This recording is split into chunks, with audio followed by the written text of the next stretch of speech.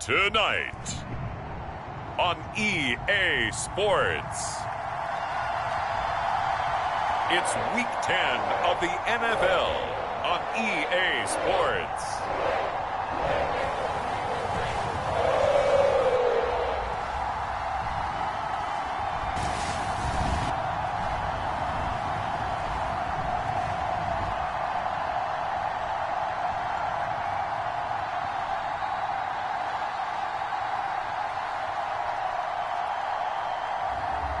It's the Cincinnati Bengals taking on the Atlanta Falcons. It's a brisk night in the Midwest, but we've got football at Paycor Stadium in the Queen City of Cincinnati, Ohio. Tonight, we polish off Week 10 with a good Monday night matchup, as it'll be the Atlanta Falcons taking on the Cincinnati Bengals.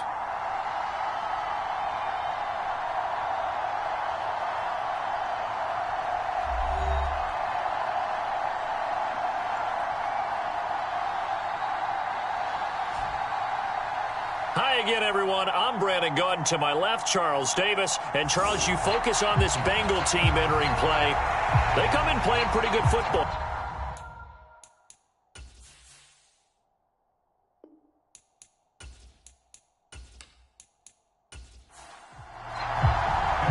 The shadow's starting to get a bit longer. Week 10 of the NFL season is here, and we're underway on EA Sports. And they will elect to not bring this one out, as our first drive will begin at the 25. So here come the Falcons now to get the football for the first time. And they will be led out by their second-year quarterback. That was a solid performance last week, wasn't it? 2 touchdowns, no interceptions, ran the team well, won the ball game. Bottom line, may not have been earth-shattering, but it didn't need to be.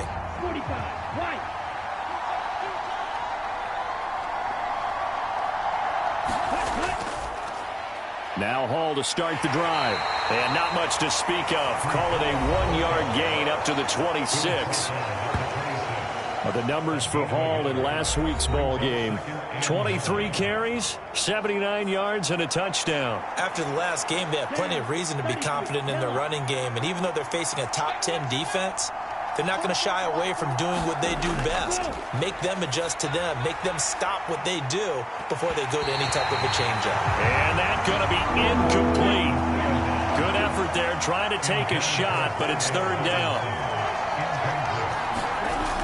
Back to throw. Elam working the middle of the field, and he's got a man complete. And he is going to have a Falcons first down as they're able to get the third down conversion. You always worry about those smaller receivers running through that gnarly patch of land in the middle of the field. But he did a really nice job there holding on to the football and protected himself as best he could while completing the play. So from the 36 now, 1st and 10.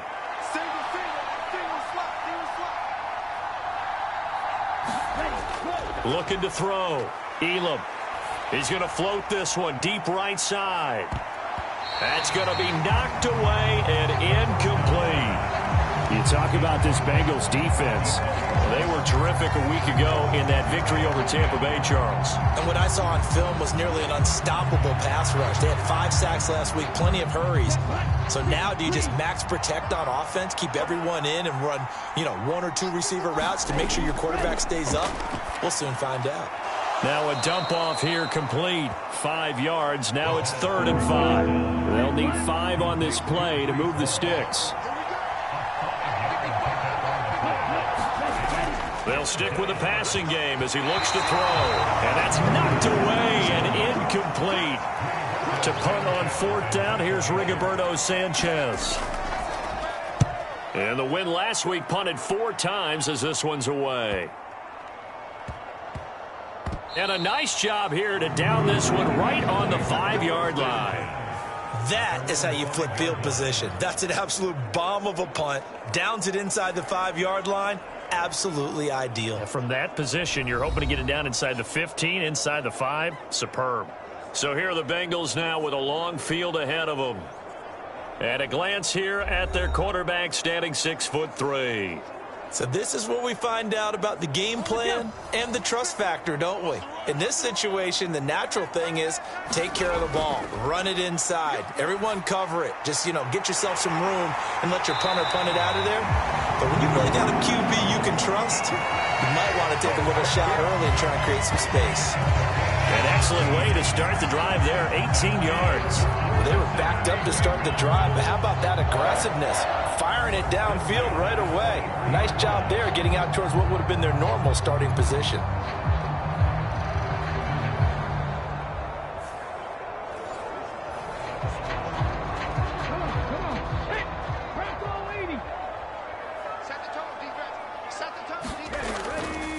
Now a play fake here on first down. And that one drops down, incomplete. Good coverage there, forced the ball free, and it's second down. They'll run it for the first time with Williams. Trying to bounce it outside, but he's only able to get it back to the line of scrimmage. Right where this set of downs started, they need a full 10 here to pick up the first down and move the chains. This one swung out to Williams. And he gets this up just shy of the 30 to the 29 before he's out of bounds. That one good for only 6, and it leaves him with a fourth down. We can make this one pretty simple. Locked up all of his progressions downfield, forced to get it to his running back. But how about the way they ran to the football and knocked him down to force a fourth down? Blake Gillikin on to punt now on fourth down.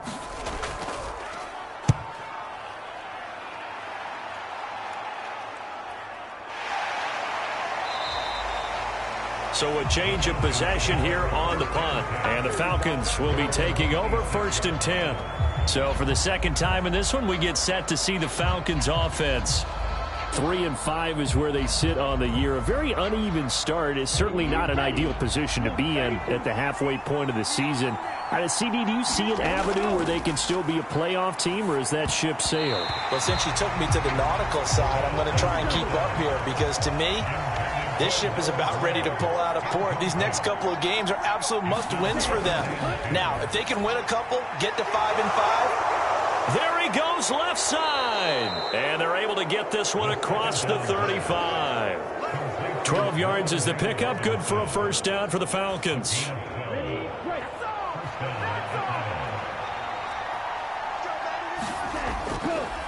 He's going to use his legs here.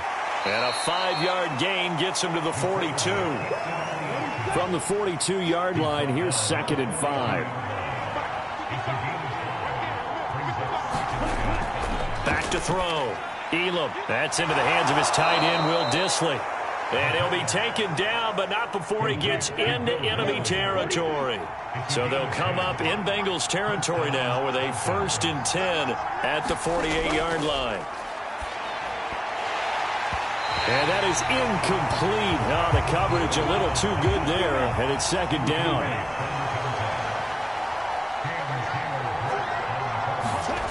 To throw again. Elam.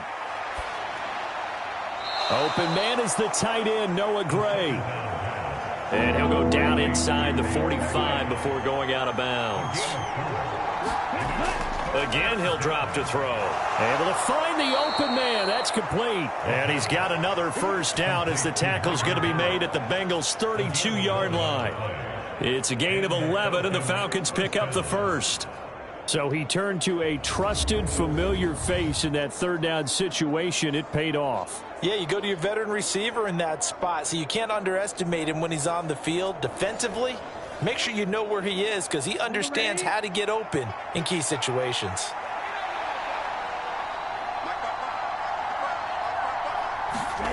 Back to throw again. Left side, he's got Robinson. And he is out of bounds inside the 30. Here's a 2nd and 5. On second down, a run with Hall. And only a yard this time as he's taken down right around the 26. 3rd and 4. Looking to throw. Elam.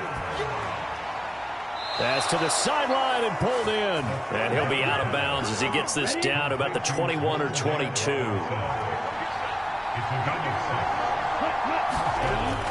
On 1st and 10, it's Hall. And he'll be taken down at the 20 after a gain of just 1. Well, this defense for the Bengals, they were terrific a week ago in that victory over Tampa Bay, Charles. And what I saw on film was a nearly unstoppable pass rush. 5 sacks last week, plenty of hurries given up. So now what do you do on offense? You just max protect, keep everyone in and run the ball, or maybe just 1 or 2 receiver routes in order to try and keep your quarterback upright. They follow up the first down 1-yard run with a minimal gain of 2. That play reminded me a lot of a former teammate of mine. We used to call him the trash man. His ability to sift through traffic and make plays was uncanny. And that's exactly what you want from your Mike linebacker. And he's got his man out of the backfield. That's complete. And he'll only get this to the 17, well shy of what he needed. They'll get only a yard out of that, and it'll bring up 4th down.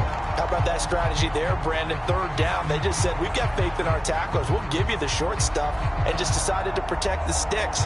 So every time I hear fans telling me tackling's not a part of the game anymore, plays like that, I can clip and save and show them you have to tackle well if you want to be a good defense. The kick by Lutz is good. And the Falcons are out to a 3-0 advantage.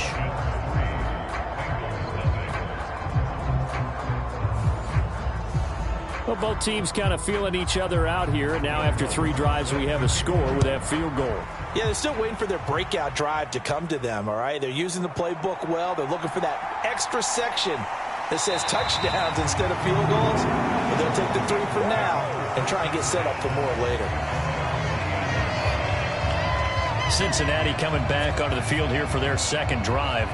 And, Charles, if the season ended today, and it's not going to, we still have December left. More football. We're only in November. But they would be a wild card team. And that's great. They'd be in the playoffs, but you know they're trying to bump up to be one of those division leaders. That guarantees you at least 1 home game in the playoffs, and that's what you're really seeking. But there also isn't much margin for error for this team, right? Because right where they're sitting, a 2-game losing streak could have them out of the playoffs, so they've got to make sure they continue to keep the momentum going. Absolutely. There's some sharks smelling blood in the water behind them. Oh, that was a nice job there. Quarterback and receiver reading the pressure that was brought. They both knew it was going to open up the middle of the field. Nice little shake and bake at the line of scrimmage, got right into his route, and the quarterback hit him in stride, and he was able to run free after the catch. A big hitter to start the drive has him up near midfield here for 1st and 10. They'll drop to throw. Another one into the hands of Jamar Chase. And he's brought down. The numbers a week ago for Chase. Well up over 100 yards, and one of those catches found his way into the end zone. I do think he'll be hard-pressed to duplicate those numbers this week, though, because he's gotten their attention, so they will double him on every snap at a minimum. In some cases, they'll triple him. There's a throw over the middle. It's taken in by his tight end. So give him 5 yards there on the pitch and catch, and it'll be 2nd down. They'll look to throw again. Got his man complete over the middle. That's Adams. And that's going to be good for another 1st down as the tackle's made at the Falcons' 28.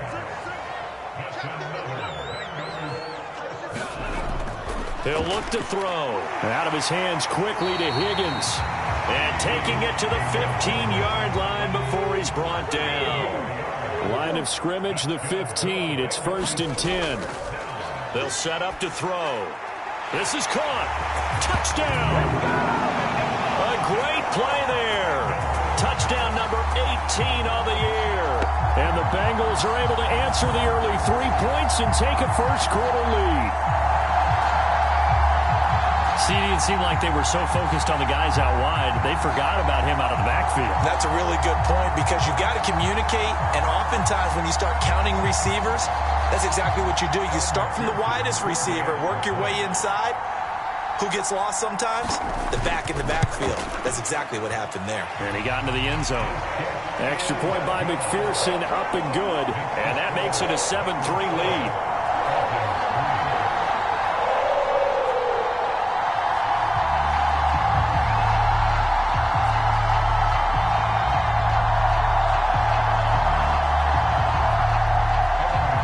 After the touchdown, McPherson on to kick this one away. taken at the goal line. And he returns this to the 22.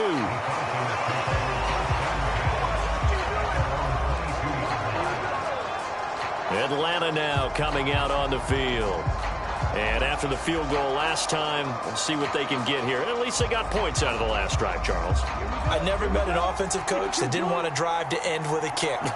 Most of them wanted to end with a PAT, right? In this case, a field goal, they'll take it. Way better than the alternative, which is a punt. Yeah, but you met fan bases that wanted that. They weren't happy with that field goal. I haven't met a fan base yet that wants to drive to end with a kick, other than the extra point. That's it. After one, 7-3 the score on EA Sports. Second quarter now, Falcon football. Now a 2nd and 10.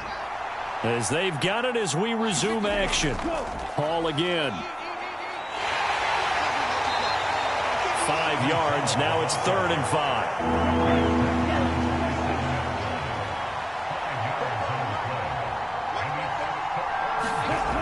Operating from the gun, Elam. And this pass broken up. The contact well timed there, and now 4th down. As Sanchez on to punt here as he sends this one away. A 39-yard punt, a return of 5, and the Bengals will take over here 1st and 10. Here again comes the captain of this offense, leading his crew back out there now. He's played a pretty clean first half, a touchdown, no interceptions. Frankly, that's what they expect out of him. They want to see the ball thrown and thrown well, and he's able to do that and put it in the end zone. They'd love to see more of that before this game finishes. But right now, he's got his team in a good spot. A good spot, maybe looking for touchdown pass number 2 here in the second quarter. Now a 2nd and 6. Now a give up the middle to Williams. And he'll pick up about 3 there, up to the 43. 3rd and 2.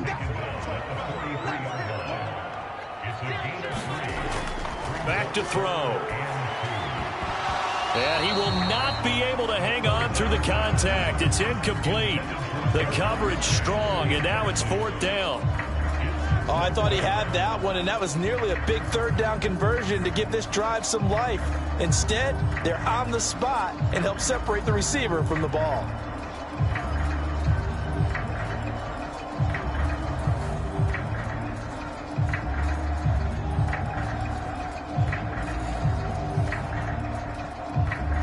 Here's Blake Gillikin now.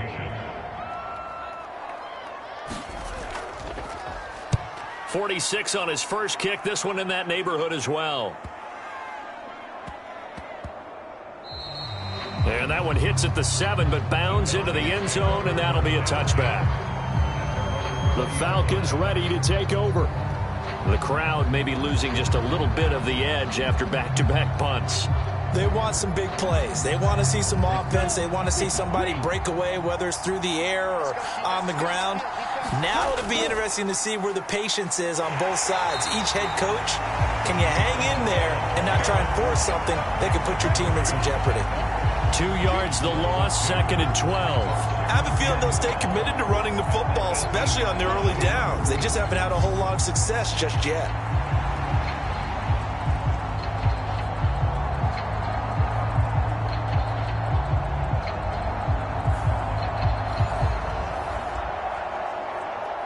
So the opening play of the drive goes backwards. Now they'll come up on 2nd and 12.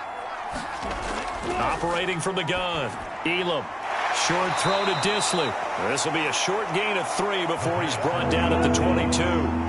The offense on 3rd down tonight, they've hit it 50%, 3 of 6 to this point. This is 3rd and 8. They take a shot downfield there, but it winds up falling incomplete. Out is Rigoberto Sanchez on 4th down to punt this thing.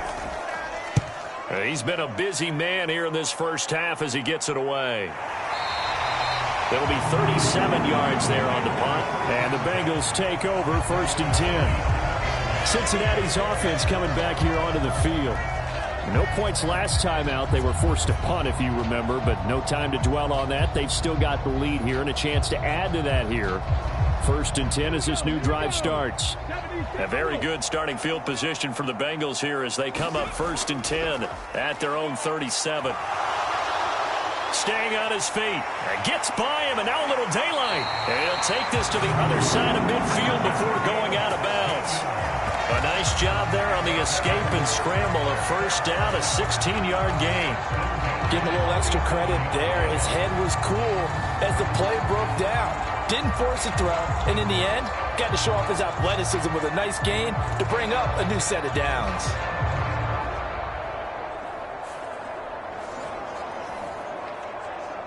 Let's go now. Mikey, 18. Coming after you. 26, Mike. 26, Mike. On 1st down, he'll drop to throw. Going underneath, he's got Hawkinson. Short completion, just 4 yards, and it'll be 2nd down. The Bengals at 6 and 2 to start play. They come in playing really well on both sides of the ball. They've won 6 of their last 8 CD. And I thought that they played pretty well last week. Their execution, their discipline, their resilience, all on display in that victory. 2nd down at 6 now from the 42. From the shotgun, he'll look to throw. That's caught by the tight end, Irv Smith Jr. First target, first catch, and a 1st down. That was a route run not just with dexterity, but with intelligence. Found the hole in the zone, made sure the quarterback saw him, and was able to make the sure catch and flip the down marker back to 1. The throw over the middle taken in, and inside the 20 before he's brought down. Give him 17 at a Cincinnati 1st down. And a good quarterback facing zone coverage. If he has just a little bit of time to survey the scene, that's what's going to happen. No doubt about it. If there's no pressure, he's going to continue to pick them apart because he'll have all that time to find someone open downfield. You can only cover for so long. So maybe they want to go to a zone blitz scheme, get a little bit more pressure. Remember when Carolina did that against Denver? They lost the game ultimately. They dropped the defensive end out, and he ended up with an interception in that game in Super Bowl 50. Maybe some sort of scheme like that to try and get more pressure at the passer. 2nd and 7.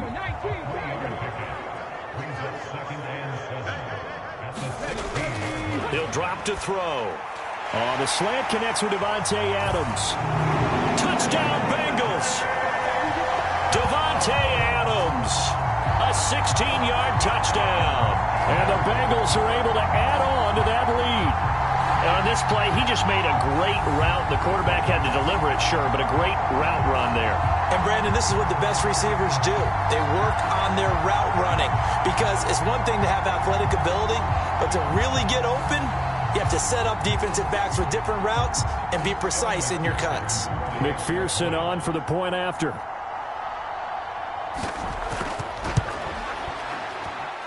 And this one's right through to make it a 14-3 ball game. A drive that time of 6 plays. And Davante Adams able to finish things with a touchdown reception.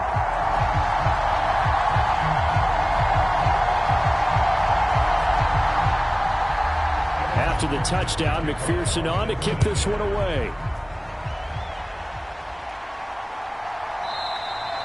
And he'll decide to not bring this one out as their drive will begin at the 25. The Falcons offense set to go. Their deficit is 11, 14-3, and needing to get something going here as they come up on 1st and 10. Here we go. Set. 32.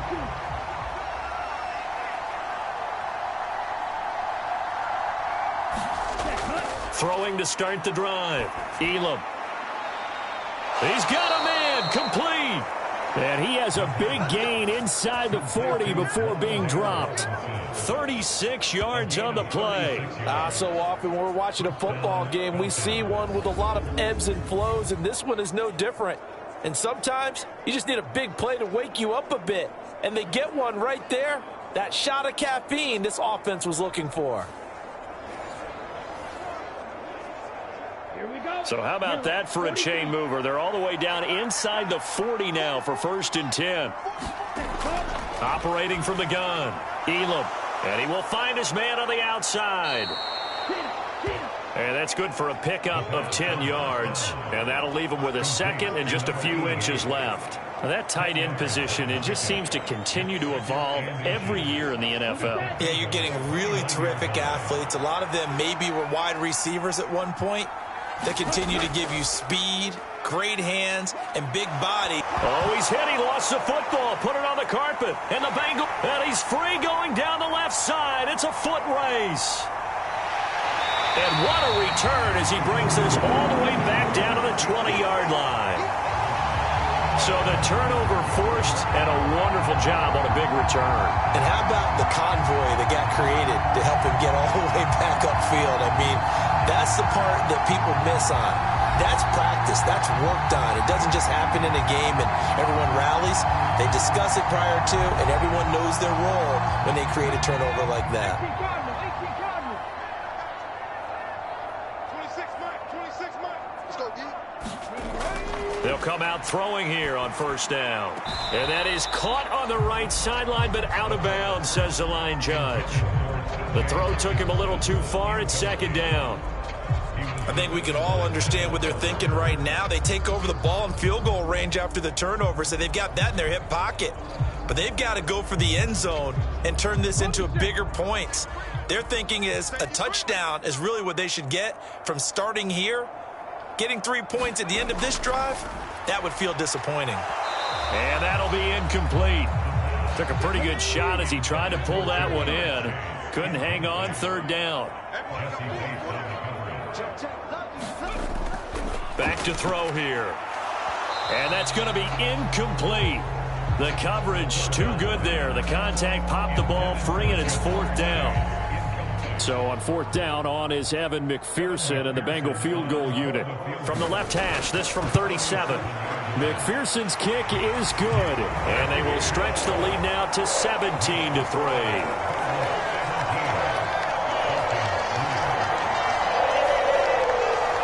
So the fumble recovery had them set up in ideal field position, but they can muster only 3 points out of it. Yeah, when you're able to force turnovers, especially when it results in field position like they had, you really want to make it hurt. Here, they take the field goal. That's definitely not what they were hoping for. So out come the Falcons now. And last time they coughed it up, led to a field goal. They're fortunate that it only led to a field goal, but still, they're not happy about it. Could you sense the relief, though, when they only gave up the field goal and they were able to trot back out on the field and start this drive? A little more pep in their step because they didn't cost their team a touchdown, but they know they've got to do it a lot better than they did on the last possession. The coach will just be relieved, though, if they recoup with a score here, right? I think the coach will be ecstatic to see them pick themselves back up and now take it downfield and punch in the end zone without turning it over. Straight ahead is Hall. And he'll be brought down right around the 37. They'll get 3 as the drive continues. It's a first down. I know what you're thinking out there. I know a lot of you are thinking, take a shot downfield. It's a great spot for it. I'd say maybe later in the game, definitely in the second half. But right now, I think they were just trying to get some momentum built. Get a first down, pick it up, and keep moving. And he can only manage to get a couple. 2nd and 8 coming up. The passing game's been working quite well so far, but the running game's been a little bit of a struggle, and that's a surprise to me. Typically, when you can throw it, you've opened up lanes for your runners. To throw on second down, Elam. They'll set up the screen for Hall. So the screen good for only 2. Now it's third down. So 7 yards from the first down here as they come up to the line of scrimmage. On third down, Elam. He's got his target. That's complete. And he is going to have a Falcons first down as they're able to get the third down conversion.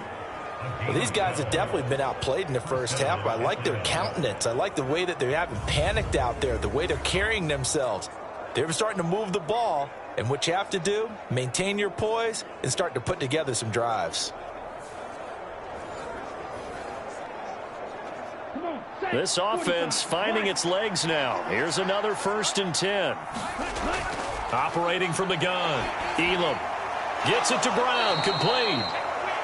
It'll go as a gain of 4, and that'll make it second down. 2 minutes remaining in this first half of football. From the 44-yard line, here's 2nd and 6.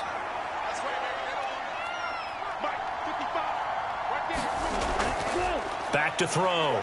Elam The throw here right sideline falls incomplete. So it's 3rd and 6, and this will be the 8th play of the drive. Operating from the gun, Elam. And that one to the right side and incomplete. So on trots the field goal unit, and wow, this is going to be a challenge here. And this kick is not going to be close. It's well short, well right to boot, and this will remain a 2-touchdown game.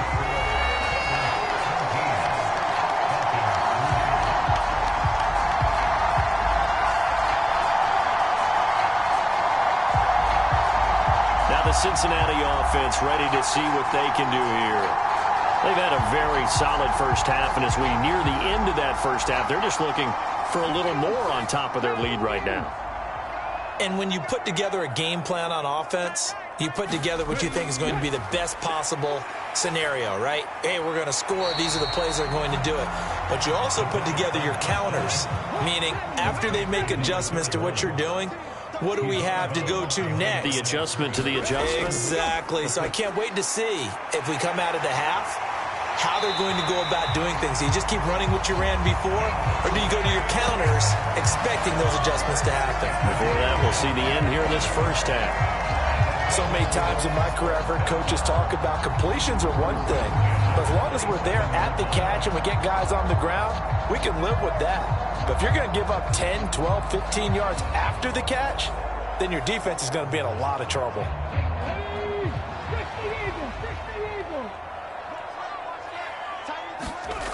Back to throw now on first down. That's to the sideline and incomplete. 2nd and 10.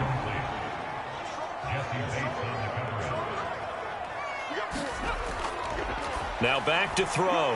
Going underneath, he's got Hockenson. 9 yards, and that leaves him just short, so it'll be 3rd and less than a yard. Now the Bengals going to use the first of their timeouts, as the stoppage will come with a little under a minute to go in this first half. Here's 3rd and a few inches. They'll look to throw. And he is caught. And they work this near the 5. He'll be stopped at the 6. The Bengals going to use the second of their timeouts as they get the stoppage with a little over 50 seconds to go in the first half. They'll look to throw here. And he gets halfway there from the 6 to the 3 on a gain of 3. On 2nd and goal, standing alone in the backfield is Williams. He'll look to throw. And he's got it. Touchdown, Bengals. Davante Adams with his 2nd touchdown here in this first half. And the Bengals will extend their lead in the final minute of the half. They have really had their way so far in the first half, but they wanted to continue to build on their lead. They know that no lead is safe in this league, so they decided to try their best to get one more as they headed into the half, and they got it done. And McPherson on for the extra point.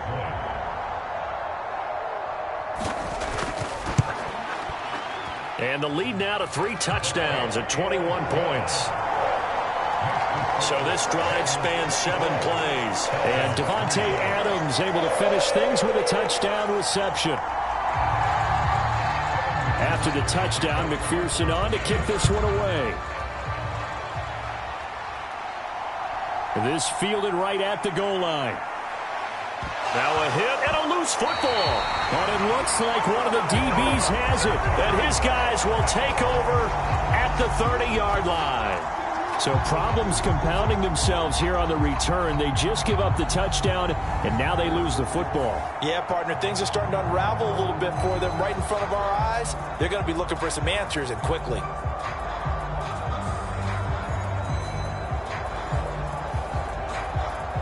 And now, as with every potential turnover, they're going to take a second look at this just to make sure. Now the question, was the knee in fact down before this ball comes loose? And is the video convincing enough to overturn it? A lot of factors here. Remember, you also need clear possession of football afterwards. This is a tough one to overturn.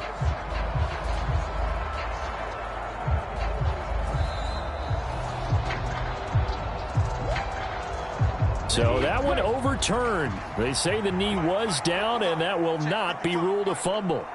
About set to begin their next drive, the Falcons offense at the line. Short throw to Disley. And with time quickly fading here in the second quarter, not sure how aggressively, offensively they want to play this. I think we'll find out just how much they trust their guys in this situation if they decide to take a shot. Throwing on first down, but this one winds up to be incomplete. Here's 2nd and 10. Looking to throw. Elam, short throw to Disley. Now a timeout taken. Perhaps a chance for one more quick play and then another timeout if they hurry. We'll see. They'll be in search of 8 yards here as they hope to convert the first down. To throw on 3rd down. Elam. Into a double team, and it's intercepted.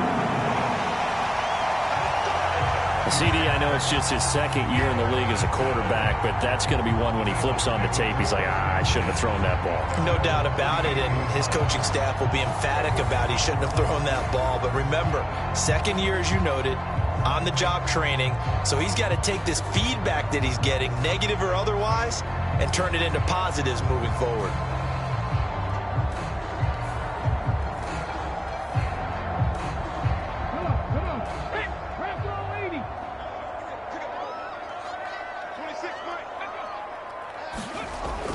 They begin the drive with Williams. And a pretty good burst there as he'll get this across midfield and down to the 46. So we reach halftime in what's been a fairly one-sided game so far.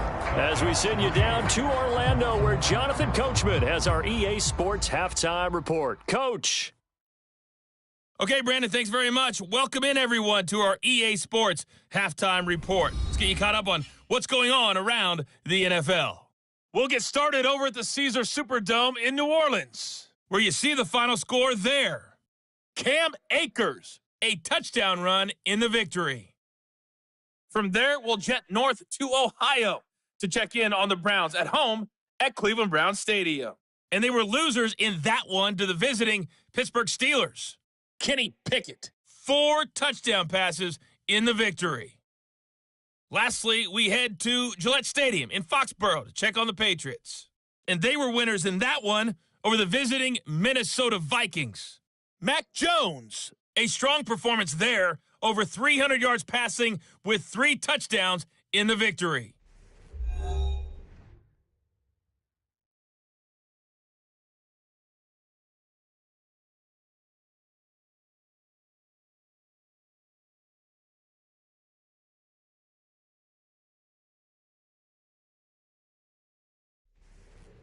All right, Coach, thank you, and we welcome everyone back for quarter number 3.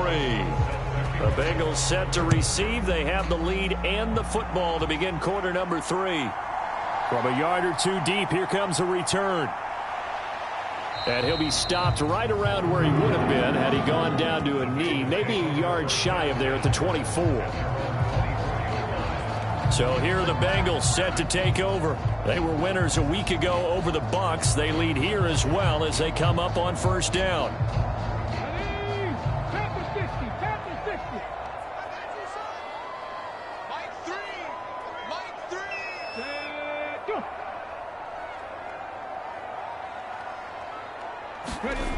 They'll try and start this drive in the air. Oh, first mistake for him in the ball game as it's intercepted. And he'll take this back down inside the 20. Not the way you envision things to start out the third quarter. One play and already a turnover. It's interesting. You and I were talking with the coach, and he talked about how at halftime, as a play caller, he wanted to make sure he got a new script going for the second half, not just the one that he operated off of to start the game. Nowhere on that script did it have that result. They'll toss it out right here to Hall. And it's been like this all night long. Nowhere to run as they stop him behind the line. 2 yards the loss, 2nd and 12. This defense is just flat getting after it. They have not given up much of anything in the run game. Case in point right there.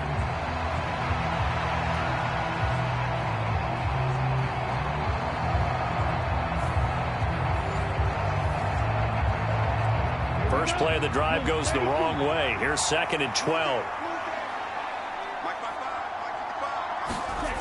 Operating from the gun. Elam.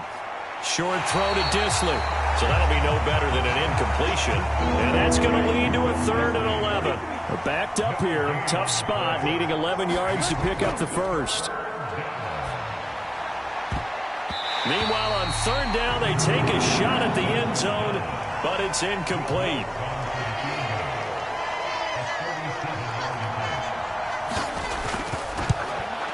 The kick by Lutz is good. And the deficit drops now from 21 down to 18.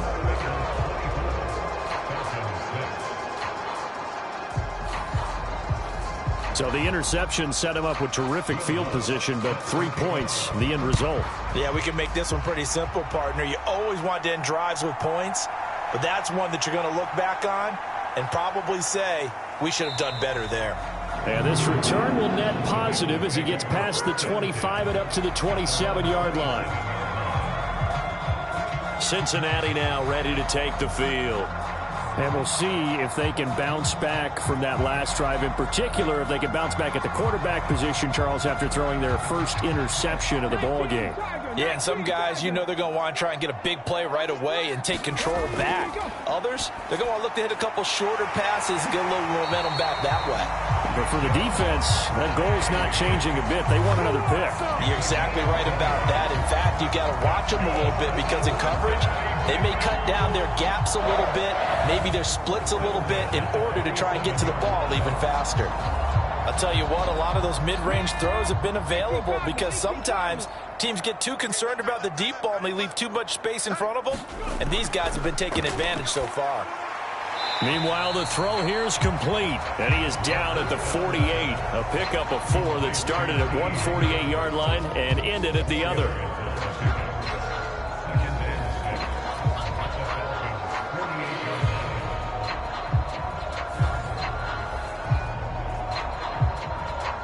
From the 48-yard line, here's 2nd and 6.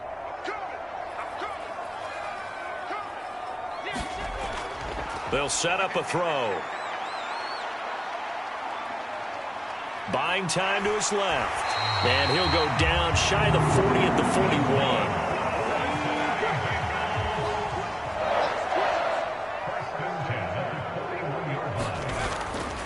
41. They go play action here on 1st down. Spins by. And he takes this just a few yards shy of the red zone before going out. Able to make something out of nothing there. 17 yards and a 1st down. He's been making himself a weapon as a runner, and the results, they've been welcomed by his offense. My question is about the defense we're watching right now, partner. Even after he got him with a scramble earlier this drive, they still aren't devoting enough attention to him. I would expect that after that carry, they'll do a much better job going forward, spying on him on passing downs. Here's a play fake as they set up to throw. Over the middle, that's caught by Chase.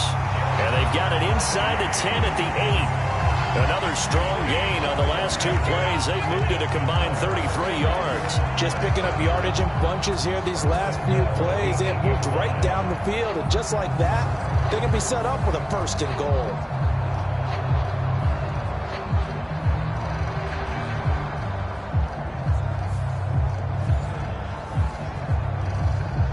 Two big plays in succession. Not sure this D knows what hit him, but now they got to get ready. It's 1st and goal.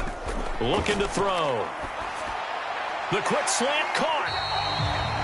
A gain of 7 that time. 2nd and goal.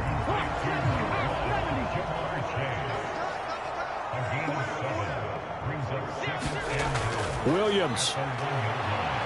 He is going nowhere in a hurry as he is going to lose yardage here in a big way. He lost 4 there, and it's 3rd down. I think it's pretty evident. We can say what a difference a week makes. Last week, he ran pretty much wild, didn't he? Did pretty much what he wanted to do. But this one, they've stopped him cold. That, to me, that's good scouting and even better execution. Yeah, and they stopped him behind the line right there. They obviously watched the tape a few times and made some adjustments. A chance to really put this game out of reach. Here's 3rd and goal. They're going to look to throw. Hard throw, incomplete. Evan McPherson out for the Bengal field goal. From the right hash here, should be an easy one. McPherson's kick is good. And that will extend their lead even further.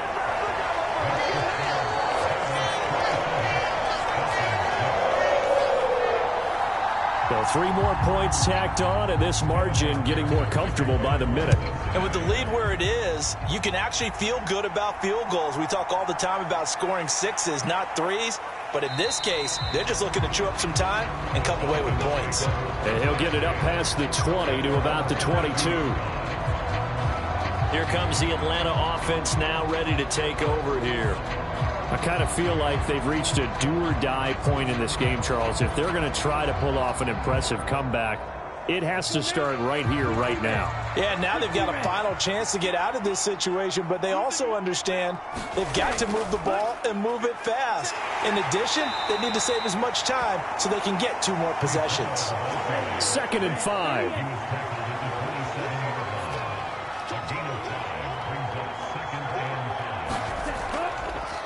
And they'll try to run the option here. And holding it may be the wrong decision as he stopped in the backfield.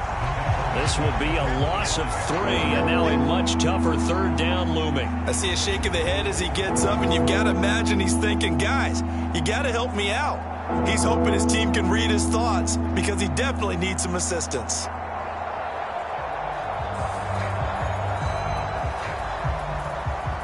This offense in desperate need of a conversion as they come up on 3rd down.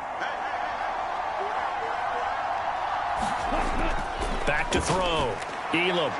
He finds his man. It's Robinson. And he is going to have a Falcons 1st down as they're able to get the 3rd down conversion. Well, we talk all the time about playing situational football, and right now I think the scoreboard is dictating what they need to do. Where they are in this game, they've got to push the ball downfield, take their shots, try and get big chunks of yardage in a short amount of time. That was a nice play there. Ball up to the 35 now as they come up on 1st and 10.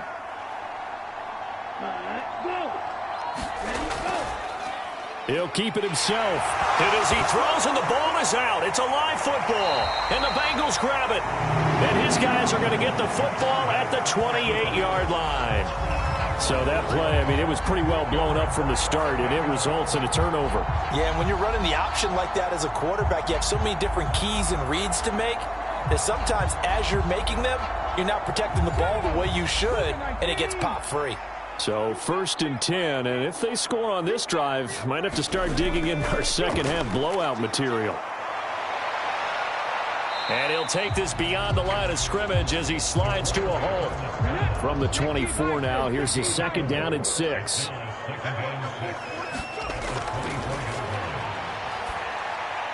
Now a throw here, hauled in. And able to break 1 tackle, but then quickly brought down. But a nice little gain.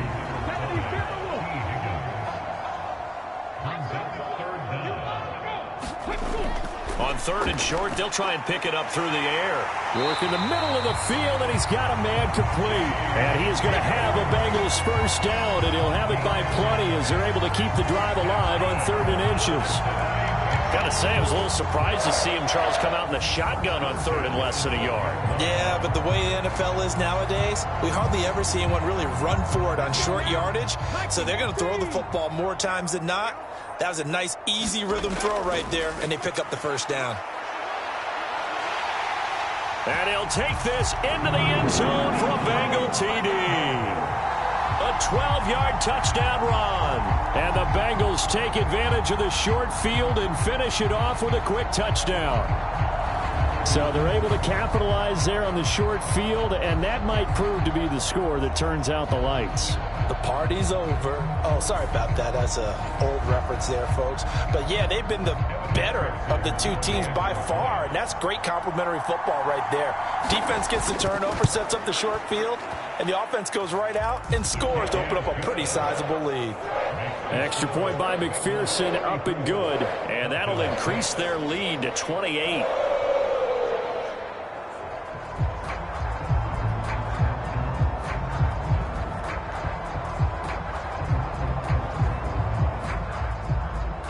after the touchdown. McPherson on to kick this one away.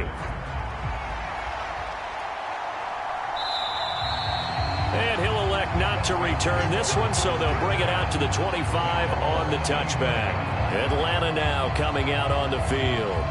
Well, we haven't exactly been treated to a nail-biter in this one, CD, and if they cannot score here, this one's pretty much all but over. Are you saying that you feel like people are starting to think about getting out of here, maybe beating the traffic in order to get home or to their final destination? Yeah, I don't think there's a whole lot of reason to hang around, especially if they can't score here. Yeah, you're right about that, because it has been pretty clear who the better team has been in this one. And in a league that we talk about every game being a one-score game as we go into it, watching this blowout, let's just say it's been unusual. Now a deep ball there on second down, but it'll wind up incomplete. They come up now 3rd and 5 following the incomplete pass. Looking to throw. Elam. Pass taken in by his big tight end. And he is going to have a Falcons first down as he's able to get 8 yards there on 3rd and 5. And the tight end is certainly a position built to move the chains because they can control space underneath. If they've got good hands, then, of course, they're a dynamic target. But one other thing is they're right in the sight lines of a quarterback on just about every play. And that makes it easier for the quarterback to pick him out and deliver.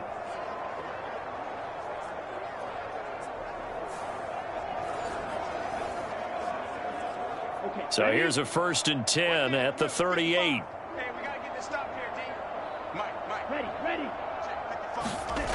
They'll stick with the passing game as he looks to throw. Short throw to Disley. And they'll get him down after a pickup of 8. 2nd and 2.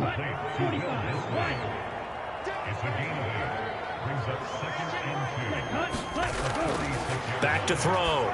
Elam looking left side, and he's got a man. That's Hall. And he'll be brought down just shy of midfield at the 49-yard line. 2 first downs have him up near midfield now on 1st and 10. Now here's a throw that's complete. So 5 yards here, 5 on the play, and it'll be 2nd down. Operating from the gun, Elam. This is caught by Robinson. And he's got another first down as the tackle's going to be made at the Bengals 30. With that catch, he goes over 100 yards receiving on the night. Now what we're seeing, this is much better from this offense because so far in this game, no touchdown to this point. And what's usually a direct correlation? Very few explosive plays. That's been their issue. Not able to make that big shot downfield or break one off, but a nice game there for a first down.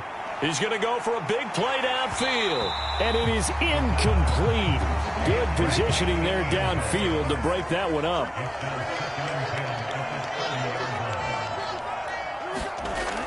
Throwing again on 2nd and 10.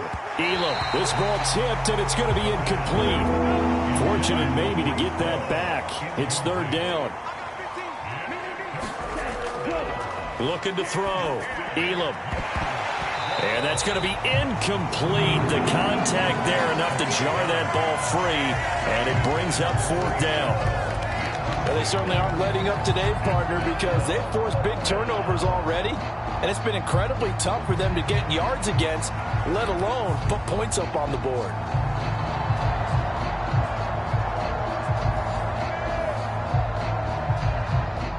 Now Lutz for the field goal try.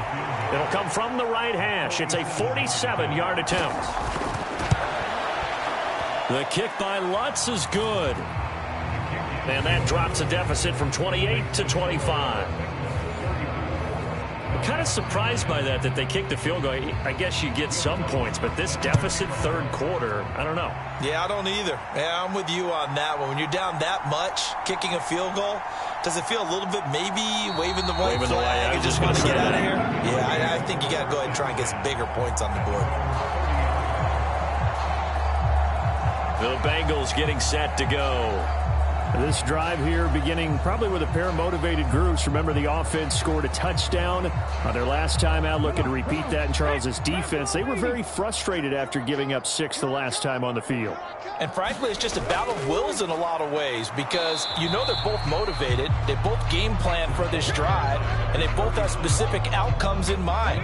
To me, it just comes down to who can execute better and which side can step up and assert its will over the other. 1 quarter remains here as we wrap up the week on a Monday night. We'll return with more after this. You're watching the NFL on EA Sports. 26 The play action fake. They'll look to throw. And he will slide to a stop. He does have the first down. A nice pickup there of 11 yards, and it'll move the sticks. He's starting to fall into the category of not fair because when he's on target throwing the ball, he's dangerous. But when you add in his ability to make plays with his feet, almost impossible. Well, yeah, exactly. They've had trouble stopping him in the secondary. This time they've got the great coverage. Oh, he can run too.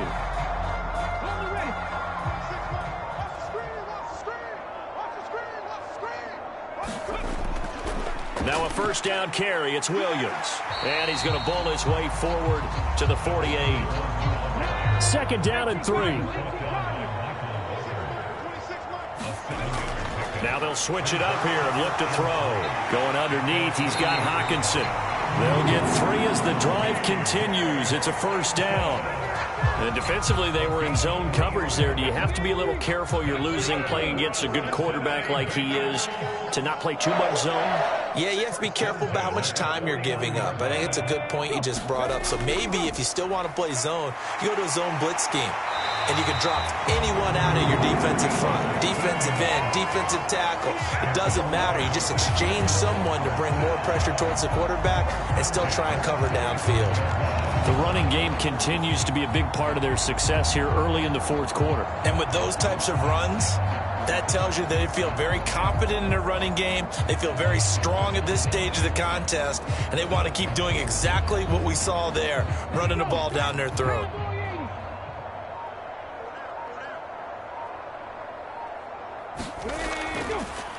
Here's Knight on the handoff. And the second wave of tacklers is going to get him as they stop him behind the line. Yikes, a 4-yard loss really sets them back now for 2nd down. This offense has had a lot to like in this game. I don't know that last play, though, is going to make the highlight reel. It's not going to make the highlight reel, but it will be the focus of the film session that the team has to sit through. I've sat through those before. Never any fun. You're always excited about your good plays, and they actually fast forward through those. All right, that was good. All right, great. They get to the bad ones and really illuminate them. Not cool. 3 yards is the pickup, but it leaves them still needing 11 here on 3rd down.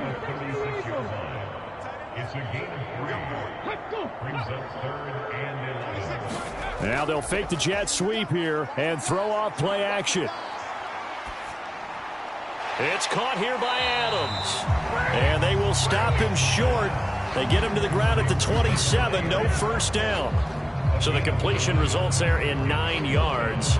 And that's going to bring up a 4th down. So much about offense is what you call hidden yardage. You know, you throw the ball to someone, they catch it, and then they can make a big play. You know, they create a play, run after catch. They did a really nice job there of limiting that and keeping him from a first down. Yeah, stopped him in his tracks. Needing the tough yards, they run it with their fullback. And trying to push his way forward, but I think he's going to be short, and he is short.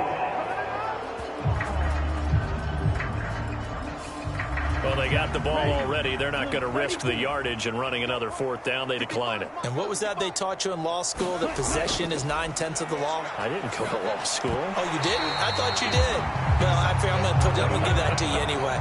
Possession is 9/10 of the law, and it's 9/10 of this game, too. Having the football counts. You're so litigious. And this throw a bit late as he couldn't reach back for it. Now they face a 3rd and 10 after back-to-back incompletions. Now they'll throw here out of the gun. And that is incomplete. Oh, he had a defender right there with him to force that to the ground. And fourth down now coming up. As expected, they're going for it to keep the drive alive. And it's incomplete. They cannot convert, and they turn it over. The Falcons go for it, but it doesn't work out. And the Bengals are going to get it back in terrific field position. So the defense has to stay out and get one more stop. They were able to do it, forcing the incompletion. So on their record, that goes down as a successful play. It doesn't matter how they got there, how it happened. They got it done. They're the ones that are jubilant. And not a whole lot of room to operate there on the first down run. He gets maybe 3.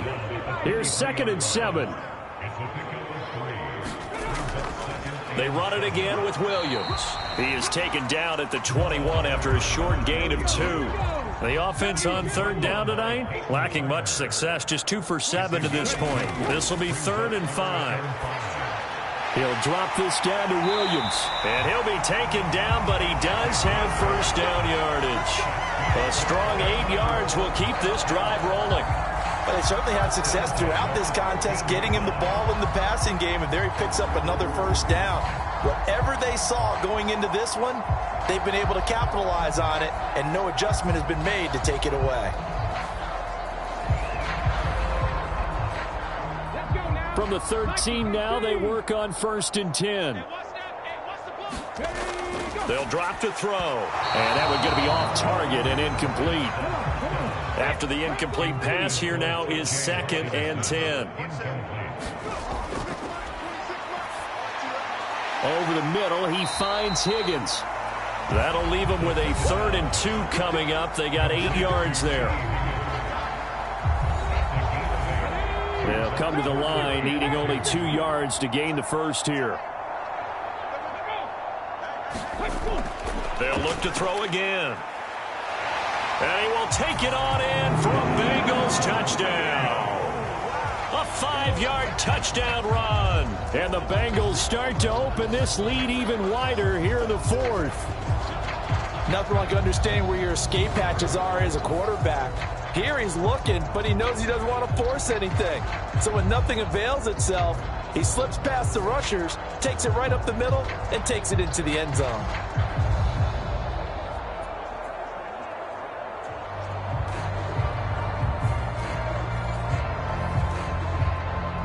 McPherson now for the extra point.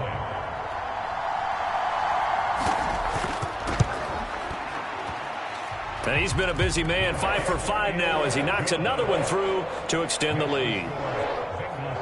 That time a 6-play drive, and it's finished off with a 5-yard touchdown run. This taken in right around the goal line. And he'll go down as this drive will start at the 25-yard line. Atlanta prepped and readied for its next possession. We certainly had a sense coming in here that these guys were in for a tough one on the road. That has been how this ball game has played out. They trail big as we continue on now here in this 4th quarter. Throwing to start the drive. Elam. This is brought in by Brown. And he gets this one just shy of the 40. They'll mark him down at the 39. On 1st and 10, Elam. That's complete to Disley, the tight end. And he'll have it past midfield almost to the 40 before being taken down. A good pickup there of 20 yards. Well, this game was decided a while ago, and that completion there is going to artificially inflate his passing numbers.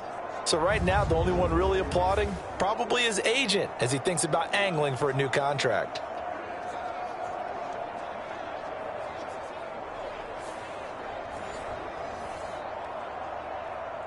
So they'll come up in Bengals territory now with a 1st and 10 at the 41. Back to throw. Elam. Short throw to Disley. And the result here, a pickup of 8. Leaves him with 2 to go on 2nd down.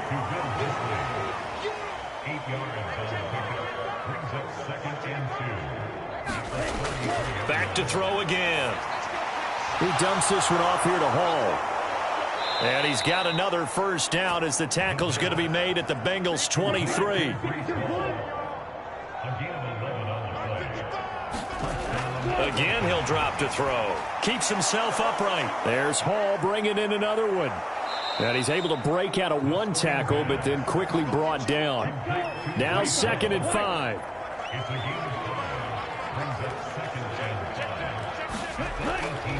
Looking to throw. Elam.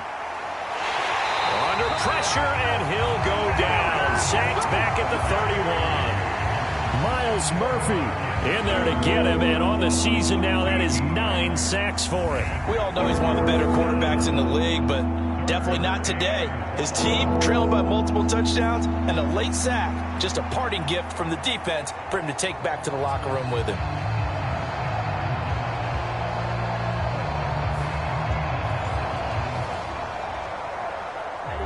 Seventh play of this drive coming up, but a long way to go on 3rd down. Back to throw. Elam got his man there, complete to Gallup. 14 yards is the pickup there, but it'll still lead to a 4th down.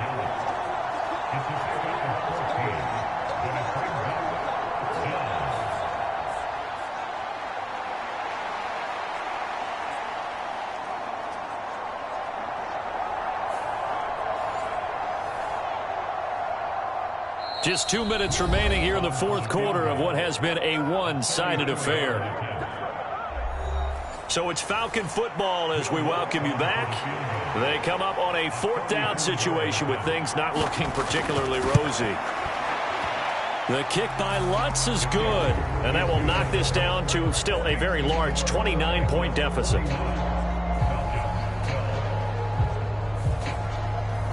Well, in the grand scheme of things, those 3 points likely not going to matter much, but I guess they get a little closer, a little more respectability.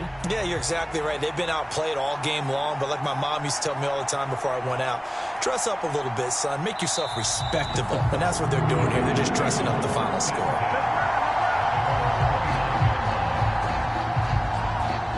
So now the Bengal offensive unit back out onto the field.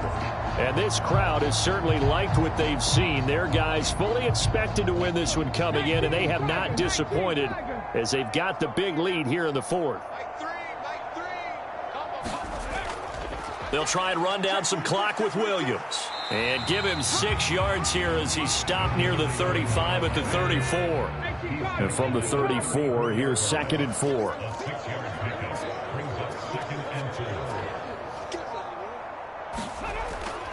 Again, it's Williams. And he'll get it out near the 40 to the 39. So from the 39 now, they'll come up on a 1st and 10.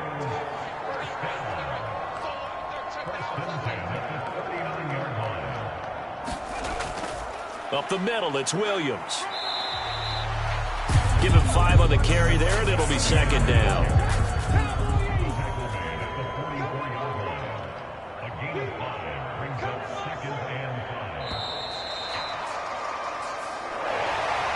Partner, under the lights in primetime, this offense, they gave the nation quite a show, putting up that many points to come away with what will certainly be a memorable win for them. And, Brandon, I think it's as simple as this. Some players, some teams, they're just meant for the big stage. And when they get a chance to play in this type of atmosphere, where all eyes are on them and all the lights are shining brightly, they show up and they show out.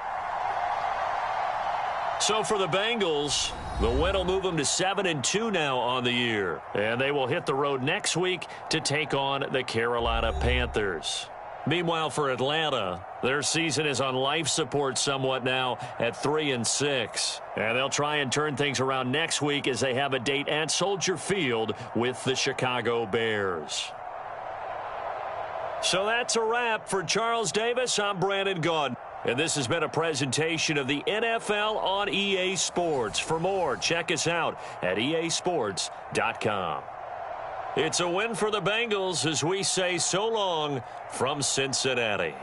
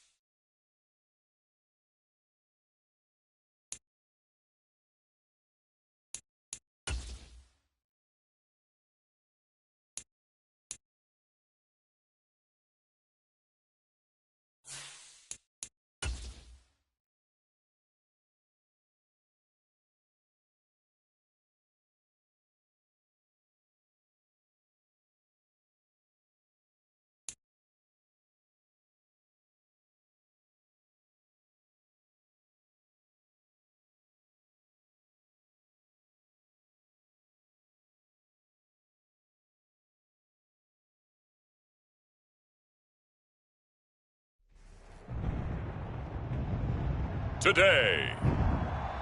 From MetLife Stadium in New Jersey, it's Week 11 of the NFL on EA Sports.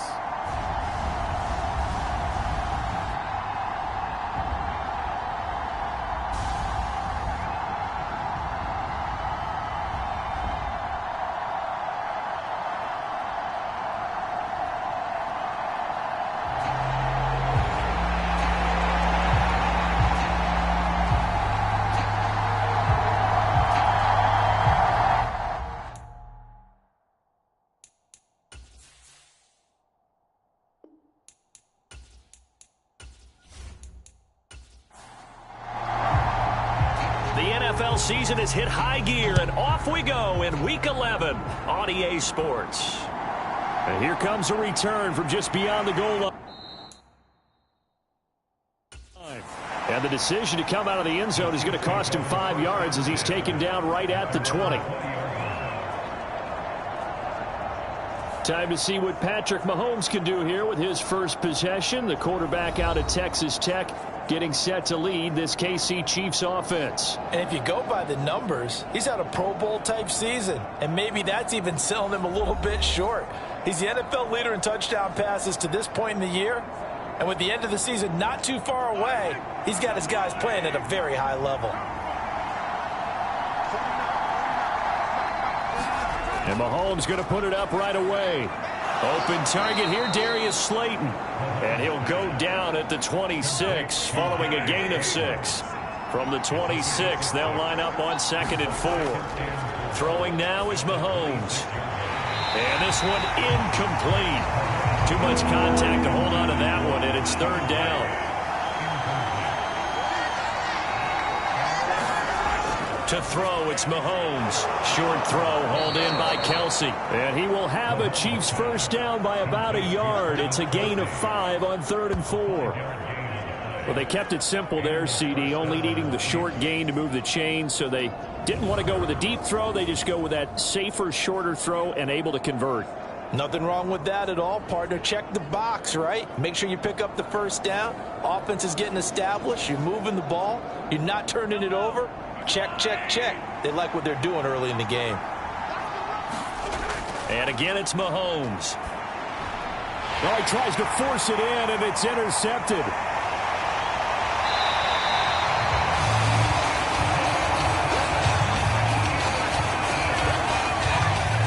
Part of why they came to this week with a winning record is that they feed off of mistakes like this, and now it's a prime opportunity, just moments in the game to get a short field touchdown off of their big defensive play.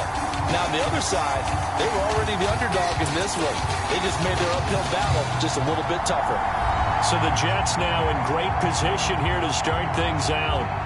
They'll be led out by the man from the University of Washington. This is Jacob Eason. I like this guy, and the reason I do, he tends to stay on an even keel. Doesn't let too much ruffle him. He will manage the game the way it needs to be managed, take what the defense gives him, and then he can strike at times. Had a touchdown pass. Yes, he had an interception last week, but he found a way for his team to win. And he's going to take it in for a Jets touchdown. Bijan Robinson with his 9th rushing touchdown on the year. And the Jets take the early turnover and convert it into an opening touchdown. Well, that's how you take advantage of an early turnover. A sudden change situation, meaning ball's turned over. How's both sides going to handle it? One side handled it way better. They went right out on the field and put the ball in the end zone. One play, that just added insult to injury. Yeah, that just tells you on the defensive side, they didn't come out ready to go, still reeling from the fact that the ball got turned over. Extra point by Koo, up and good. And that makes the score 7-0. The Jets kick team out now to boot this one away. From a couple yards deep, he'll bring it out of the end zone. And he'll be stopped right around where he would have been had he gone down to a knee, maybe a yard shy of there at the 24. Kansas City taking the field for their second drive. They threw an interception the first time they had the football, wound up leading to a touchdown the other way. How do you approach drive number 2? Going back to your game plan coming in, everyone has matchups that they like better than others, where they think they have an advantage.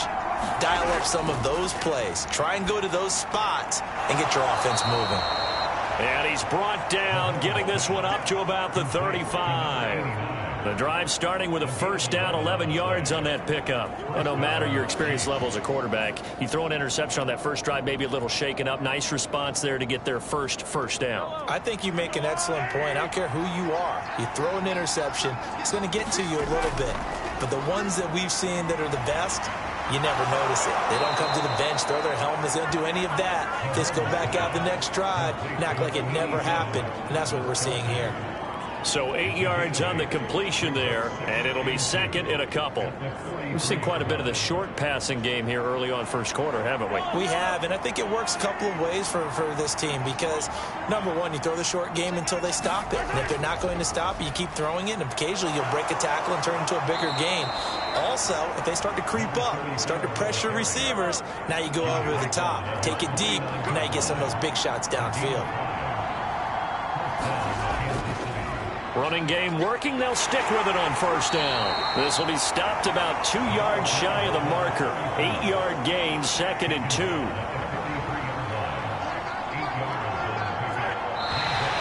Now some movement before the snap. And we'll hear from our referee for the first time this afternoon. So they accept the penalty, of course, and push the offense backwards a bit. Now after the false start, here's second and 7. Now a handoff up the middle. It's Boyd, and he is going to be stopped cold behind the line of scrimmage. Now they're staring at a 3rd and 8. That last play backwards a yard. When you talk about this Jets defense, they were terrific last week in the win over the Rams. They forced 7 turnovers. How many? 7. I mean, think about that number now. That's supposed to be a lucky number, right? Lucky for one side, unlucky for the other. 3rd and 8.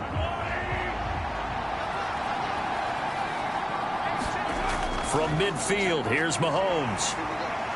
He'll be taken down. The Jets get in there for the sack. Myles Garrett make that now 8 sacks for him on the season. And they're picking up right where they left off with the shutout that they pitched last week. A huge part of that, this pass rush. They know how to get after people. Offensively, good luck finding some answers right now.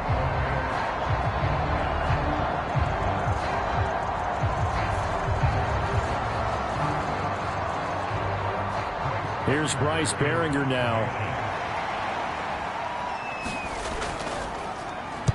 Only 2 punts for him last week in the loss as he gets this one away. Fair catch called for right around the 11-yard line. A 41-yard punt there with no return. And the Jets offense will be backed up to start this drive as they've got it 1st and 10.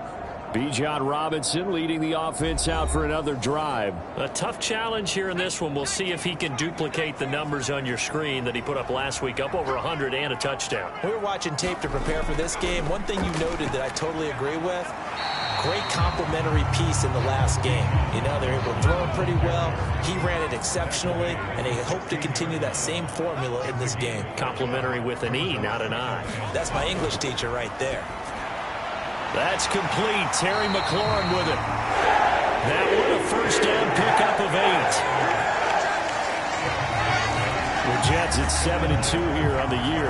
Their head coach, he's got them believing in themselves. They've won 7 of their last 9 games now. And even though it's the offense with the ball now, how about that defense last week? They pitched a shutout. It was really more like a no-hitter because they absolutely dominated that game from the opening whistle. An absolute masterpiece. Here's Eason off the play fake. And that's to Amon-Ra St. Brown. And they'll get it all the way up about 5 yards shy of midfield. An excellent pickup of 20 yards.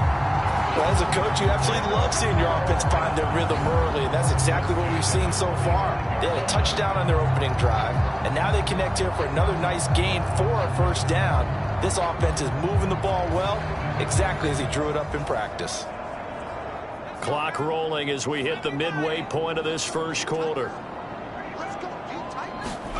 On first down, Jacob Eason. A short throw to Ingram.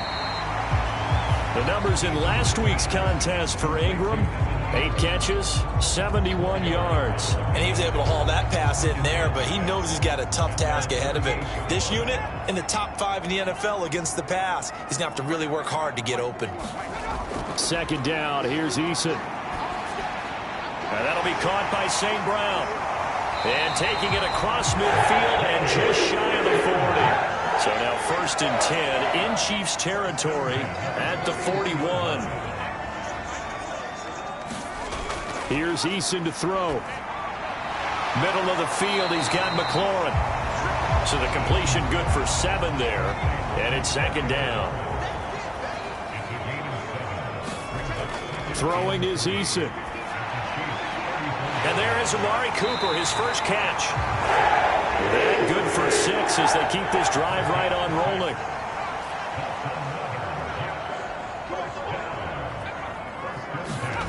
First and 10, Eason looking for and finding Amari Cooper again. And inside the 20 before he's brought down. Another catch for him there. This one good for 11, 1st down.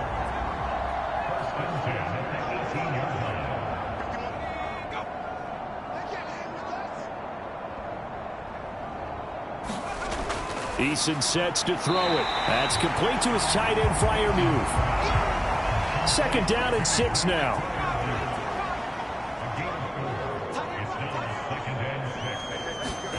Eason. Throw to St. Brown, complete on the left side. And he'll be out of bounds, taking it just shy of the 10 at the 11 or the 12. Now Eason. And he will not be able to hang on through the contact. It's incomplete. The coverage strong, and now it's 4th down. Well, he'd been targeted quite a bit on this drive, and finally I think the guys on the defensive side, they said no more. They slapped the double coverage on him, made it very tough for him to get the ball.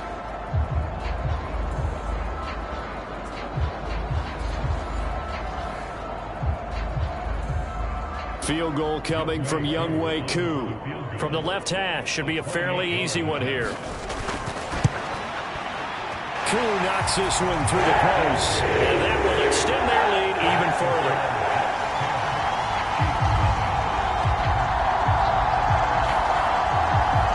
So another scoring drive there, Charles, and an early 2-score lead. You'd like the 6 there, partner, but you'll take the 3, and I think they have to be happy about the way they moved the ball in these first 2 drives.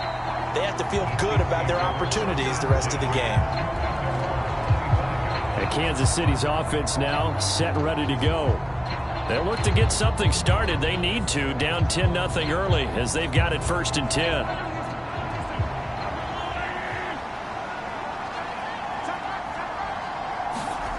Now Mahomes. And the Jets pressure, 2 launches, down he goes. Kayvon Thibodeau, the outside linebacker, dropping him for a loss of 6. I think a lot of time when we see a sack, you say, well, you blame it on the offensive line, the quarterback, but here, maybe you just tip your hat to the defender. What a play. Yeah, and I think sometimes they just get a sense of the play before the ball's even snapped. Kind of like a sprinter anticipating the gun in a race. They're off, and guess what? The quarterback's down. Work to be done here on 2nd and 16 after the sack. Mahomes now to throw. And that is incomplete. A lot of force bearing down on him there. He could not hang on. It's 3rd down. From the gun, it's Mahomes. Hit from behind, and he's going to be driven down. Kayvon Thibodeau. Now 2 sacks for him already here in this first quarter of play. And that is the 3rd sack this offensive line has allowed this first quarter. Yeah, that puts him on pace. Let me do the rudimentary math here. To be sacked 12 times in a game, I know he's not going to go for that. I wonder if it's going to reshape what they decide to do on offense in terms of play calling. Well, I can tell you what, when he popped up, shaking his head, frustrated right now behind center. Here's Bryce Behringer on now to punt. 44 on his first punt, and this is a good kick as well. He'll take it at the 42. A very good kick there, but 15 yards on the return. And the Jets will have a short field to work with as they take over 1st and 10. So here are the Jets now to take over.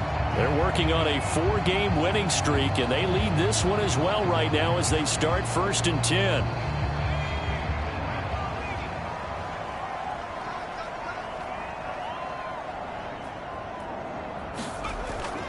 Straight ahead, it's Robinson. 5 yards on the carry. Good pickup on 1st down. From the 38 now, here's a 2nd and 5. Looking to throw. Eason. He completes that to Garrett Wilson. And he works it past the 30, almost to the 25. They'll throw on 1st down with Eason. Then he's got Cooper on the out route. That's complete. It'll go down as a gain of 6, and that's going to bring up 2nd down.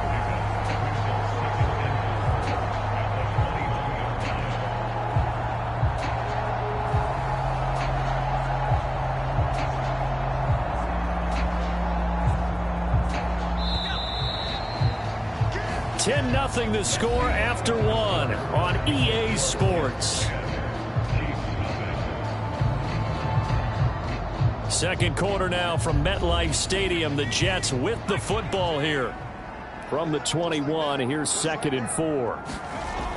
Operating from the gun. Eason looking for McLaurin, and he's got him. 3rd catch of this 1st half for him, and this one is a 1st down.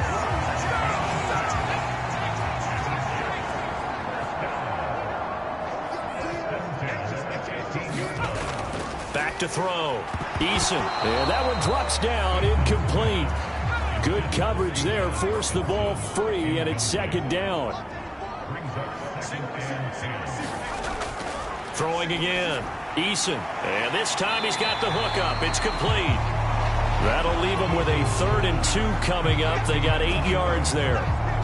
Completion was given up, but that's why you play zone defense, so that you can have people around the ball when it's caught, and you don't give up much run after the catch. Trying to keep the drive going here. This is play number 7 on 3rd and 2. Here comes the blitz as they look to throw. Pass to the sideline and pulled in. They only got 2, but that was enough as they'll convert to make it 1st and goal. I don't care how many times we say it. I still get a kick out of watching quarterbacks and receivers do the pass tree in pregame warm-up. But I always remember that when we go to practices, we see that after practices as well. They really tune it up, don't they? They tune it up. They know why they do it for these situations. 1st down. And they build that trust, and that's why they're able to find him in this type of a situation. Robinson up the middle. And he's in. Touchdown, Jets. Bijan Robinson with his 2nd touchdown here in this 1st half. And the Jets are able to extend their lead. So it's a pretty good season he's putting together running the football. That now 10 rushing touchdowns on the year. And we know this is a passing league, and those numbers throwing the football, they seem to go up and up every year. But there's still something to having a reliable back you can count on in the red zone to bring things home for you. And that's what he's been doing all season long.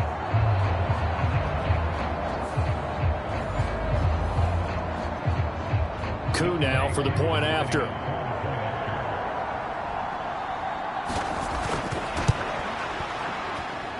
He's got it, and it's 17-0. That time, a 9-play drive. And it was Bijan Robinson who took it home with a touchdown run.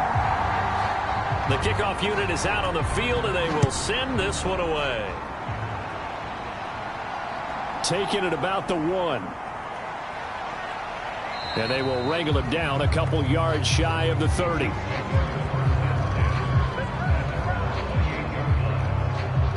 Here's the Kansas City offense now as they get set to take over.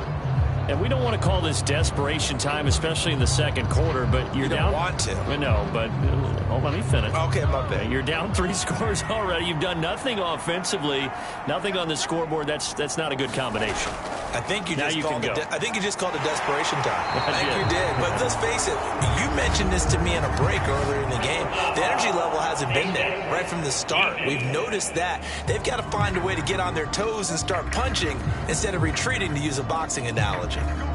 So the hand got inside the face mask that time. Looked like a pretty easy call. And it was, and we saw this in their loss last week. Penalties. Up the middle they go. Boyd. And a lane slow and materializing there as he'll get maybe a yard up to the 45. They work now on 2nd and 9. Working from the gun, Mahomes. That's complete to Slayton. Give him a gain of 5 on the completion. And now we've got a 3rd and 4. In search of 4 yards here to pick up the first down. From the midfield stripe, they'll look to throw. And that will be incomplete. Here's the Chiefs punter now. They'll boot it away from about his 35.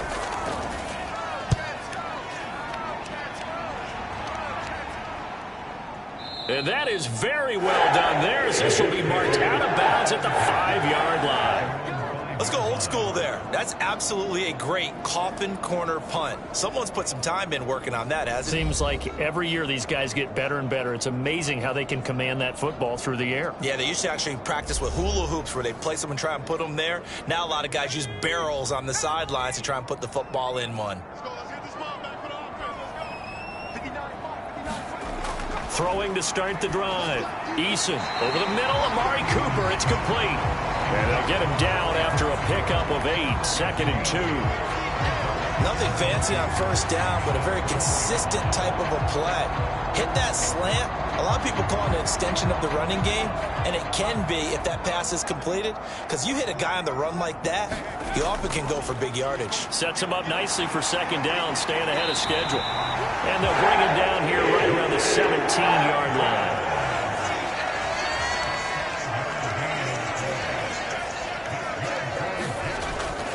Play action. It's Eason.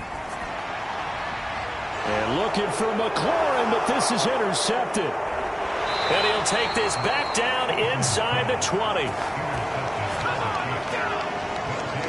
And they'll take possession already in the red zone and in a great spot to add points to the scoreboard. And, Brandon, how many times have we seen a defense with a lot of field behind them get even more aggressive, right? They feel like they've got them not pinned down, but in a favorable spot for them. And they took advantage of it there, got a nice interception, and set up their offense in great shape. So here's a 1st and 10 now, down inside the 20.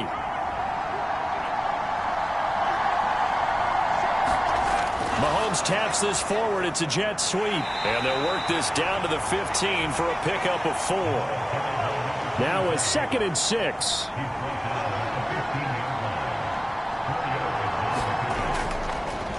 Now a handoff looking right.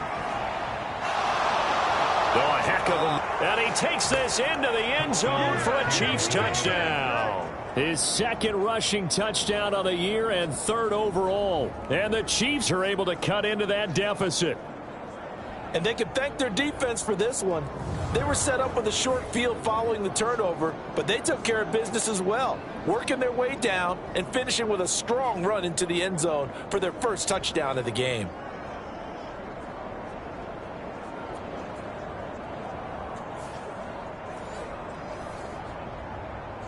Riley Patterson now for the extra point.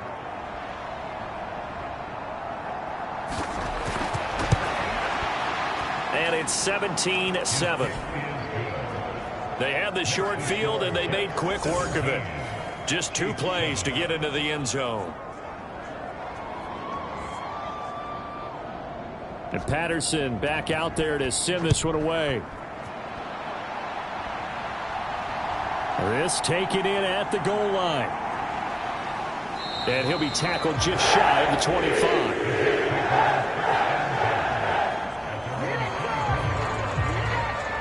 Now Now the Jet offense about to take over as they head out onto the field. So now, Charles, this drive maybe a touch more important, trying to erase the memory of that interception they had the last time out. Yeah, and everyone goes through this because even the best in the game, you're going to have games where it just doesn't go right for you and interceptions result. So, frankly, to me, it's all about how you respond, not just the types of plays that you call, but how you carry yourself, how you show your team that you're still with it, and how you continue to lead. Ball under 32. It's 2nd and 2. Looking to throw. Eason. That's complete to his receiver, McLaurin. And they get him down, but not before he takes it across the 40-yard line.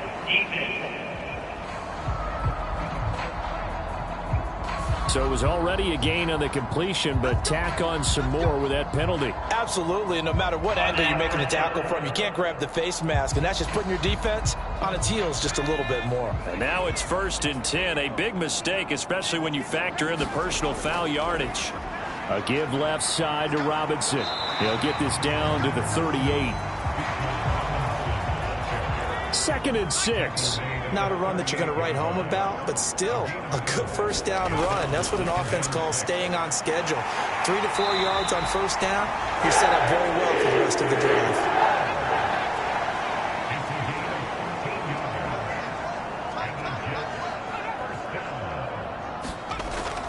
On 1st and 10, it's Robinson.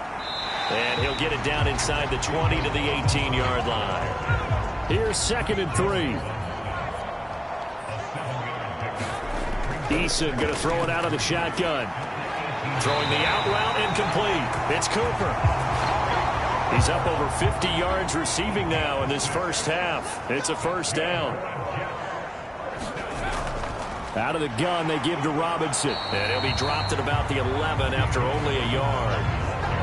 I do know from experience that when you slow down someone's running game, you're now doing the dictating on defense. And guess what? Now you're getting ready to tee off on their quarterback because they have to throw it all the time. But you still have to be alert for the draws and other plays of that nature to make sure you don't get hurt. From the gun is Eason. This will be caught at about the 5. And the Jets are going to be set up with a 1st and goal on a pass play that moves them all the way down to the 1. Williams will score. Touchdown, New York.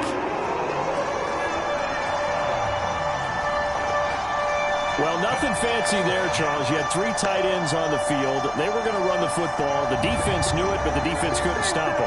And I haven't met an offensive line yet that doesn't get more satisfaction out of running the football into the end zone than pass protecting. They had determination on their side, and they got it done.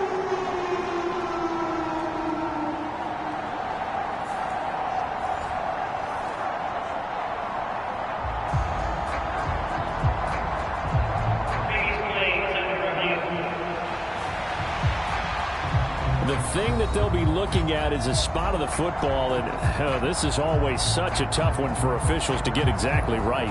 Not just because of how fast the game's going, but just trying to get the right sight line to the football. That's not always easy. We'll see what they decide here.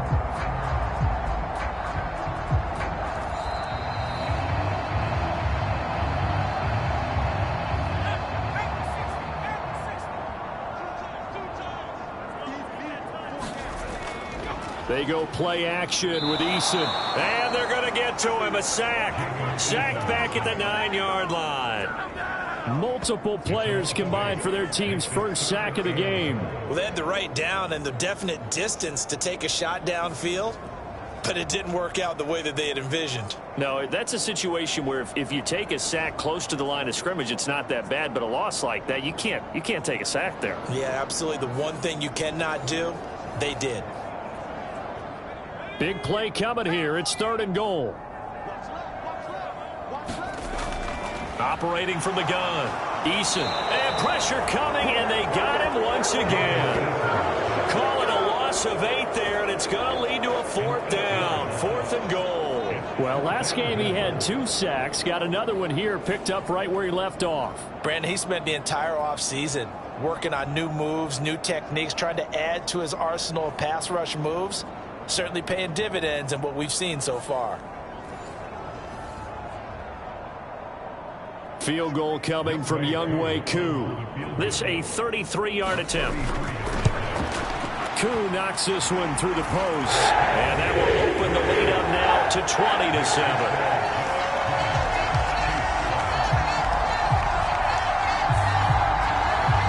So a nice kick there as they are able to add on to their lead. And that's exactly what you're looking to do. Maneuver yourself into range. That way, if your drive stalls out, you're able to get something out of it. And they do so right there. And ultimately cannot get this out to the 25-yard line as he's dropped at the 23. Out now the Chiefs offensive unit ready to do battle again. Right now, Charles, it just feels like they're trying to keep pace. They did score the touchdown last time out, but they still trail by double digits here. We'll see if this offense is once again up to the task. Yeah, and I think that after the last drive, they've got to be pretty revved up, don't you think? Everything they were doing was working pretty well. They go back out there with the same mindset, play at the same tempo and the same pace. Still a lot of time left to make something happen in this one. Now it's 2nd and 10. Shotgun snap to Mahomes. Well, this one complete. It's Rashee Rice. And able to break one tackle, but then quickly brought down. But a nice little gain. Mahomes going to throw. He'll be taken down. The Jets get in there for the sack. The Jets are going to use the first of their timeouts as they'll head to the sideline and talk over what to do next. On 4th down, the punt team is on as this is sent away. A 40-yard punt, giving 3 on the return. And the Jets will take over. Bijan Robinson leading the offense out for another drive. He's over 40 yards here in the second quarter. Been nice and effective for them, hasn't he? He has definitely been dependable, and really shouldn't underestimate what he's getting done here, because anytime you're on a pace that's going to approach 100 yards, you've really done some damage in an NFL game. And now he's looking just to add to his totals. They go over the middle, and it's complete to start the drive. And he slips up past the 45 before being tackled.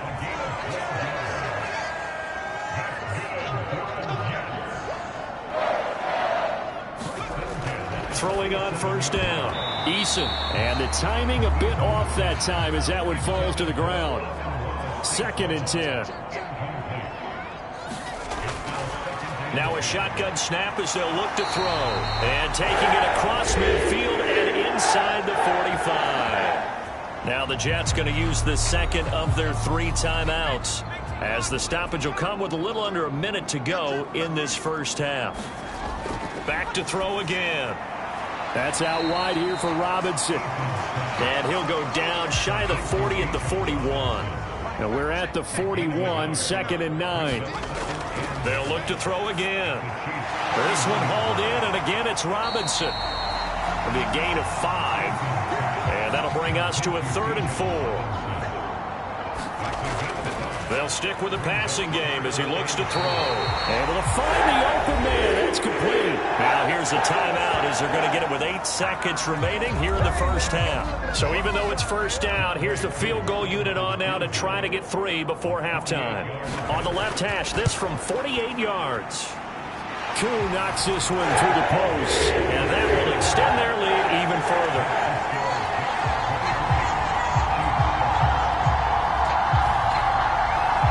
So he's been a busy man here in this first half. That's 3 field goals for him now. And not just 3 field goals, but 3 for 3. So even though the offense has struggled a bit putting it in the end zone, they've still been able to come away with points due to his leg. And his guys will get the football right at the 20-yard line.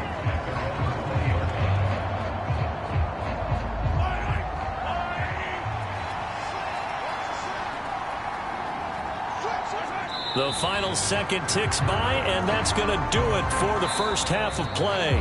So we've hit halftime here at MetLife Stadium with the home team, the Jets, leading this one. As we'll get you down the coast to Orlando for Jonathan Coachman at our EA Sports Halftime Report. Coach. All right, Brandon, thank you very much. The NFL season going to be about 2/3 complete after this weekend, so lots to get to as we check out what's going on here in Week 11. We'll begin out in Houston, and it's the Browns who are out on top. Deshaun Watson has thrown a touchdown pass. from there, we're off to check out another game. And at the half, they are down to the visiting New York Giants. 2 touchdown passes there for Anthony Richardson. Finally, let's get up to the place they call Titletown, Green Bay, Wisconsin, to see what's happening with the Packers. And for the moment, they trail the visiting Saints in that one. Khalil Herbert, the lone touchdown there as he's cashed one in on the ground. It was a former Longhorn, Bijan Robinson, who was tough to stop in that first half. He had a nose for the end zone as he wound up with 2 touchdowns on the ground in those first 2 quarters. All right, Coach, thank you, and we welcome everyone back for quarter number 3. And Patterson back out there to send this one away.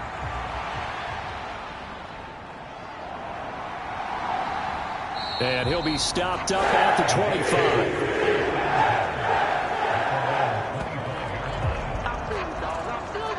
Here's the Jets offense now getting set to start off this third quarter.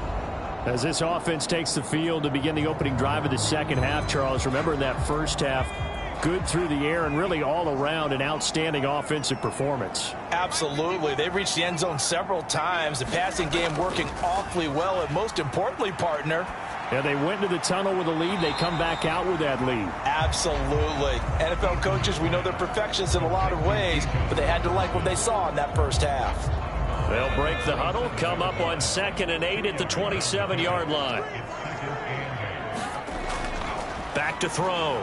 Eason rolling to his left. And he will slide to a stop. He does have the first down. Give him 11 yards that time and a new set of downs. No surprise to see him running again here. It's something he's done throughout this season. And that run puts him over 500 yards on the ground for the year. He's got to be thinking to himself, if I'm already at 500, what's to stop me from going for 1,000? So here's a 1st and 10 at the 38. They run the draw here with Robinson. And he's going to take this ahead for right around 3 yards, but no more than that. 2nd down. Well, from an offensive perspective, that was a tough run because he only picked up 3 yards. Well, let's flip it over to the defensive side. They now have the advantage. 3 3-yard gains. That means they're punting the ball likely on 4th down. That's what you're looking for when you're playing defense. Eason on 2nd down. All in all, no gain on the play, and it'll bring up 3rd. He certainly did his best to find something on that run, but there just wasn't enough time to make it happen. Nice effort there, avoiding the sack and getting back to the line of scrimmage. That one certainly could have ended up worse. On 3rd down, Eason working the middle of the field, and he's got a man complete. And he is going to have a Jets first down as they're able to get the 3rd down conversion. And now we get into the psychology of the whole thing because a lot of teams with a 2-score lead in the 3rd quarter, they almost become defensive with their offense, just playing not to lose. I think with this team, you got to figure at this point, this is a great spot for them to go into attack mode, really try and put the hammer down and finish this one off. So now 1st and 10 in Chiefs territory at the 48-yard line. Looking to throw. Eason, a short throw to Ingram. Takes this to the 45. Not much space there after the nice move. And just 3 yards on the catch there. He couldn't get away. And that'll bring up 2nd down. It's vitally important to wrap him up immediately because if you let that big guy get ahead of steam up, boy, then you've got real trouble trying to get him down. But they're able to hold him to a short gain on 1st down. Ball spotted at the 45. Here's 2nd down and 7. Operating from the gun. Eason. Quick hitter here. It's complete. That catch puts him over 70 yards receiving now as he's got a 1st down. Again, he'll drop to throw. And he works his way past the line of scrimmage and then slides to a halt. Now a 2nd down and 6. Hand off to Robinson out of the shotgun. Down to the 30 after a gain of 3. Now on 3rd down, an extra DB out there for the Chiefs. Back to throw. Eason. That is caught. And he'll be brought down with a first down as the tackle's made at the Chiefs' 21. Give him 10 yards there as this offense is on a roll. This drive continues to plunge forward. Whatever the discussions were at halftime to try to slow down this offense, it has not worked to this point. Yeah, I have a vision right now of everything that was discussed at the half just being torn in shreds or being erased off of the Microsoft Surface tablets because none of it is working. They are really locked in on offense.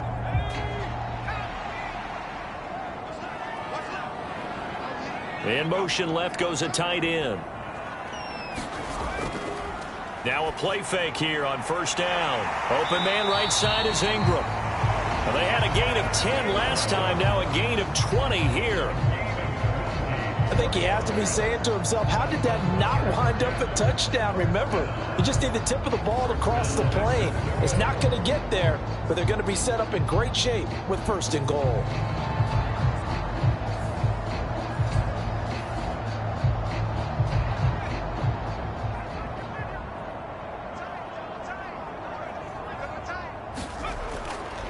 Robinson will take this one in. Touchdown, New York.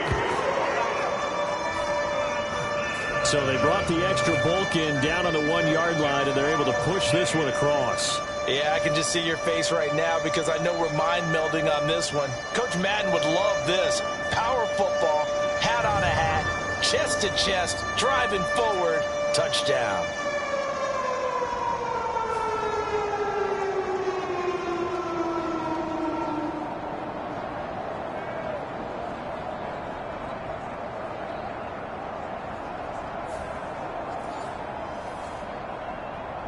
Now Younghoe Koo for the extra point.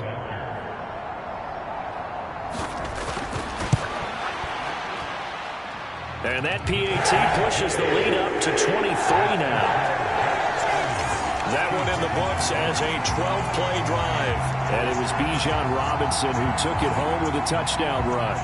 The Jets kick team out now to boot this one away. This taken in right around the goal line. And he will make it to the 20-yard line and no further.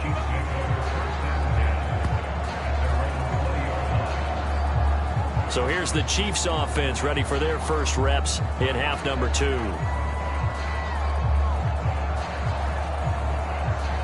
Mahomes will lead the Chiefs up 1st and 10 at the 20. They'll come out throwing here to start the drive. Well, Mahomes can't get away, and down he goes.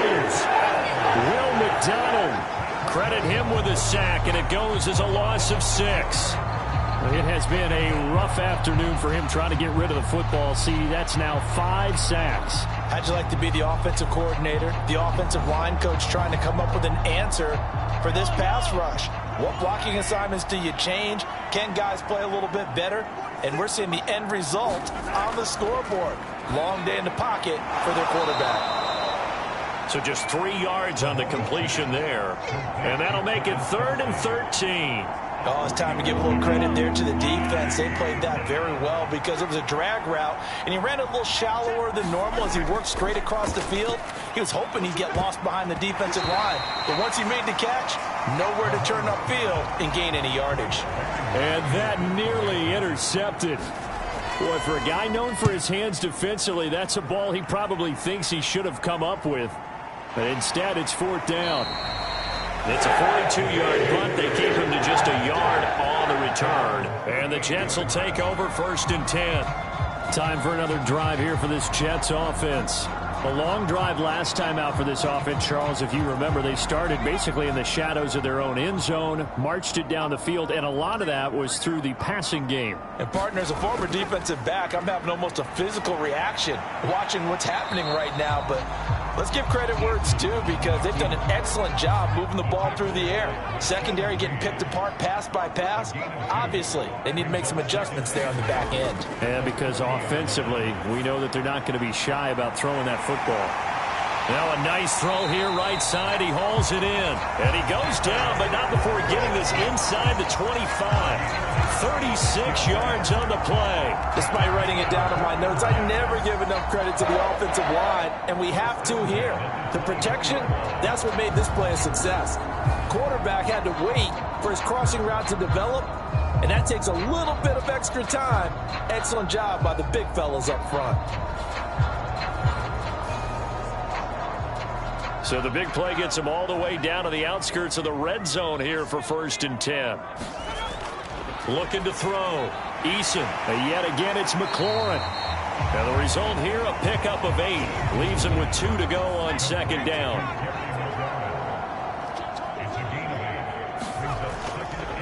Handoff now to Robinson. And he's going to be brought down just shy of the 5 at the 6. 59 yards for him on the ground now, and 3 touchdowns to go along with it. Yeah, once more, strong running, excellent blocking at the point of attack. They've got a nice little drive brewing right here.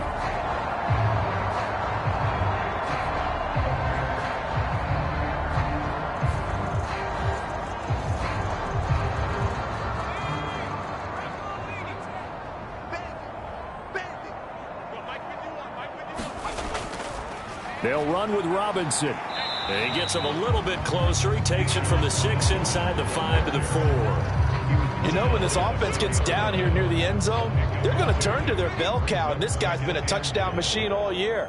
Excellent job stopping him there on 1st down. Robinson is not going to get a whole lot, maybe a yard down to the 3. A chance to really put this game out of reach. Here's 3rd and goal. Back to throw. Eason. And this will be caught in the end zone. Touchdown, Jets. Terry McLaurin with touchdown number 7 on the year. And the Jets are an extra point away from going up by 30. There was no going through the progressions on that touchdown pass. Yeah, nor was it necessary. His receiver won that route early, presented himself. No reason to wait. Go ahead and put it on him and score a touchdown. Coup for the extra point.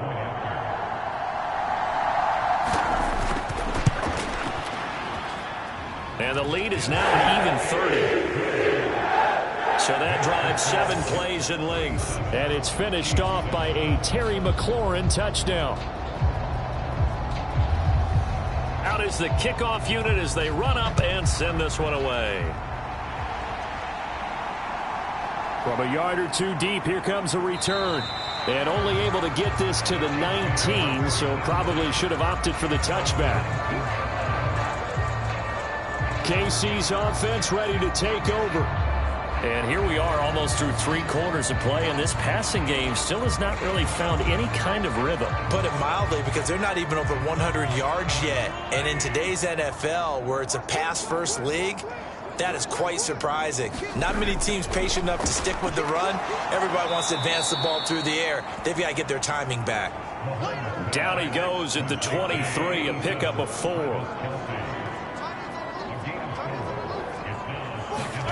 Mahomes to throw on 2nd down.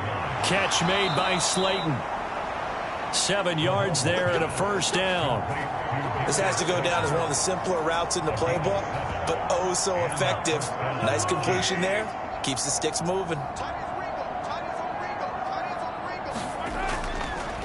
On 1st down, they'll go to the ground attack. And he'll be tackled just past the 35 at the 36. It's a 6-yard pickup, but it gets him to 2nd and 4. If you're in the offensive huddle, you're smiling after that play because you've certainly got them guessing now. 2nd and short, could they just hand it off for another big gain? Or do they take advantage of this spot to take a big shot downfield? And space tough to come by there as he'll get maybe a yard to the 37.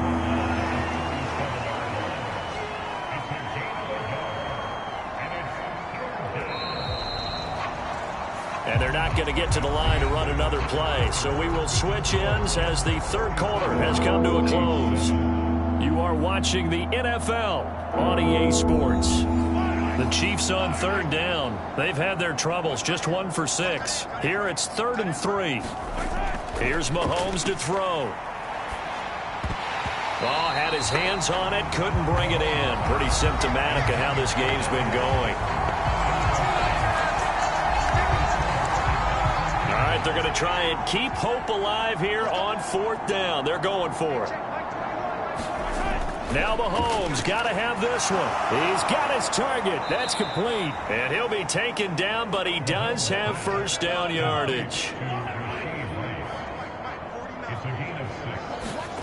To throw, it's Mahomes. Throw left side, completion to Rice. And he'll be taken down, but not before he works it past the 50. Mahomes to throw once more. Oh, he dropped it. And that's pretty indicative of the way this one's gone. Here's 2nd and 10. Looking to throw is Mahomes. He finds his man, complete. That's Stevenson. That'll leave him with a 3rd and 2 coming up. They got 8 yards there.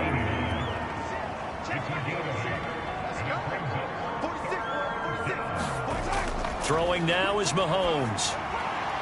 He gets this one complete to Rice. And that's going to be another first down as the tackle made at the Jets' 24-yard line. And they'll get 14 yards out of it and a fresh set of downs. That's what we're used to seeing from him right there. Plays like that, why he's number 4 in the league in terms of receiving yardage. Able to make adjustments all along the way. Doesn't matter where he lines up, where he releases from. Working his way into the secondary, figures out defenses and finds weak spots in order to get open. Now 2nd and 3. They'll try and run this one right up the gut. And he'll get him inside the 15 down to the 14-yard line. They'll get 3 as the drive continues. It's a first down.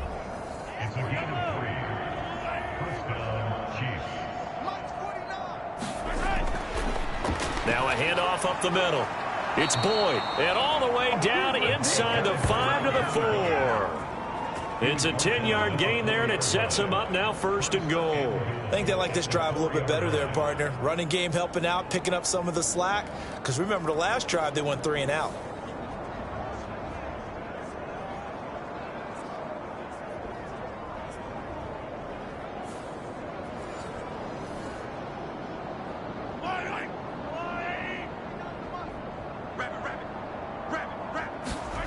Now here's Mahomes. And in for the Chiefs touchdown. Darius Slayton from 4 yards out. And the Chiefs get a small measure of revenge as they cut into this 4th quarter deficit.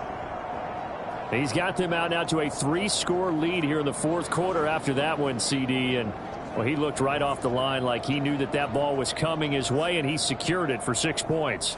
Yeah, and I think when you're leading by a healthy margin already, it actually loosens you up and allows you to take maybe a few more chances and definitely play with more confidence, because he certainly saw something he could exploit in the defense, and he made sure to let his quarterback know, just get it to me. And the rest was all up to him, and he delivered and made it a 3-score game.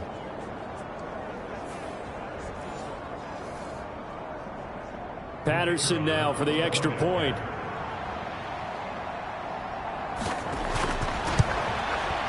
Now that shaves a bit off the lead. It's now a 23-point game. That one was an extended drive. 14 plays all told. And it's capped off with a Kansas City touchdown.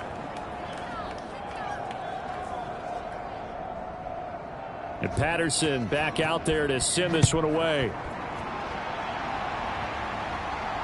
Taken at the goal line. Now a crease here as he's past the 30. He might take this all the way. He will take this all the way. Touchdown, Jets. I know a lot of special teams coaches, they just want to keep it away from him because that's what he can do.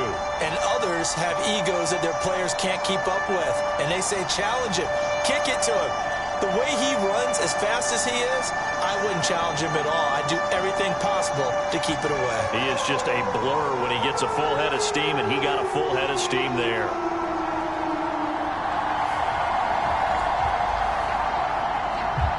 Coup now for the point after.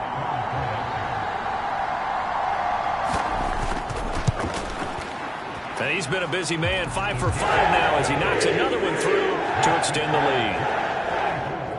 And no doubt one of the most, if not the most exciting play we'll see in this game, the kick return all the way to the end zone for 6 points. So let's try this again. After the kick return, TD, here's yet another kickoff. And we will not see an attempt to match that return touchdown, as this will be a touchback and bring it out to the 25. And out come the Chiefs now. And they unfortunately are staring at a mini losing streak developing, trailing here in the fourth quarter.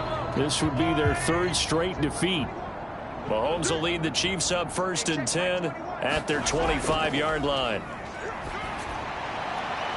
That's into a crowd and intercepted. Sauce Gardner picks it off. And the Jets are going to take over a couple of yards shy of midfield. Well, they've got the huge lead. Now they have another interception on the defensive side. Seems like everything they touch in this one, Charles, turns to gold.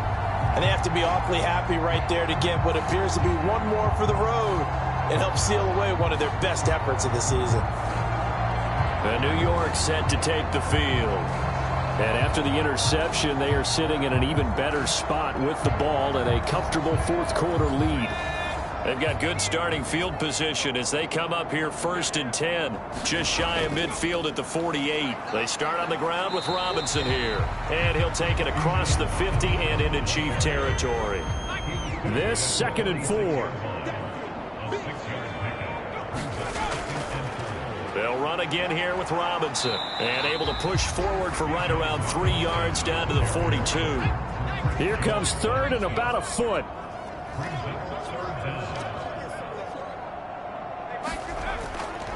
Robinson will try to pick it up. And he's going to be stopped up right at the line of scrimmage. Brandon, when a defense just simply can't get off the field on 3rd down, and we all know how important that down is for both sides of the ball, you often feel like you're just a step behind whatever they're doing offensively. And one of the differences in this game, no doubt, 3rd down conversion, and that is going to be a story they'll talk about after this one.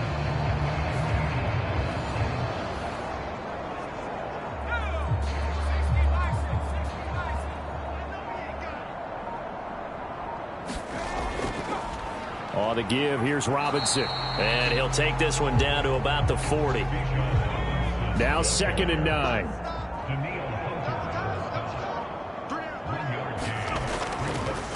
We'll run it now with Robinson. And he is met in his tracks behind the line of scrimmage.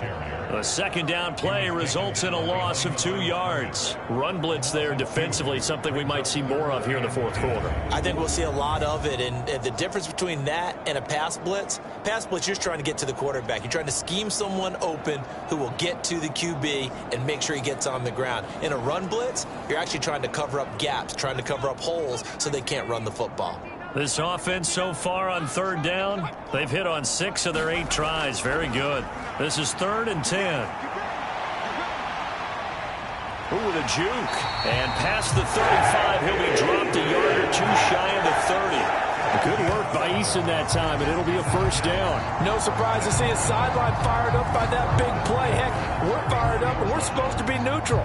That's a quarterback putting his body on the line to fight and just barely get the 1st down. When he does something like that, it gets everyone ready to lay it all out there and try and match his intensity. All runs on this drive so far. It's 1st and 10.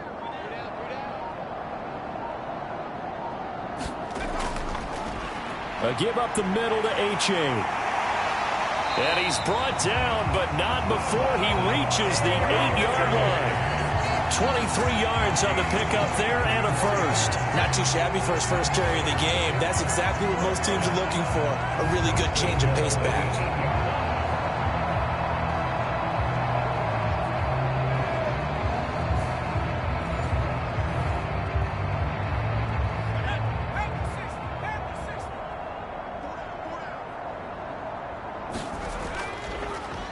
On the draw, Robinson. And they'll get this from the 8 to the 5. Pickup of 3. And the ball smack dab on the 5-yard line. Here's 2nd and goal. Now Eason. Steps away to his left. And he's going to take it in for a Jets touchdown.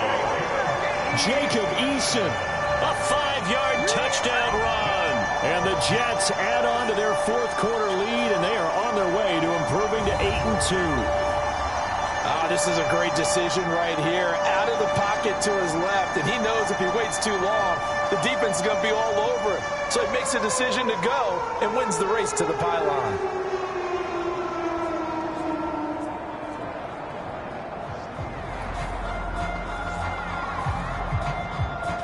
Now Younghoe Koo for the extra point.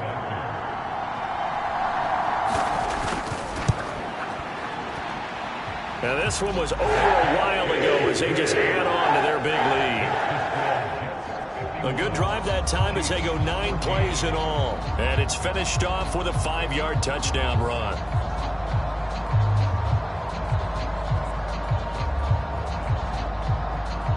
The Jets kick team out now to boot this one away.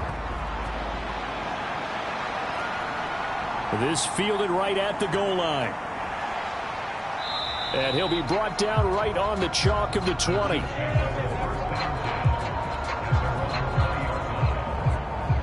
The Chiefs offense now making their way back onto the field. Well, we said it at halftime that they would need a nearly perfect second half to erase that deficit that they were facing, CD. But unfortunately, the second half has pretty much been a carbon copy of the first. Yeah, that early lead was almost insurmountable the way their opponent was playing. And, partner, they do have some good news, though. This one is getting close to being over, and they can try and hit the reset button starting tomorrow. Line of scrimmage, the 31 now on 1st and 10. Now Mahomes. Once again, he finds Slayton. And this will leave him a yard short. Nice pickup of 9 yards on 1st down. We welcome you back. They've got a 1st and 10 as they search for a late score. And that is caught on the right sideline, but out of bounds, says the line judge. The throw took him a little too far at 2nd down. Again, they'll throw with Mahomes. He's going to leave this for his running back. It's complete. And he'll lose yardage here, back at the 41. They'll wind up losing 3 here on the play, and it'll be a 3rd and about 13. Heck of a play there to get to him quickly and get him down for a loss. I think they did a really nice job getting ready for this game, scouting, watching film, and understanding defensively what the play design was. 3rd down and 13. They'll drop to throw. And a throw there going to be incomplete. Here's the Chiefs punter now, as they're forced to kick for the 6th time today.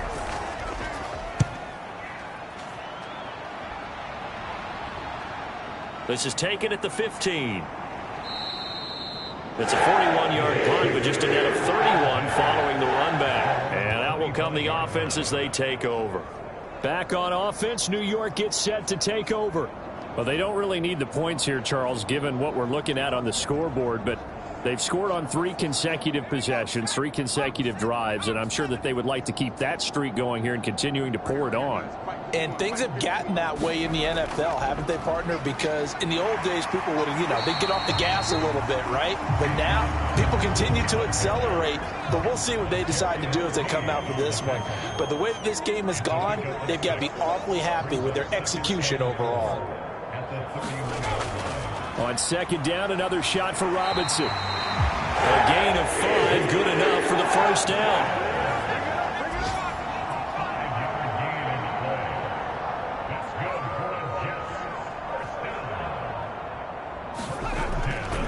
Again, it's Robinson. And he'll take this for a short gain on what will prove to be the final play of this ball game. Charles, a lot of happy faces heading into the tunnel as this one ends, and understandably so. Not only did they get the win, but, boy, their offense was on fire in this ball game. And, partner, I have no idea what the top speed is on one of those high-end sports cars. What's the top gear you can get into? This offense, they certainly were there in this one, huh? Everything clicking for them in this contest, the kind of performance that they're going to cherish. So for the Jets, they continue to put themselves in position for a first-round bye as they move to 8-2. And they will hit the road next week to take on the Detroit Lions. Meanwhile, for the Chiefs, Their luck may have run out as they fall to 4-7 now in the year. And they'll get a chance to redeem themselves at home next week. So that'll do it for us. For my partner, Charles Davis, and all the hard-working men and women on our crew, I'm Brandon Gaudin. You've been watching the NFL right here on EA Sports. It's a win for the Jets as we say so long from MetLife Stadium.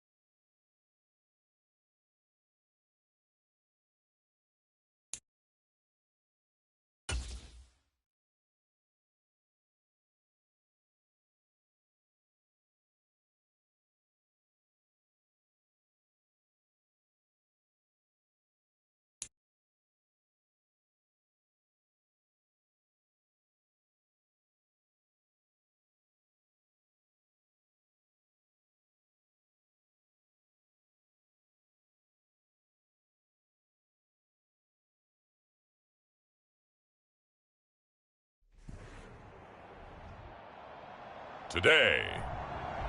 From TIAA Bank Field in Jacksonville, Florida, it's Week 11 of the NFL on EA Sports.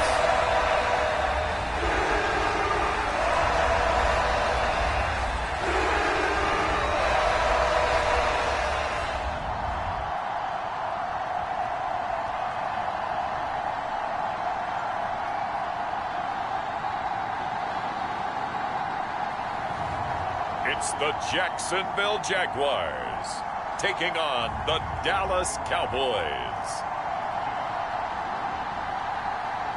EA Sports coverage of the National Football League brings us to the Sunshine State and Everbank Stadium here in Jacksonville. Today we've got an interesting Week 11 matchup on tap, as it'll be the Dallas Cowboys taking on the Jacksonville Jaguars.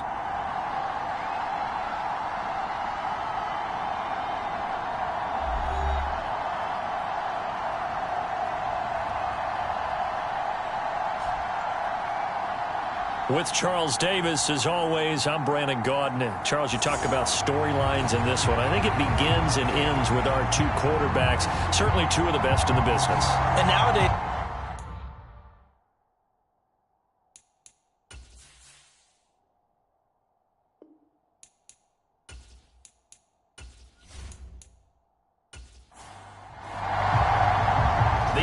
season has hit high gear, and off we go in Week 11 on EA Sports.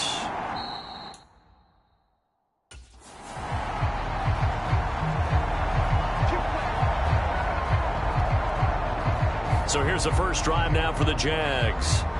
They'll be led out by a first-round pick back in 2021 from Ohio State. It's Justin Fields. And last week's loss came despite a clean game on his end, throwing the ball with 2 touchdowns and 0 interceptions. His job this week is simple. Do it again. Continue to avoid turnovers and hope that what sunk them last week resolves itself this time around. Fields going to throw right away. Now he'll dump it underneath to his running back, complete. And he's going to be dropped following a pickup of 7 past the 30 to the 32. To throw is Fields. There's the stiff arm. And they get him down, but not before he takes it across the 40-yard line. Fields, we know he has the good mobility. He flashes it there as he scrambles for the first down. Facing second and short, that gives you a chance to go for a bigger play through the air. But I think he said to himself, why not just handle this one? Got all the yards he needed and then some, and made that snap a huge success.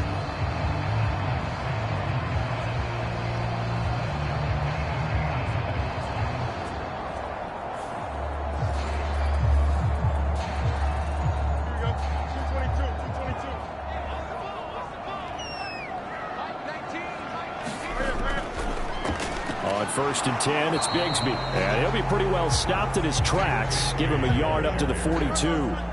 Second and 9. Back to throw. Fields. He's got it to Williams. So give him 5 yards there on the pitch and catch. And it's 3rd and 4 now. Fields now to throw. It's Williams on the catch. And he is going to have a Jags first down as he'll be marked down a yard or 2 past the marker following a gain of 6. And he's already got 2 catches on the opening drive. They know he's going to be a handful. And sometimes you game plan for that offensively. You want to make sure that guy touches the ball, and sometimes it just happens naturally. And then you change your game plan. When he has the hot hand, you keep going back to him because he's running routes with confidence as the game goes on. So from Cowboy territory now, here's 1st and 10 at the 47. On play action, Fields. That's going to go as a loss of 1 on first down.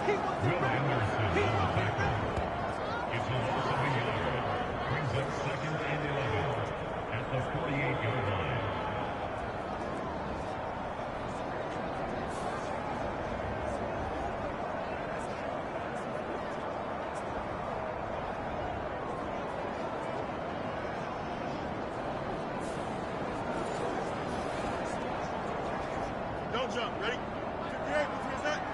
Watch your slap. Watch your slap. Watch your slap. Here's Fields now on second down. And a quick throw here that's complete. And he's out of bounds as he gets this down to the 45. Now play number 8 on this drive, and they need 9 yards to pick up the first on third. And he can't find a receiver, and he's brought down. Micah Parsons in there to drop him for his 11th sack of the year.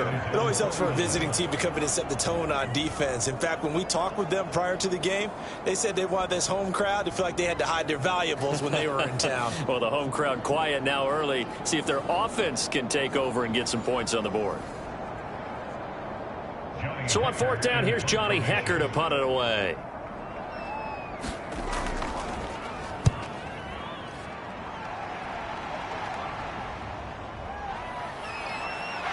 And he'll be out of bounds at the 25-yard line. That'll go as a punt of 34 yards that time. And the Cowboys will take over the football with a 1st and 10. So out comes this offense to take over for the first time. And trotting out there, a guy who's established himself as a veteran in this league, now in his 5th year at quarterback. And you and I both know that any win is a good win. And that's what they did last week. But there was also plenty for him to work on in his game, wasn't there? Yeah. 2 touchdowns, an interception. Yeah, you know, he wants to increase that a little bit in terms of ratio. But first and foremost, they did win the game. The numbers for Pitts in that game a week ago. 7 catches, 65 yards. And I get the feeling that he loves this matchup. I mean, the unit he's going against is in the bottom half of the league against the pass. He had to have circled this one on the schedule and said to himself, this should be a big game. Able to hit his target, Lamb. Only able to gain a couple there. And now 3rd down and 6 to go. I think defensively you're okay with that. Here in the first quarter, he's going to get some catches, but they rallied to him quickly. And that's what you count on. And I like what you just said. First quarter, can you do it all game long? They catch it, you tackle them, they go down on the spot. Because when you're able to do that, you don't give up big chunks of yardage after the catch. Now you put the offense in a position where every series they have to work hard to pick up first downs, and you tend to stall them out when you do that. Second catch for him today, and it'll wind up a 1st down. But that last throw, Charles, puts him over 15,000 yards passing now for his career. And Brandon, they're not going to stop the game and give him the game ball here, but that's still a pretty impressive number, and he's got plenty of more good football ahead of him. Although I would say the team should give him a game ball after it's all over.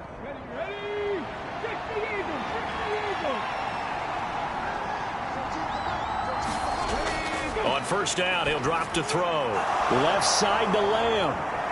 And he'll be taken down, but not before he gets into enemy territory. So in Jacksonville territory now. Here's a 1st and 10 at the 46. Flag comes in. This might be a free play. Short throw caught by Pitts.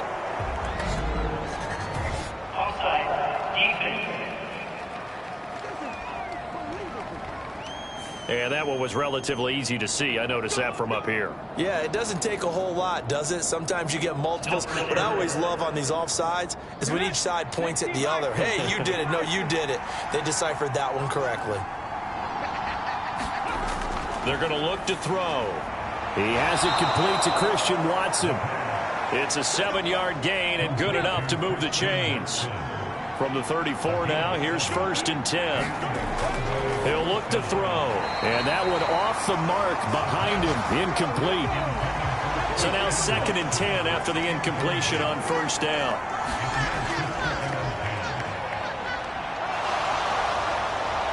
And down to the 20 he'll go before heading out of bounds. 14 yards, good for a Cowboy 1st down. Quite the opening drive march they're on right now. It looks a lot like what we saw in practice prior to the game, doesn't it? You know, because on that last big practice beforehand, you go through your offensive script. You go through your play calling. You go through all the stuff and establish things. And it looks like it's going like clockwork right now for them.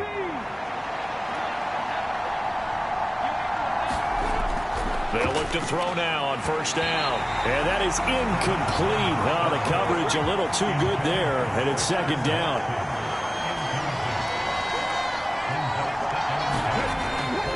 They'll set up a throw. This will be caught inside the 10. And the Cowboys are going to be set up with a 1st and goal here as the tackle made at the 9.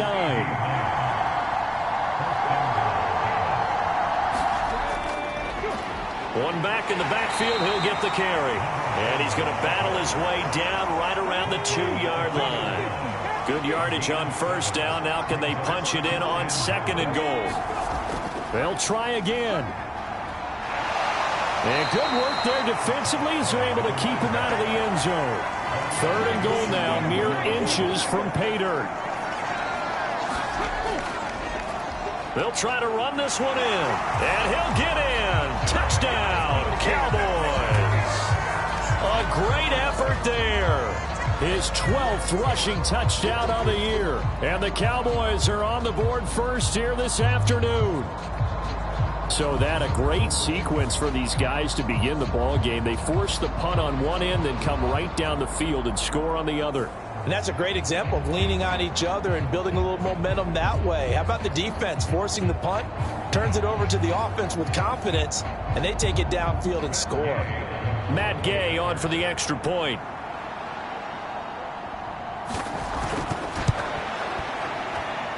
And this is up and good to make it 7-0 Cowboys.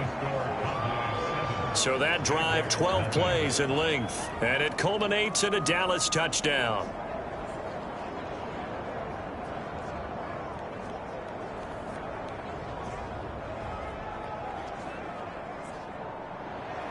The kickoff team on the field now as they will send this one away. And no thought to bring this one out. He'll just go down to a knee, and they'll take over at the 25. So time to see Jacksonville again on offense for the 2nd time here in this game. The last series for them, a little disappointing, forced to punt. And now they'll try to do better here and come away with some points as they begin this drive, 1st and 10. Now a 1st down throw. Fields finding his target. It's Trey McBride. And he's going to get a good gain of 9 here up to the 34. The numbers from McBride a week ago. 9 catches, 81 yards, and a touchdown. And I get the feeling that he loves this matchup. I mean, the unit he's going against is in the bottom half of the league against the pass.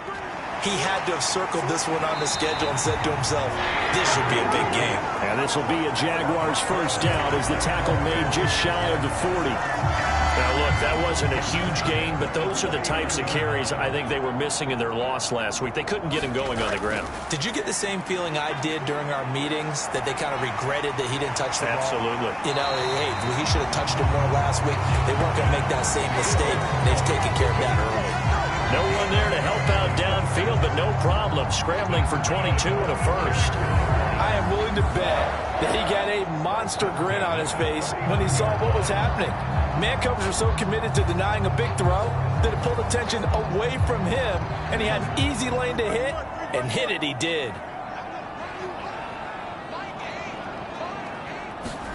On 1st and 10, here's Fields.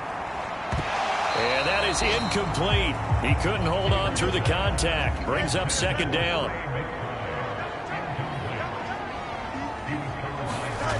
Now it's Fields. Nowhere to go here. He lost the football. Oh, and one of the linemen on the other side has got it. And his crew will take over at their own 45-yard line. He tried to buy some time to the right. So, Charles, when a guy gets out of the pocket, what's the focus of the quarterback? Most of them keep their eyes downfield. They want to try and make a play throwing the ball. Some of them, they want to tuck it and go. But when they scramble, in this case, as you said, to the right, you're cutting the field in half. So good defenses kind of converge in that spot, and they don't give you much territory to throw the ball. He had nowhere to go with it. Ends up getting the ball stripped. And this one quickly to Lamb. And he's brought down.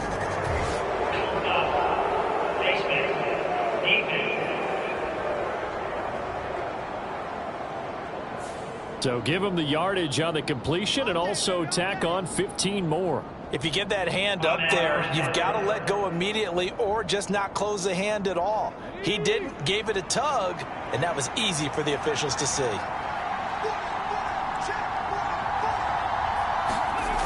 Back to throw now on 1st down. That is caught by Lamb. And they do get him down, but not before he's able to slip it inside the 5-yard line. That one goes for 24 yards. Right after the turnover, they come out throwing. And that means it's a sudden change situation. We used to practice it on defense. Sudden change, get out there, stop the offense. But you typically run out there a little bit unsettled. I think that's why he came right out throwing the football, hoping to catch him off balance. And he did. They'll try and run for it on 1st and goal. And he is into the end zone for the Cowboy touchdown. A great play there with his 13th touchdown of the year and 2nd of the game. And the Cowboys are able to strike quickly to add on to their lead. So 2 drives, 2 touchdowns here in this first quarter, and he's got both of them. Well, he's certainly setting himself up for a big game here, and I think if the play caller doesn't get in his own way, they should keep riding him the entire way of this game. Until the defense proves they can stop him, that's what I would call.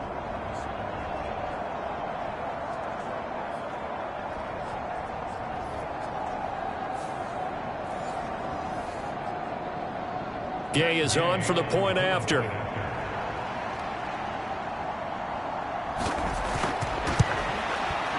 And it's good, and they have jumped out here to a quick 14-0 first quarter lead.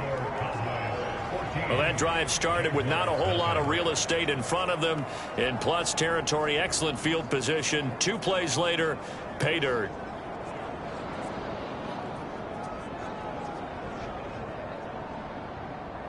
Set now to kick this one away, and off it goes. And this will not be returned. It's a touchback, and they'll begin at the 25. Out comes the Jacksonville offense as they get set to take over here. They find themselves in a good-sized hole here, and a good-sized hole early on in this game as they come up on 1st down.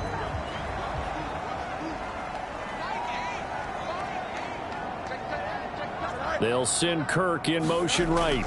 He's going to get it on the jet sweep. Oh, and this one may need to go back to the drawing board. He's going to be swallowed up right away. Call it no gain on the play, and it'll be 2nd down. You look at this Cowboy defense. It's quite a unit. Number 1 in the NFL against the pass. And this is one of those something's got to give games. You got the number 1 passing team in the NFL against the number 1 defense against the pass. A lot of times the battle's in the trenches. We know. And he's going to have to eat this one as down he goes. Osa Odighizuwa. Now 2 sacks for him already here in this first quarter of play. 14-0 the score. This is the NFL on EA Sports. Second quarter now from Jacksonville, and it's the Jags with the football. And not an easy spot here. They'll be in search of 13 yards to try to pick up the first. This one caught by Ridley. And a good job defensively. They stopped him short of the first at the 32. So the completion results there in 9 yards. And it'll be 4th down. I thought they might take a shot down the field, but instead they ran a little drag route there. I think they were hoping he could catch it and run away from the defender. But a really good job keeping the play in front of them, and they force a 4th down. So on now is Johnny Hekker to punt this one away.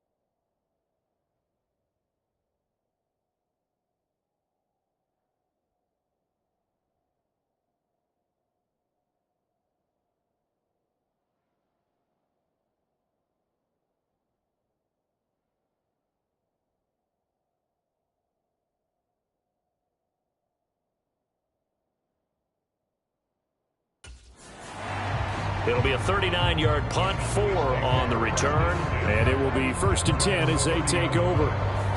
So here are the Cowboys to take over. They are working on that very impressive 9-game win streak, looking to get it to 10 as they've got the lead here, 1st and 10.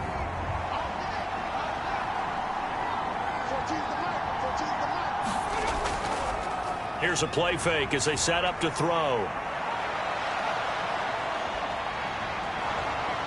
And he's going to get a solid gain of 9 before being brought down. 2nd and right at a yard.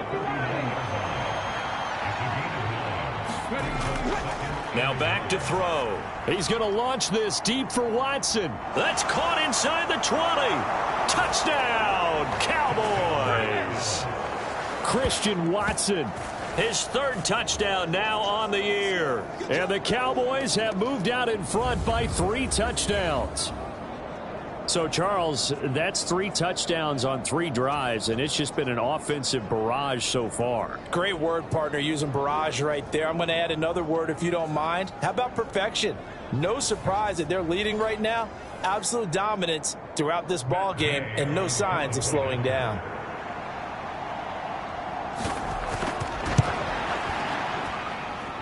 Extra point by Gay is up and good, and it's now 21-0. Pretty clean and simple there. Just 2 plays. The long pass resulting in the touchdown on play number 2.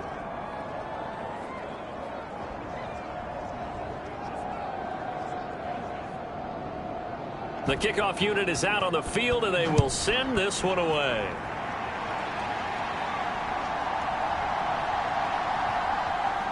And he'll take it up past the 25 to the 26-yard line.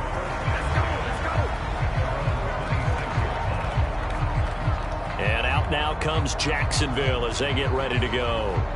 Well, CD, you kind of feel like they're in a bit of a danger zone right here because now you're down 3 scores, and I know we're in the first half, but the way this offense hasn't been able to generate anything, you feel like they probably need to get something going on this drive, right?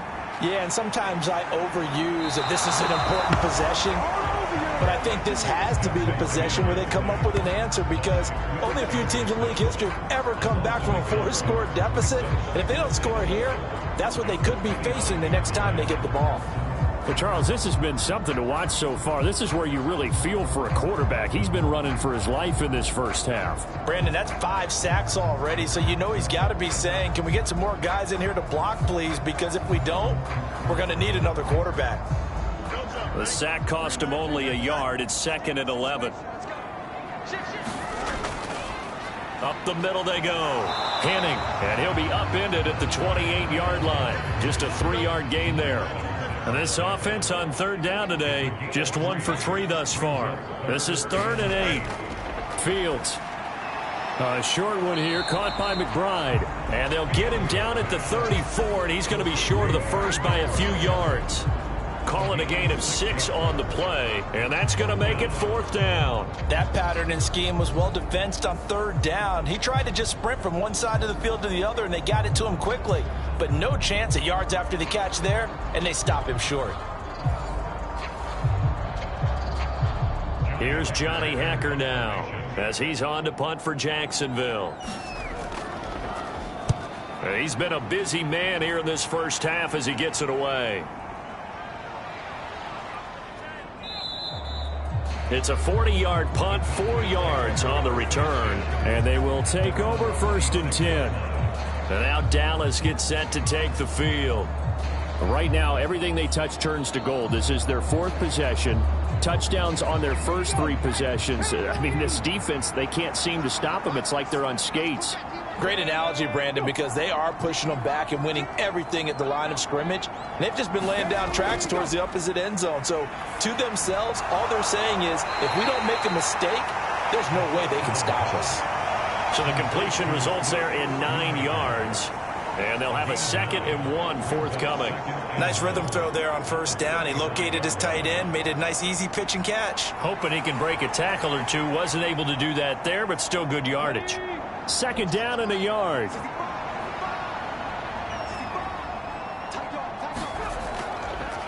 And they'll run on the inside handoff. And he'll be brought down right around the 37. 2 yards on the pickup, and that's all they needed to move the sticks. 2nd and 1, and people want to run the football. This is where every back in the league is supposed to do exactly what we just saw there. Pick up the first down. In motion left goes Watson. Right back to him on first down. And he maneuvers up the middle for 3, and it's 2nd down. All right, Charles, we've spoken about this offense plenty, how great they've been all year. 9-0 now, into the back half of the season. Super Bowl favorites, without a doubt. I think everyone agrees on that. What do you think is the thing that most stands between them and a perfect season? I think it's themselves. I think it's their team, how they approach things, how they conduct themselves during the week, practicing, getting ready, and then going out and playing. Can't take your foot off the gas pedal at this stage. Doesn't matter if it's a weak team you're playing or not. Look, when I talked with one of the best golfers of all time, he told me he never played against the field. He just played against himself and his own standard. So in Jacksonville territory now. Here's a 1st and 10 at the 46. In motion left goes Watson. He's going to handle it on the touch pass. And a pretty good burst right there as he'll take this down to the 33. So they'll come up 1st and 10 now from the 33. He'll look to throw. Oh, it's a screen pass. That's complete. 7 yards there on the first down screen play. From the 25, here's 2nd and 3. Again, he'll drop to throw. Short throw caught by Pitts. And he'll be out of bounds as he gets this down about the 21 or 22.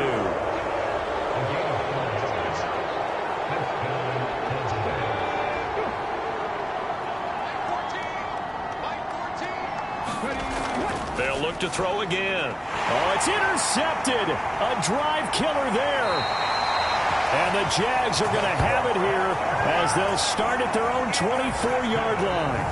So really the first speed bump that this offense has encountered, they'd had the rule of the roost here in this first half, but now slowed up just a bit by the interception. And there's a chance that that's a wake-up call for them because you don't want to go on autopilot too early. That team on defense is capable of making some plays similar to the one they made right there.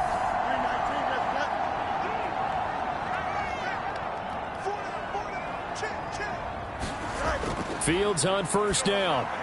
And that throw behind his man, he missed him, incomplete. From the 24, they'll go again on 2nd and 10. From the gun, Bigsby.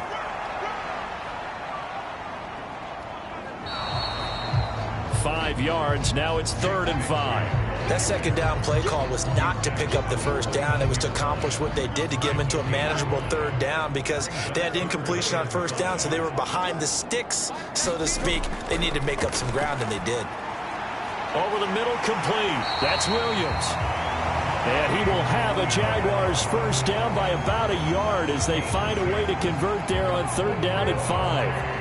It's been a very one-sided game so far. They got to change what they're doing right now, don't they? You can't wait till the halftime speech to make an adjustment. No, you can't, because if you're doing it right, you're adjusting from series to series, and they need a big adjustment here to try and put some points on the board. On first down, Fields. A short one here, caught by McBride. This will be stopped about 2 yards shy of the marker. 8-yard gain, 2nd and 2.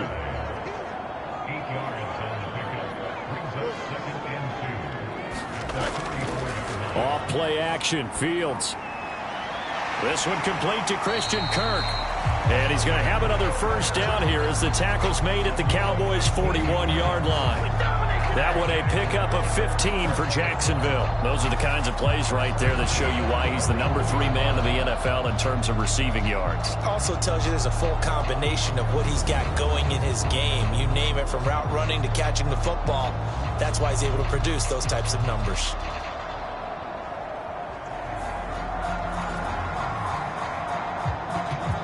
This offense finding its legs now. Here's another 1st and 10. Here's Fields. Throw right side, complete to Williams. The result, only 4 yards there on the play. And that will bring up 2nd down. Now a handoff up the middle. Henning. Fighting his way down to about the 35-yard line. This will be the 8th play of the drive here. 3rd and 4. Here's Fields. A short one here, caught by McBride. And he's going to have another first down here as the tackle's made at the Cowboys' 25-yard line. Give them 10 yards there as this offense is on a roll. This drive continues to plunge forward.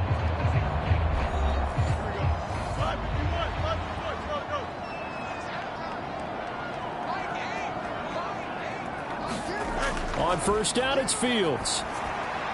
Now he'll dump it underneath to his running back, complete. And they'll get him down after a pickup of 8, 2nd and 2. And I like the idea here. Get the ball in his hands, even if it's in the passing game. 3 catches a week ago, and he does a nice job here to pick up yardage. Looking to throw on 2nd down, Fields. And looking for Kirk, but this pass is intercepted. Picked off by Greg Newsome.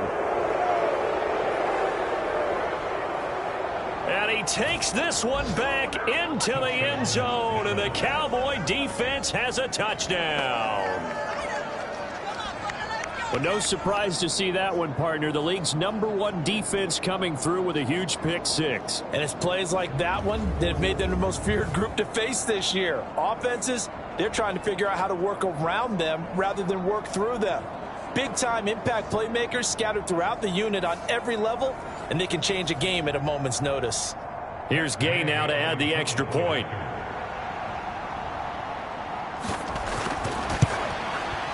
It's good, and they stretch their lead to 28-0 now.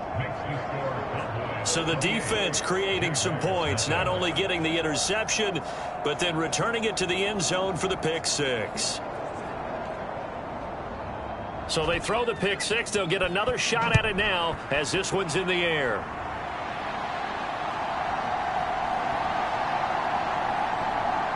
And able to get this out to the 25. Now, hang on here a second. Looks like a Jaguar in some obvious discomfort from that last play. The medical staff will attend to him, and we will step aside.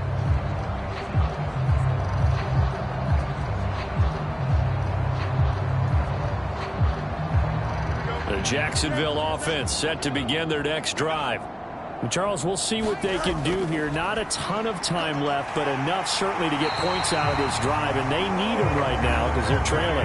Yeah, this is exactly why you practice a 2-minute drill all through camp, and at least one. Oh, everything falling apart now. Another one intercepted.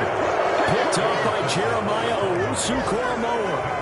When a team's turned it over 3 times in the first half, we just look at the offense and say, guys, what are you doing? But instead, we really should be looking at the defense. They've created the takeaways.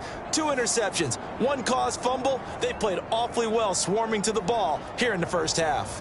And out now come the Cowboys. And now they start in plus territory following that turnover as they'll try to get some points here before halftime. Trying to shake off the interception. He'll look to throw. He'll be hit down at the 33, 5 yards on the play. Now the Cowboys going to burn the first of their timeouts as they'll stop it with just over a minute to go before halftime. 2nd and 5. Short throw caught by Pitts. The Cowboys going to use their 2nd timeout now as the stoppage will come with a little under a minute to go in this first half.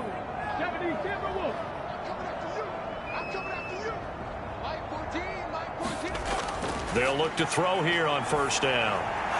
Firing quickly here, and that's complete. And the result here, a pickup of 8. Leaves them with 2 to go on 2nd down.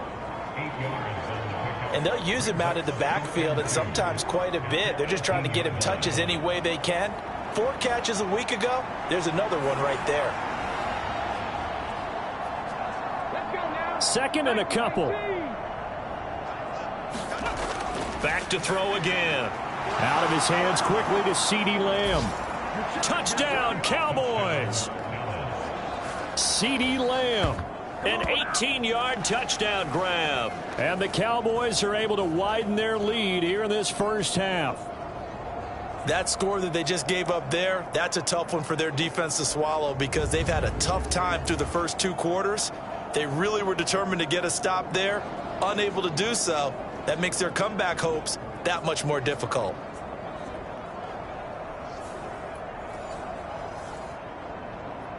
Gay is on for the point after.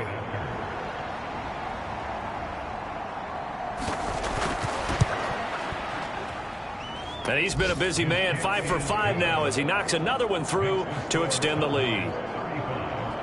So that drive, 4 plays. And it's finished off by the touchdown from CeeDee Lamb. Out is the kickoff unit as they run up and send this one away.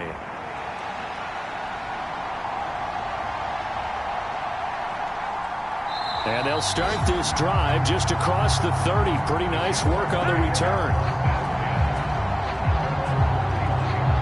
The Jaguars ready to go on offense for the final time in this first half. And with time quickly fading here in the second quarter, not sure how aggressively, offensively they want to play this.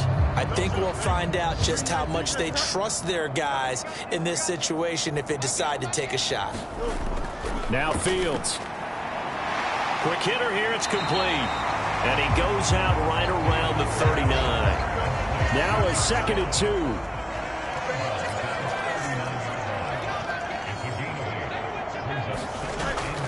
Looking to throw. Fields.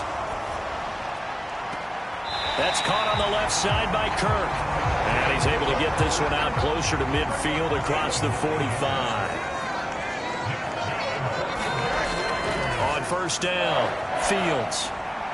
Over the middle, that's caught by Ridley. And he's corralled, but not before getting it inside the 35. Now a timeout signaled for, and they'll get it with 10 seconds to go before halftime. From the 34 now, here's 1st and 10. Again, Fields. Again to Calvin Ridley, and he's got it once more. Now a timeout taken. Perhaps a chance for one more quick play and then another timeout if they hurry. We'll see.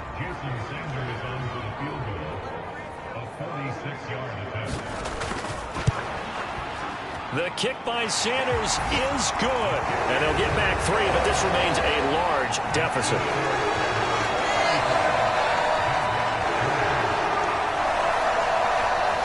Well, still trailing here, but they do get the late field goal. Now their defense will try to keep this score right where it is heading into the locker room. Yeah, and trailing it to break, you obviously don't want to go in off of a negative play. Give them credit for that one. Finding a way to put points on the board, give them any type of a spark, anything to build off of as they try and plan a comeback. He'll take the knee, and the final couple seconds will tick by in this first half. So we've reached halftime here in what is quickly turning into quite a rout. As we send you a couple hours south of here to Orlando, that's where we check in with a coach and our EA Sports Halftime Report. All right, Brandon, thank you very much. The NFL season going to be about 2/3 complete after this weekend, so lots to get to as we check out what's going on here in Week 11. We'll get started up at FedEx Field in our nation's capital, and it's the Giants who are leading comfortably at halftime. 2 touchdown passes there for Anthony Richardson. From there, we move to H-Town to check on the Texans at home at NRG Stadium. And for the moment, they trail the visiting Browns in that one. Deshaun Watson on fire. 3 touchdown passes.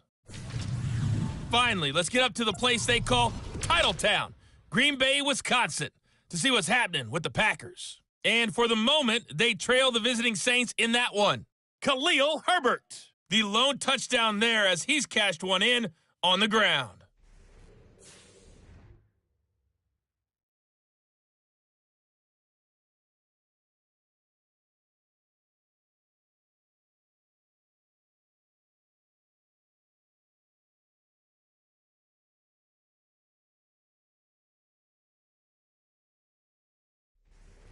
All right, Coach, thank you very much. As we welcome you back for quarter number 3. The Cowboys will get the football first here, and they have the lead as well as we are underway in quarter 3. And no run back here as the third quarter will commence with a touchback. Out comes CeeDee Lamb and the rest of the Dallas offense. And I know that they've double-teamed him a couple times, but not a ton. Whatever they're doing isn't working. He's up over 100 yards. We'll see how they adjust. And when they do that, they weaken their defense in other places as well. And how many times have we done games where we've seen a guy have a big game like this? But it's usually not by himself, is it? Right. Usually it opens it up for other people to have big games as well. And he's upended after a gain of 2 out to the 27. They'll break the huddle, come up on 2nd and 8 at the 27-yard line. A quick throw knocked away and incomplete. Quarterbacks work all the time on manipulating a defense with their eyes and their head movement. In this case, he just stared the receiver down. That allowed for excellent coverage, able to knock that one away. Got a man, and he hits him in stride. And he will have a Cowboys first down as they're able to get the third down conversion. I'm not sure that was necessarily a safety valve or a check down throw on third down. Sometimes just try and find the open guy and get him the ball. He did exactly that and found a way to pick up a first down.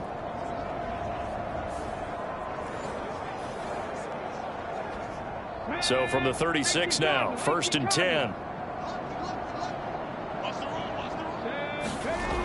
Looking to throw. That's taken in by Watson. And that's good for a gain of 6. And it's 2nd down.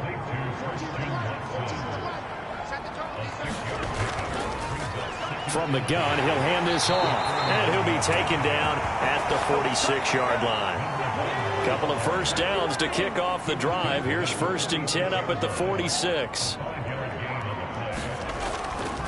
Running game working. They'll stick with it on 1st down. And he's going to take this ahead for right around 3 yards, but no more than that.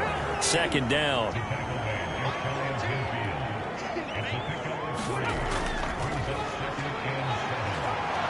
And a good run here as he'll rumble all the way down to the 40-yard line. 50 yards rushing for him now with a couple of touchdown runs to boot. Looks to me like maybe there's a little attrition setting in with this drive, because when you see that type of a run, I get the feeling the defense getting a little bit tired. And that's the last thing they need, especially when they look up at the scoreboard.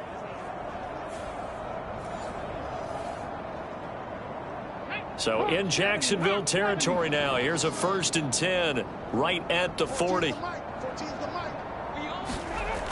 Now they'll switch it up here and look to throw. That's into the hands of Pitts, the tight end.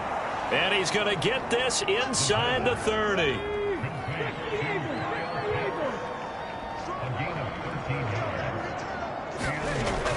Now on 1st down, he'll drop to throw it. Now a loose football. The ball comes out, and the Jags grab it. And a big turnover there as his guys will get the football back. We have seen this before, and we know coaches preach about this and work on it all the time. Catch the ball. You know there's going to be some traffic somewhere. They've got to put it away and secure it as they try and get downfield. Here comes the Jags offense now. Time for their first possession of half number 2. Now they just got a little help from their defense forcing the turnover. Now can they make that pay off in points? They need to, partner. They're down on the scoreboard. Need to take advantage of those opportunities, and this is a good one right in front of them. Officially nothing on that last run. They'll try again 2nd and 10. And Bigsby once more. He'll rumble for about 6 up across the 20 to the 22. And that looked like some pretty easy yardage there right up the gut. And he's a guy that has some height to him. So when you don't have to drop a shoulder or create or get through contact or trash, makes it a lot easier to stay upright, see the field, and make a run as we just saw there. Now whistles here, and I believe one of the Jaguar linemen might have moved. And this offense back to needing 10 yards after the false start. 3rd and 10. Back to throw. Fields. And he can't get rid of it. He's taken down. Will Anderson getting him once again, his 3rd sack of the afternoon. It's been a tough one all game long for this offensive line. They're already down big, and now you know they're just going to come after the quarterback in a big way, don't you? Yeah, they just can't get out of their own way right now. It's created an avalanche, and an avalanche is coming right on top of them.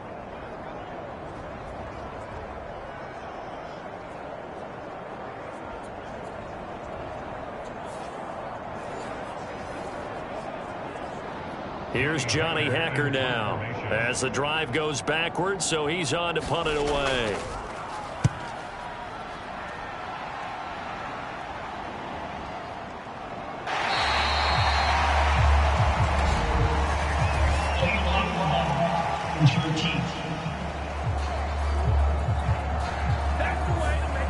So good starting field position for him here as they come up 1st and 10 at their 35-yard line.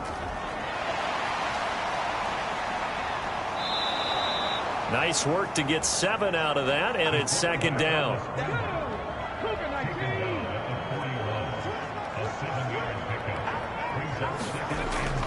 Back to throw. Olave holds it in. 9 yards to pick up there, and it's a 1st down.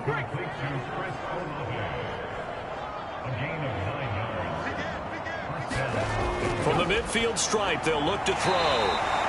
They'll give him 4 yards there, and it'll be 2nd down.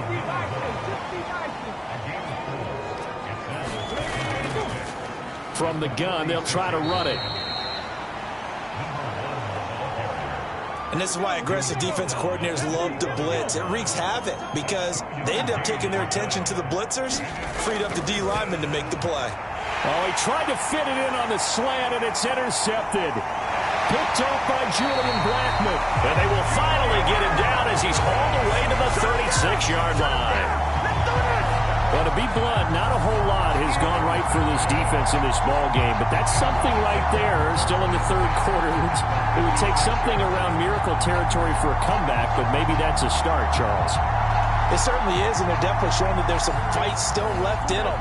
Hasn't been a banner day, but they're trying their best to put that disappointment behind them and find ways to make plays. Oh, a nifty juke there.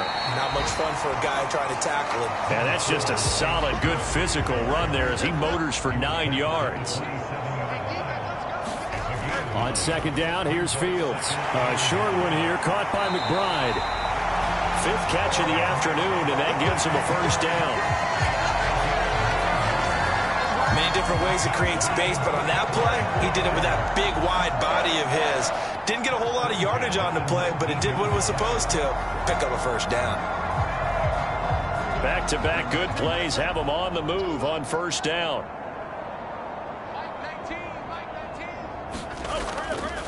Up the middle they go. Henning. Credit him with a 1-yard gain there to make it 2nd and 9.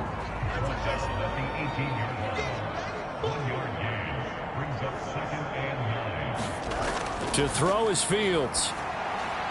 Now they go screen. It's complete. Only a yard there. Sniffed out well defensively, and it brings up 3rd.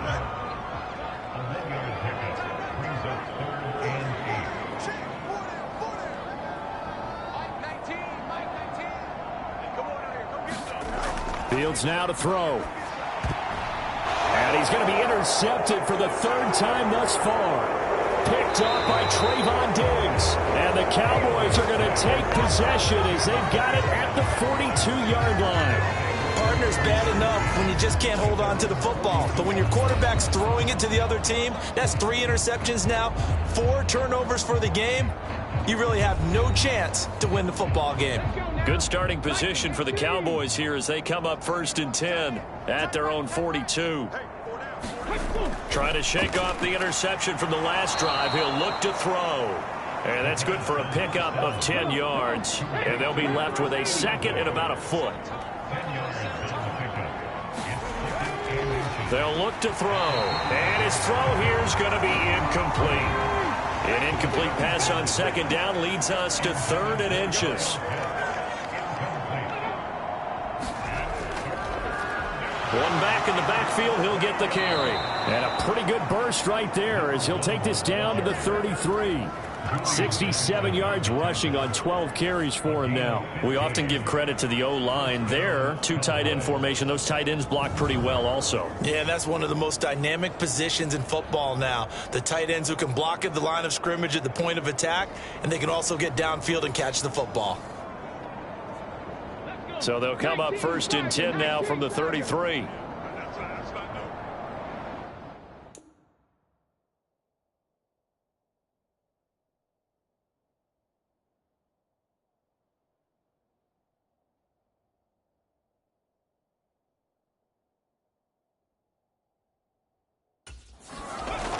They'll drop to throw. Oh, this one incomplete. The pressure got to him as he released it.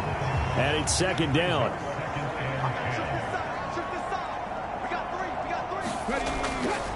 Back to throw here. He'll complete this one to Watson. He'll get only 3 there, so it leaves him with a 3rd and 7 ahead.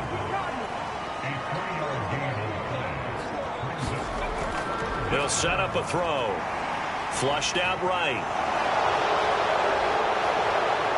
It's so close. He gets it to the 1. Out of bounds right there. Big yardage there on the scramble. It gets him a first down. Oh, Brandon, that's a gamer move right there. Facing third down, steps up, calls his own number, and nearly makes the house call. If I'm the coach, I let him take another one right here. Give him a chance to be the first one to hit the end zone after that effort he just gave him.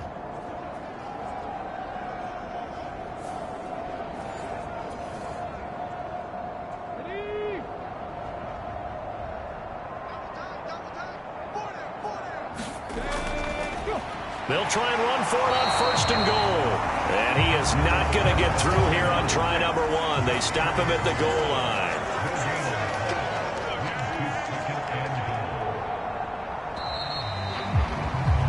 And as they come to the line, they will not be able to get off another play as time has run out on this 3rd quarter. We'll return with more after this. This is the NFL, and it's on EA Sports.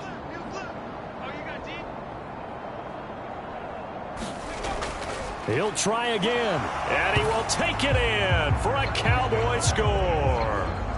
Taking it in from a yard out. And the Cowboys add on to their lead, and it's looking like that win streak is going to extend another week. Sometimes offenses can get too cute down near the goal line, but there's nothing fancy about this one. As Coach Lombardi would say, we get a seal here, and we get a seal here, and we run this play in the alley. And that's good work to hit the hole hard and finish in the end zone. Here's Gay now to add the extra point.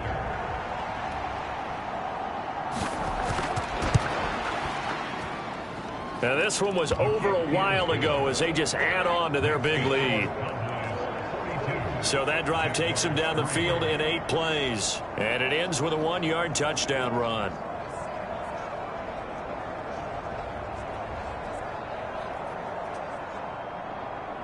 The kickoff team on the field now as they will send this one away.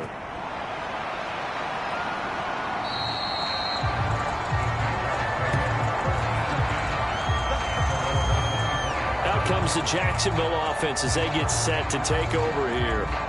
Facing a big 4th quarter deficit here, things not looking good. You know, this offense, though, they've been in the top half of the NFL so far this season, but in this one, well, their defense has really struggled.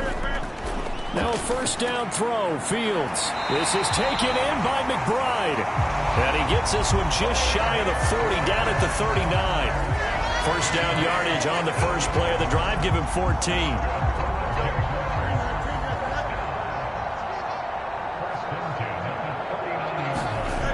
Now they'll throw here, out of the gun.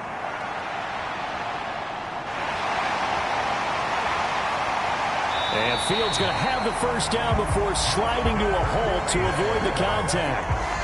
That one nearly 30 yards, 29 officially. It hasn't been the cleanest game for him, but there was a sign of improvement as he looks towards the next one. Nice bit of scrambling to move the sticks, and even more importantly, he didn't risk adding another interception to his ledger.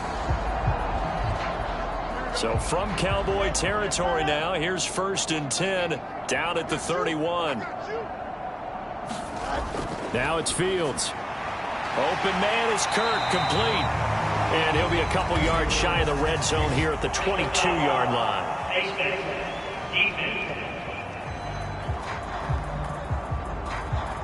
So that a free 15 yards. And it's always a tough one as a defender because a lot of the penalties that you commit, pass interference, holding, when they happen, you actually know what you're doing.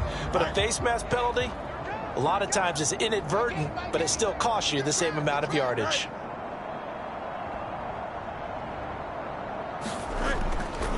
Here's a give to Bigsby. And he'll take this one inside the 10, down to the 8. The ball on the 8. Still could get a first down technically. 2nd and 7. Another run by Bigsby. And he'll be stopped just outside the 5 at the 6. The offense on 3rd down, they've converted 3 times in 8 chances. This will be 3rd and 5. Back to throw. Fields. Touchdown, Jaguars. Calvin Ridley from 6 yards away. And the Jaguars are finally into the end zone here in this 4th quarter. And CD, they just haven't had a whole lot to cheer about here, but it may be cliche, but give them credit for this. They've continued to fight and scratch and claw, and they get the touchdown here in the 4th quarter. And I'm okay with that cliche, all right? Maybe it'll alleviate the sting a little bit, because at least they can look in the mirror and realize they fought all the way through. Horrible game for them, not one they'll want to remember, but at least they'll keep their heads up and have some pride when they leave this stadium.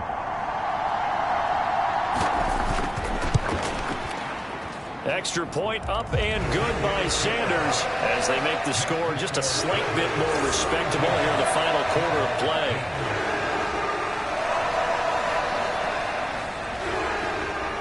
Set now to kick this one away, and off it goes.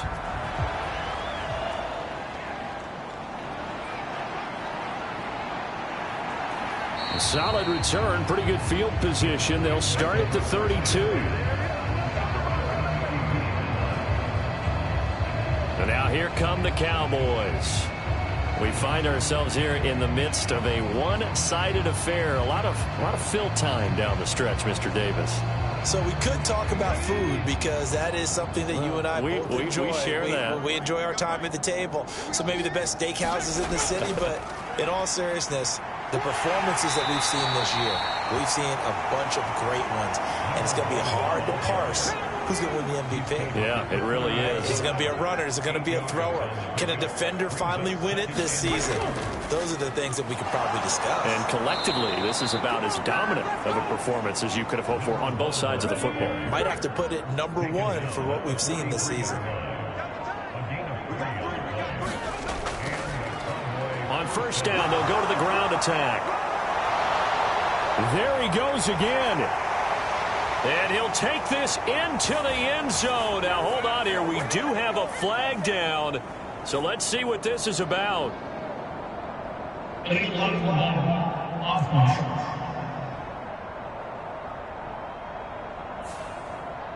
Brutal. So take away the long touchdown. It's a cruel game sometimes, partner. Following the penalty, they'll go back to the run game. This will be stopped about 2 yards shy of the marker. 8-yard gain, 2nd and 2.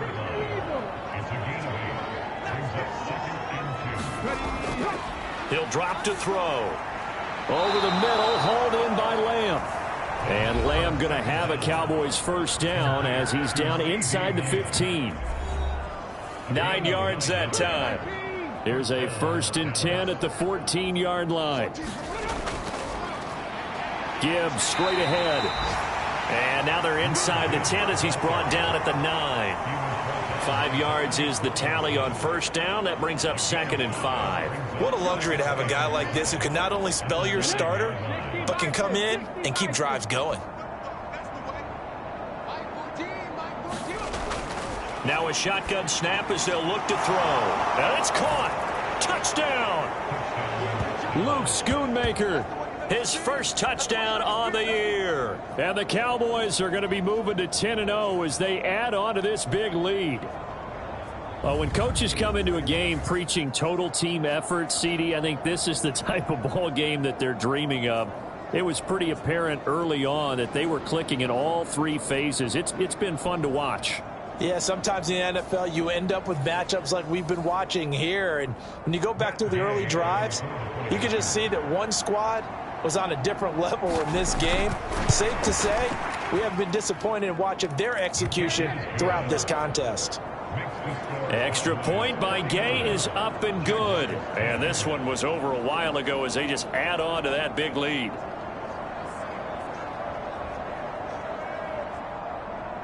The kickoff unit is out on the field, and they will send this one away.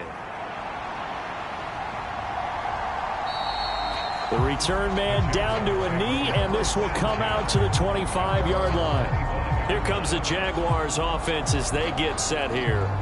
Well, I think that the folks here had hoped that maybe this home atmosphere would carry their guys to a surprise victory, but it does not appear that that's going to be the case. There's too much to handle on the other side in this one. On 1st and 10, here's Fields.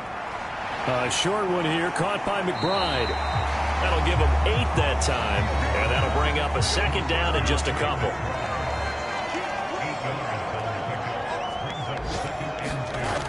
Operating from the gun, Fields. And he can't find anywhere to go with it, and he goes down.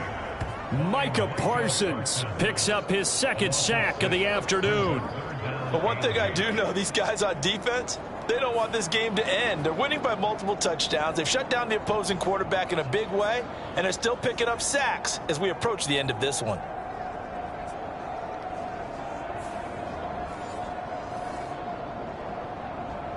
Third and 8.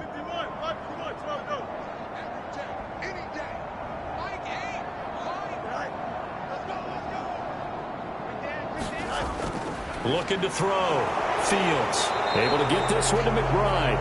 And a good job defensively. They stopped him short of the first at the 32. So instead of giving them another 3rd down, they'll decline it. Brings up 4. Now that's smart football right there. You don't even have to really spend a lot of time considering it.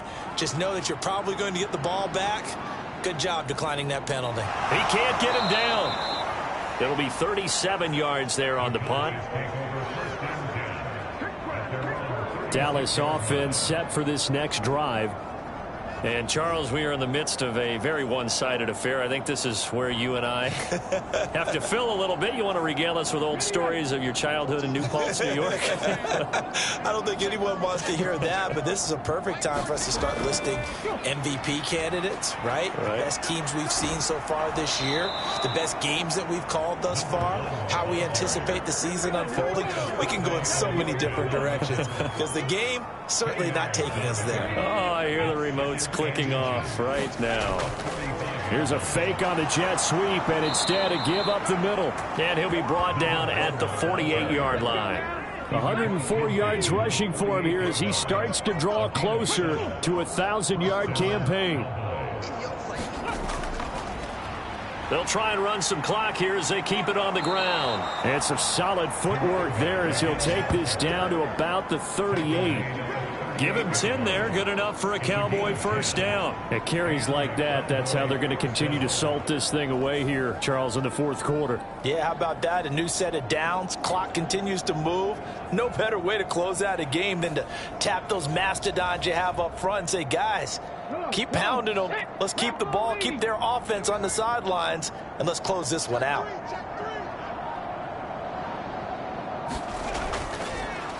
Hands it off out of the gun. And a short gain there down to the 37-yard line. Devon Hamilton with the tackle. Brandon, I've got to think this offensive line has got some smiles on its faces. And I know it sounds crazy, but they practiced for this back in training camp. They knew they'd be in situations where it'd be extra defenders in the box coming after them, trying to keep them from locking down a game. Right now, they want to show the world they're up to the challenge. And an excellent job of finding the opening as he's got this now all the way down to the 22. Give them 15 there, and the Cowboys have a 1st. Just 2 minutes remaining here in the 4th quarter of what has been a one-sided affair. So the Cowboys in possession of the football here as we get you reset. And they have just about put this one on ice as they've got it here 1st and 10. And here's a handoff out of the gun. And some determined running there as he'll pick his way down to the 12-yard line. 10 more there and another 1st down. Well, that's a carry they have to be satisfied with. And throughout this game, they've been satisfied with what he's given them. Whenever they've needed a big run, a 1st down, he's the guy they've turned to. And it doesn't matter what the defense thinks. They feel like they've got the confidence to keep handing it to him and keep picking up good yardage.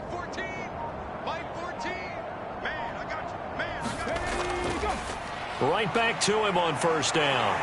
And he'll be taken down here at about the 11. They work now on 2nd and 9.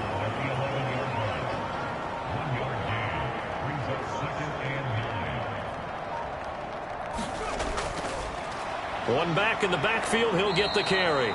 And he'll be brought down this time at the 5-yard line.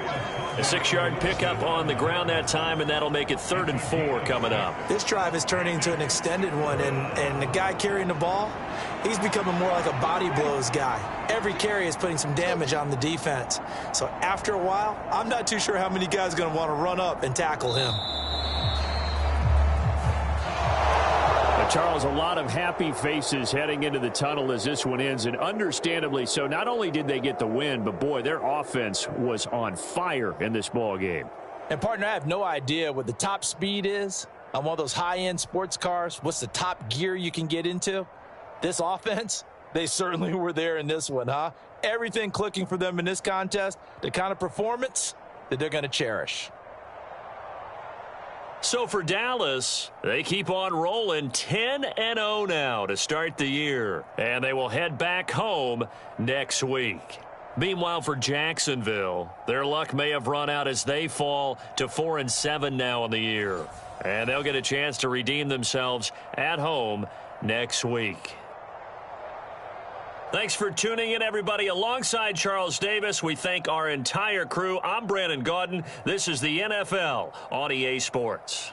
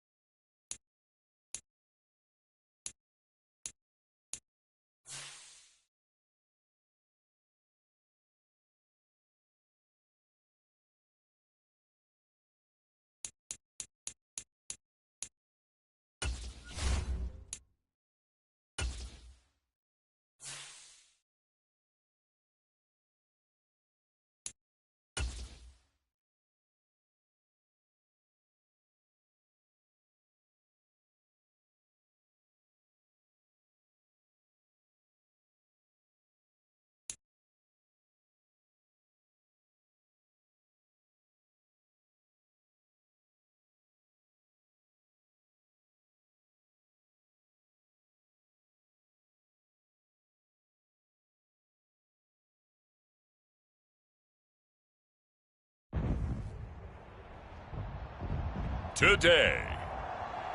From Lincoln Financial Field in Philadelphia, it's Week 11 of the NFL on EA Sports.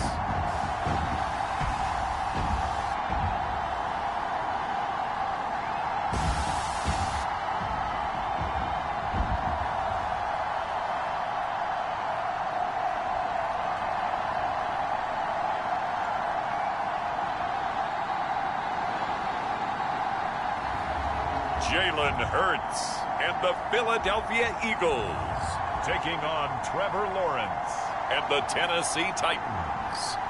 It's the NFL on EA Sports as you take a look there at Lincoln Financial Field in Philadelphia, PA. Today we've got it.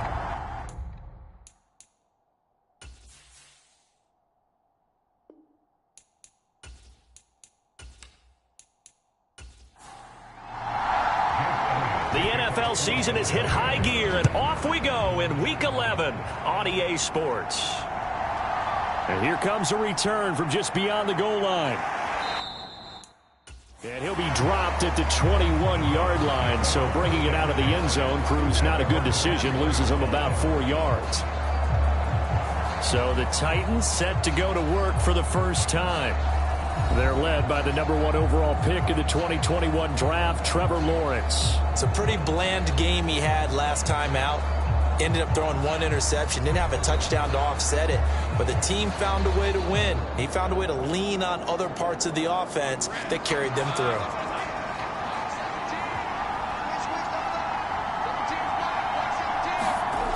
On first down, Lawrence. They set up the screen for Henry. And he stopped right at the 25 after a gain of 5. Here's a 2nd and 5 now from the 25. They go play action now. Lawrence. That's complete to Traylon Burks. And he'll be taken down, but not before they reach the 50. That one covers 24 yards. It's a first down. And time to give some credit to the big fellows, the offensive line here, because you've got to have good protection on crossing routes, because you've got to give your receiver time to work all the way across the field. That time able to scan the field, spot his receiver moving left to right, and make a good, accurate throw. Thank you, guys.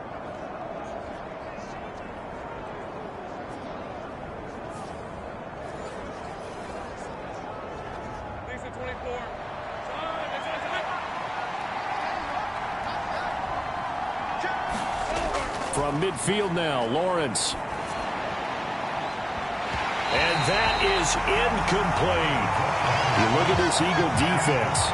They were very solid last week in the victory over Baltimore. One thing you always look for when you're evaluating a defense, how opportunistic are they? How many takeaways do they get? How about last week's game? The number was 6. Phenomenal performance. 2nd and 10.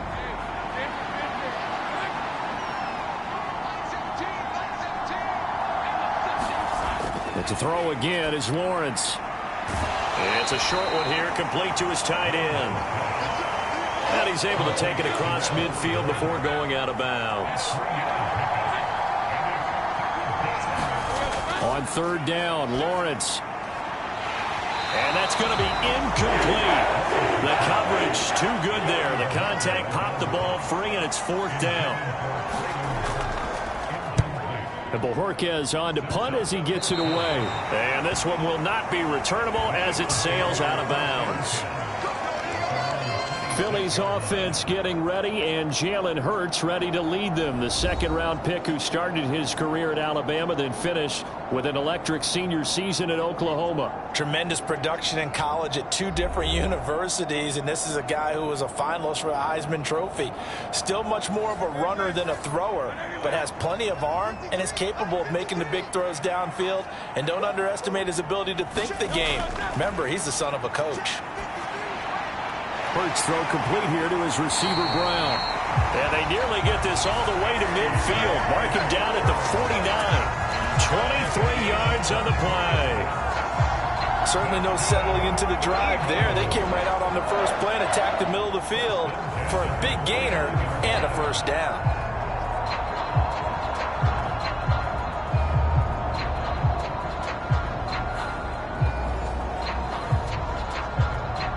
So one play, and they're already just shy of midfield. 53, check 53. Hurts sets up to throw it. That's caught by the big tight end, Dallas Goedert. Here now, 2nd and 4.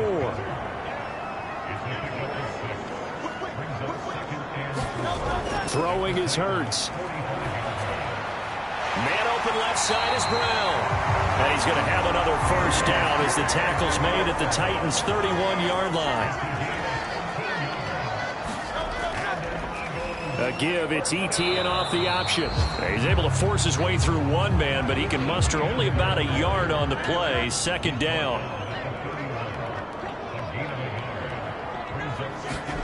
From the gun, it's Hurts. Open man, that's Devontae Smith. And he's going to have another first down as the tackle's made at the Titans' 18. They give him 13 yards there on the play and a fresh set of downs. So from inside the 20, here's 1st and 10 at the 18. Here's Hurts to throw. Open man, he's got him. That's Smith for the Philadelphia touchdown. Devontae Smith, his 4th touchdown on the year. And the Eagles get the upper hand as they're on the board first here this afternoon. One of the keys to their long winning streak has been scoring first. An ideal drive right there, getting the first 6 points of the ball game. Do you go back to our meeting with the offensive coordinator? Remember what he told us? Absolutely. With some teams, I script to probe in the early part of the game. Other teams, I script to attack. They've been in attack mode for these ball games and continue that in this one. Elliott good on the extra point, and it's now a 7-0 game.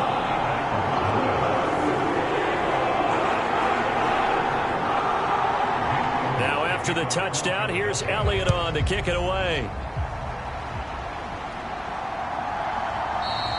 And there will not be a return here. It's a touchback, and it'll come out to the 25-yard line. The Titans coming back onto the field for their 2nd drive.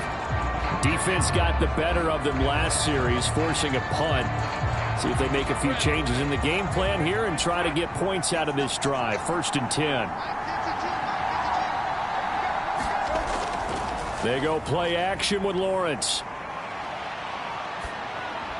A short throw pulled in by Bellinger. And he'll be upended at the 28-yard line. Just a 3-yard gain there. Here's 2nd and 7 now from the 28. Now a first carry for Derrick Henry. A pickup of about 3 yards as he's taken down at the 31. You look at this Eagle defense. They were very solid last week in the victory over Baltimore. No matter what coverage was called, they were in the hip pockets of the receivers all game long. I mean, they were running the routes with them. Turned out, they were right there on every single ball thrown and came away with 5 interceptions. Looking to throw, Lawrence. It's a short one here, complete to the tight end. On 4th down, on is Corey Bojorquez to punt.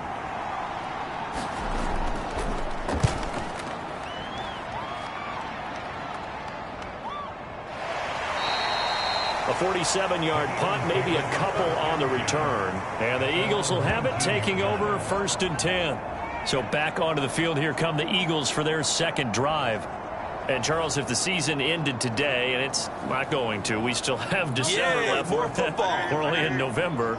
But they would be a wild card team. And that's great. They'd be in the playoffs, but you know they're trying to. This time for Smith, and it's intercepted. Andrew Booth picks it off. And they will finally get him, but not until he's all the way down inside the 15-yard line.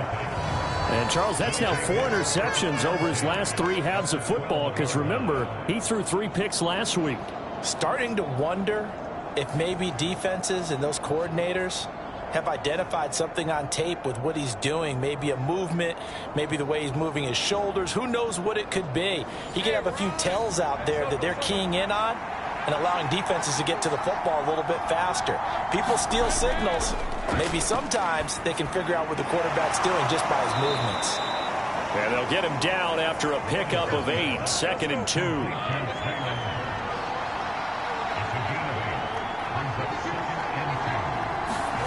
Here's Lawrence.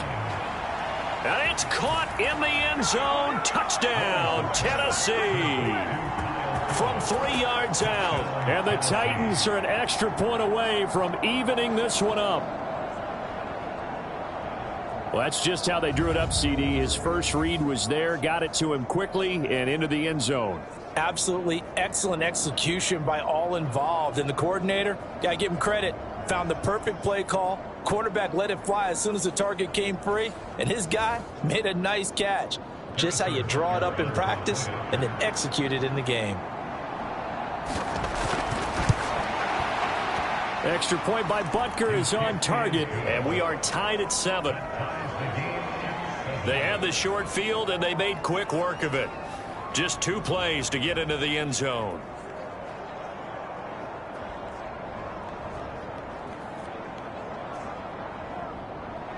So all even at 7 now as they kick it away.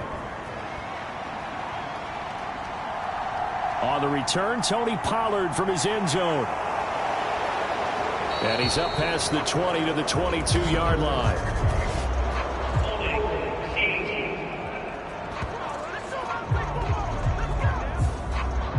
Hurts and the Eagles come up here 1st and 10 from back at their own 10-yard line. They'll look to ETN to start things out. And he'll take this ahead for about 4. 2nd down coming up.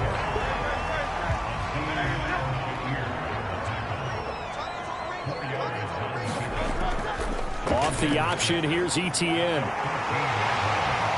And he's dropped just shy of the 25 at the 24. It's an Eagles first down on a gain of 11.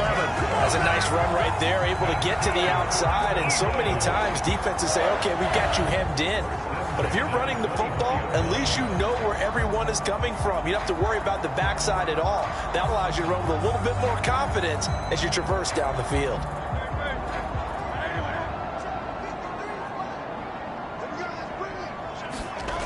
On 1st down, Hurts. Out route, and it's complete to Brown. And he'll get this up to the 34-yard line. From the 34 now, here's 1st and 10. Hurts going to keep it running right. A nice little juke. And able to break 1 tackle, but then quickly brought down. But a nice little gain. 6 yards there on the keeper. It's 2nd down. The Eagles at 8-1 on the year. They come in here hot. I mean, over the last 9, Charles, they are 8-1.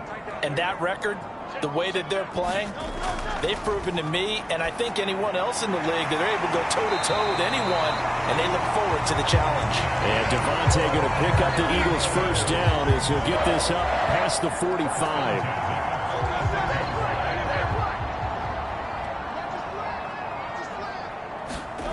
Hurts. Over the middle, complete to Judy. And a gain of 4 gets him right to the midfield stripe. Well, this defense for the Titans, they were fantastic a week ago in that win over Houston. I have to admit, I was extremely impressed by what I saw on tape because they stayed in the face of the quarterback the entire game, ended up getting 4 sacks total, and made it difficult for him to step up and find receivers downfield.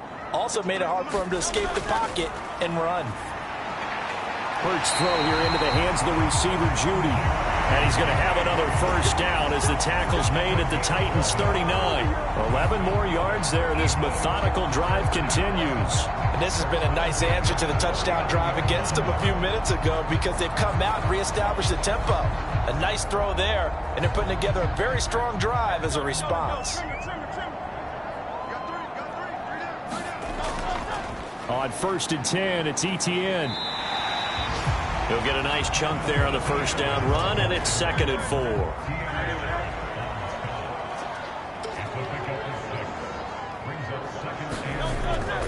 And they'll go again with ETN. And he'll go down at the 28. A gain of 5, good enough for the first down. Well, they came into this game saying it was important that they set the tone and show that they can run the football. And I believe that they've done that here in the first quarter. On 1st and 10, it's Hurts. A window closed up there, and it's behind him and incomplete. It certainly looks like they still have some fight in them on this series because it seemed like things were headed for the red zone. But if this defense gets 2 more stops, they can keep them out of that area. Now a 2nd and 10.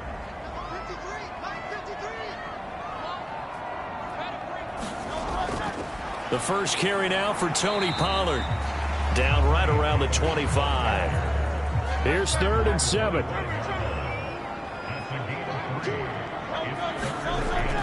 Now back to throw.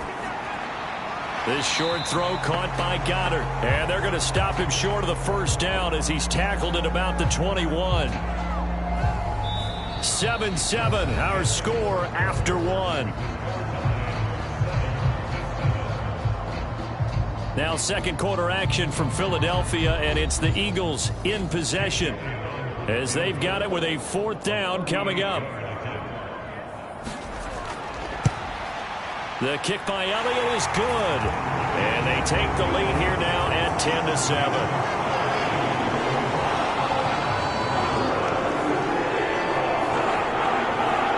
So they're able to end that drive with 3 points in this one-possession ball game. And ideally, you want to end every drive with points. Most quarterbacks would tell you, let's end it with a kick, right? A PAT, that's number 1. Field goal you'll take. Punts, you really don't want to do that. In this case, they'll take the field goal and get prepared for the rest of the game. And here comes Tennessee as they get set to take the field. And they'll just simply be looking to build off the confidence of the last time out where they scored a touchdown. And confidence is powerful, isn't it? When you've scored once, you feel like you can go back out there and get it done again. Doesn't matter what the defense throws at them. They feel like they're in a groove right now, and they want to get out there and show it. Yeah, hoping to stay in that groove here this go-around. 17 yards on that play for the Titans. And maybe that touchdown on the previous drive has re-energized this offense a little bit. They've been kind of sluggish until then. But they're showing signs of life here, and they get good yardage that time and a 1st down.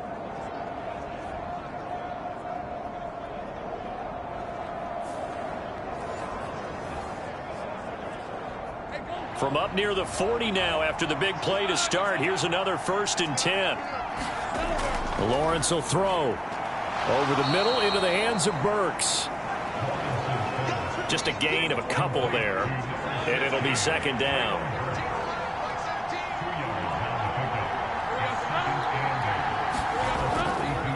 They'll fake the jet sweep and run up the middle with Henry. And he'll take this for about 4 up to the 46-yard line. This now a 3rd and 4. Lawrence. Able to find the open man. That's complete. And he will have a Titans 1st down as they're able to get the 3rd down conversion. Well, they have certainly gotten him involved in this first half, and on 3rd down, they looked his way again. And what a delight for his quarterback to find him and keep the drive moving.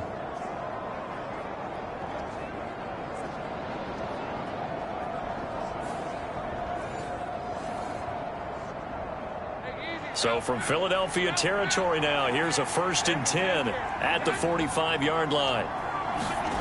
Now Lawrence. Eagle pressure, too much this time. Down he goes. It'll be a loss of 10, and it'll bring up 2nd. Well, for last week's performance, which was so good, he was named NFC Defensive Player of the Week. He got a lot of praise, and understandably so, from national media. Looking pretty good on that play, too. And I love what he told us this week before the game. He talked about how much time they spend working on pass rush moves, every position, because anyone could go after the quarterback in their defense, and you can see how they've all absorbed their lessons. Now Lawrence to throw. This will go to Henry out wide. Calling a gain of 3 on the play. And they're going to face an uphill battle here on 3rd and long. From the gun, it's Lawrence. Now he'll dump it underneath to his running back, complete. They'll get only a yard out of that, and it'll bring up 4th down. As a defense, you're more balanced when you're in zone coverage because you're able to keep your eyes on the quarterback and see the play develop in front of you. They're able to keep the quick pass in front of them and stop it right at the line of scrimmage.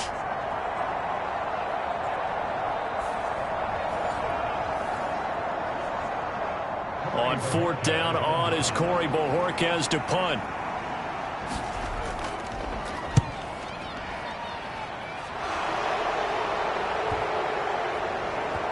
Oh, and what a play on special teams here. This is going to be down inside the 5, all the way down at the 2-yard line. So holding on the return, and that's going to back him up to start the drive. He was trying to get the job done correctly, just trying to clear a little space for his returner. Ended up getting a little too much jersey and hooked the guy, hence the flag. And he'll get him a little bit of breathing room across the 5 to the 6-yard line. Smith, the man in motion left. Now a fake on the jet sweep, and they'll instead run up the middle. And he'll work free from one tackle, but that's about all as he's taken down. 3rd and 4. Throwing from the gun, it's Hurts. Pass taken in by his big tight end. And he is going to have an Eagles first down by about 3 yards or so as they wind up getting 7 there on 3rd and 4. Certainly worth noting he's now 1 catch away from 600. He's at 599 in his career.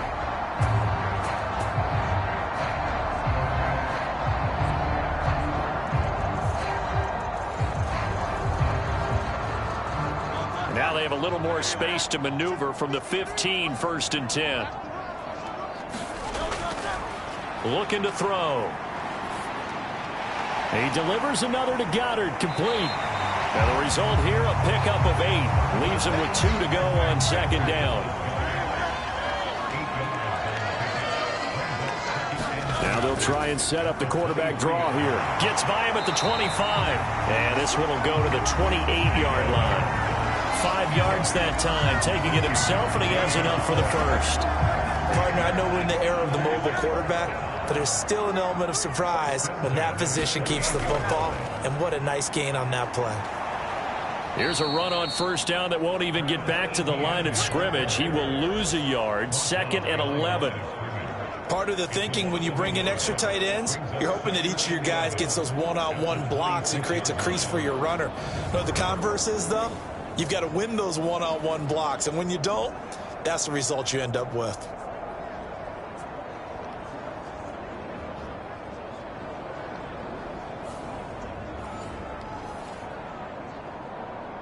Looking at a 2nd and 11 now after the loss.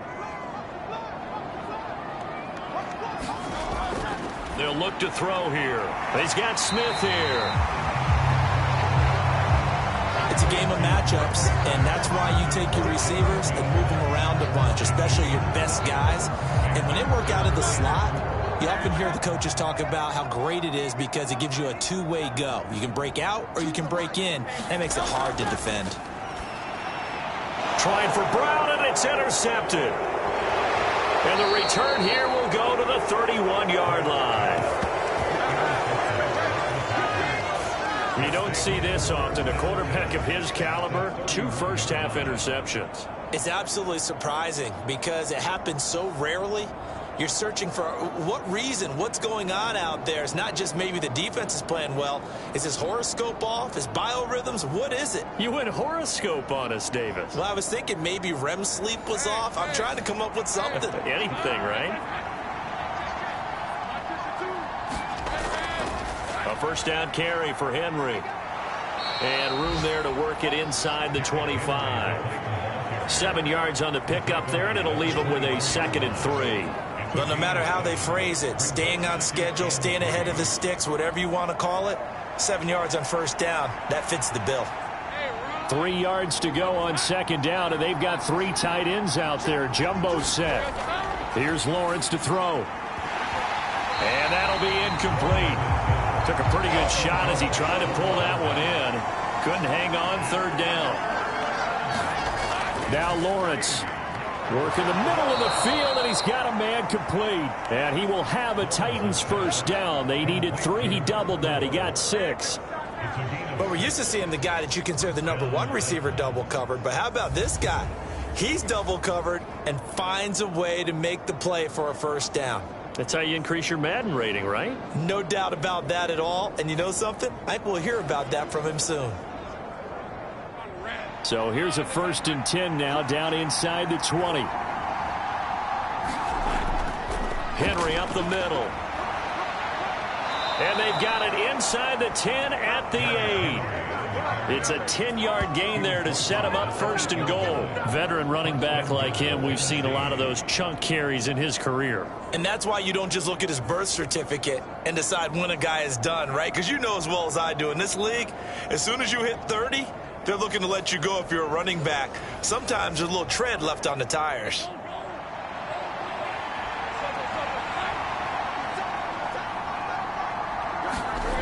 From the shotgun, Lawrence.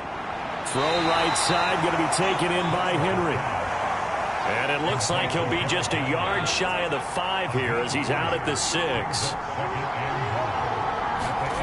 Now Lawrence to throw on second down. Got a man, and it's taken in for a Titans touchdown.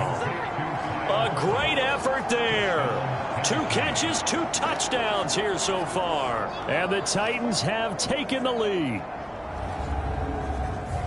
Well, only the 2 catches for him thus far, CD, but both of them have resulted in touchdowns. And I think he's on the bench right now, Brandon, smiling at his position coach and telling him, all those times you talked to us about efficiency, I'm living it right now. Butker on for the PAT.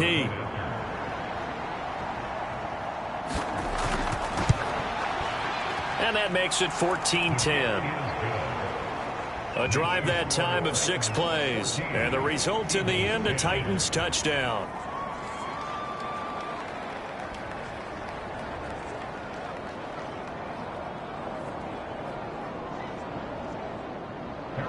Now after the touchdown, here's Butker on to kick it away.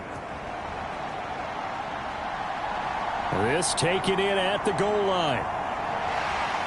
And the tackle going to be made right there at the 25-yard line. Here's the Philadelphia offensive unit now as they head out to take over possession. It's still early in this one, Charles, but the last time this offense was out there, they threw their first interception of the ball game, so trying to avoid repeating that mistake here on this drive. And to put a positive spin on it, at least it happened in the first half and not in a close game in the fourth quarter. But you're absolutely right, partner. One of the last things this offensive quarterback wants to witness again in this game. Kind of an obvious question, Charles, but anything you try to avoid after your first pick, or you say it's 1 interception, we're still in the first half, I'm going to do the same thing? I think you want to avoid playing scared, and put it into the mind of the quarterback that you've lost confidence in him. Make sure you get some throws that he's going to be able to complete, make him feel good about himself, and continue to run your offense. And able to get this one across the 45 before he's brought down. First down now, but the clock continues to move.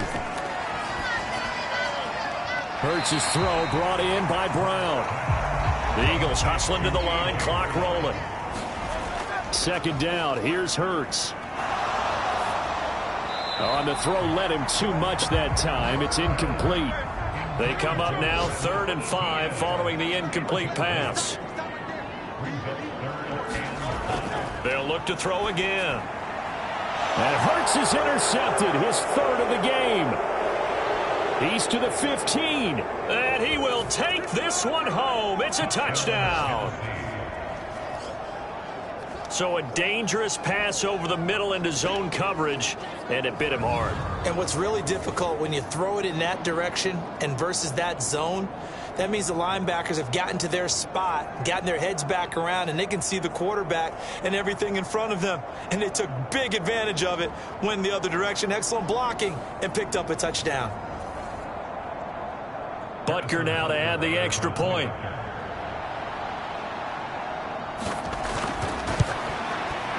It's good, and it's 21-10.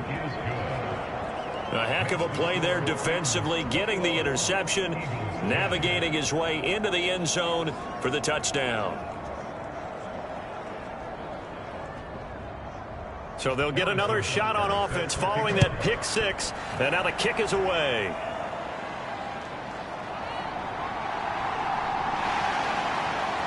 And it's a pretty good return here as he'll get this up to the 29.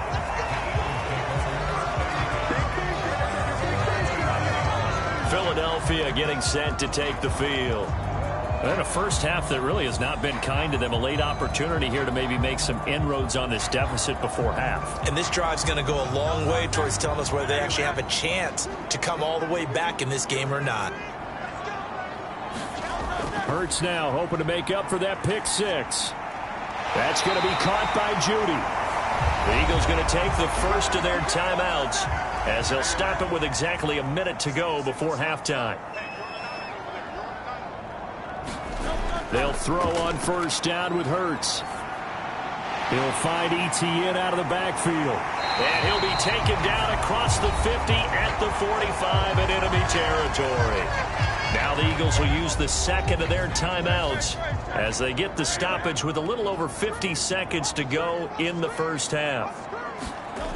On first down, he'll drop to throw. This short throw caught by Goddard.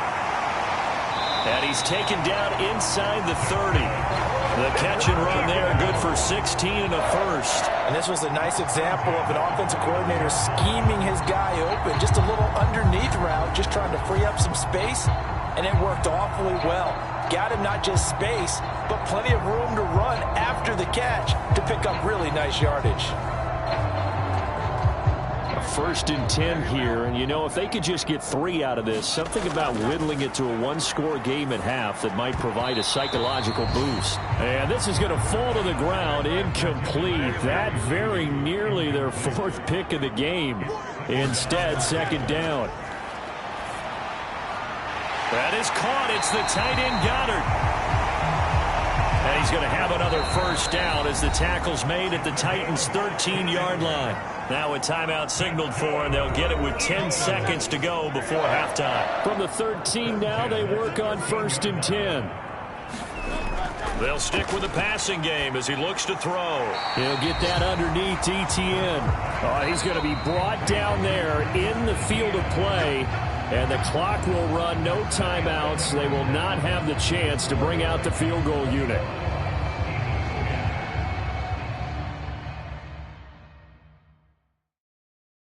All right, Brandon, thank you very much. The NFL season going to be about 2/3 complete after this weekend, so lots to get to as we check out what's going on here in Week 11. We'll get started up at FedEx Field in our nation's capital, and it's the Giants who have the lead as they approach halftime. Donovan Peoples-Jones, a touchdown reception. From there, we move to H-Town to check on the Texans at home at NRG Stadium. And for the moment, they trail the visiting Browns in that one. Deshaun Watson has thrown a touchdown pass. Finally, let's get up to the place they call Titletown, Green Bay, Wisconsin, to see what's happening with the Packers. And for the moment, they trail the visiting Saints in that one. Khalil Herbert, the lone touchdown there as he's cashed one in on the ground.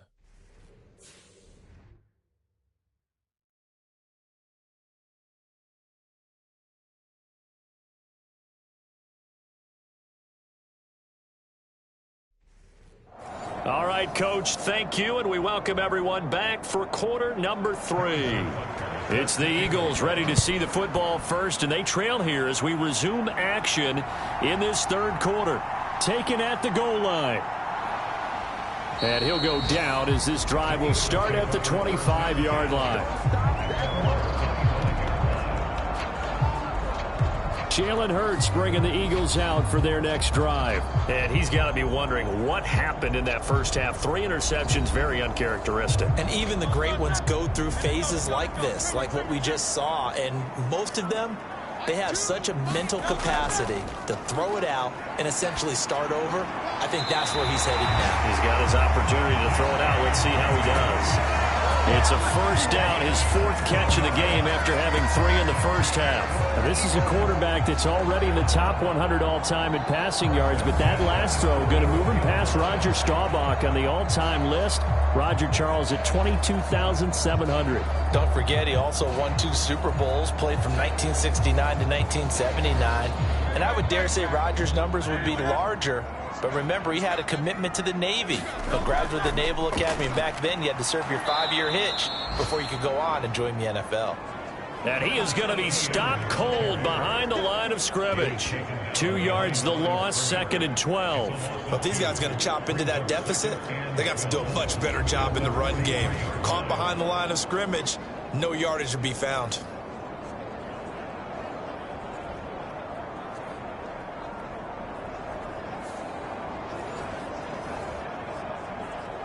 Now they contend with a 2nd and 12 after the loss. Back to throw. Got his man complete over the middle. It's Smith. So the completion good for just 3. And that's going to set up a tough 3rd and 9. Well, there wasn't much there with that hitch route. They didn't gain what they expected. But sometimes when you call a hitch, you really don't have an alternate to go to. You don't have a second route to throw it to. So sometimes you have to rifle in there and hope for the best. This offense in desperate need of a conversion as they come up on 3rd down. They'll set up a throw. And that's complete ETN out of the backfield. And he gets this to the 48, but no further. Well short of the line to gain. 3 yards, all they could muster there, and it'll bring up 4th down. And that's a good job there by the corner. We do talk about this a lot, that a lot of corners see their job as simply covering receivers. Tackling isn't everyone's thing. But in this case, he came up quickly and made a nice, short tackle. The Eagles send out their punter now as he's on a punt for the first time this afternoon. No returning this one. It sails out of bounds, and they'll spot it right at the 20. So here are the Titans to take over on offense. They were able to defeat Houston last week. They lead things here as well as they try to make it 2 victories in a row.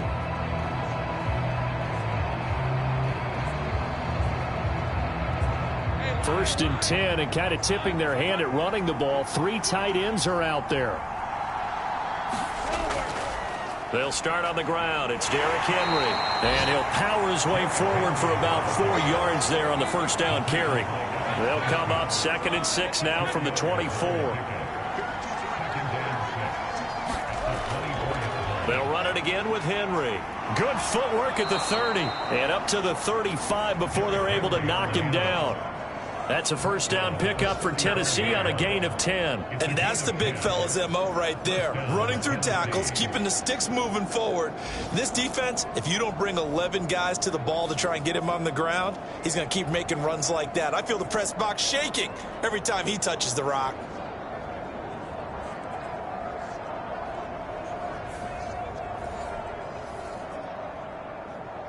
A solid run by Derrick Henry, and here's another 1st and 10.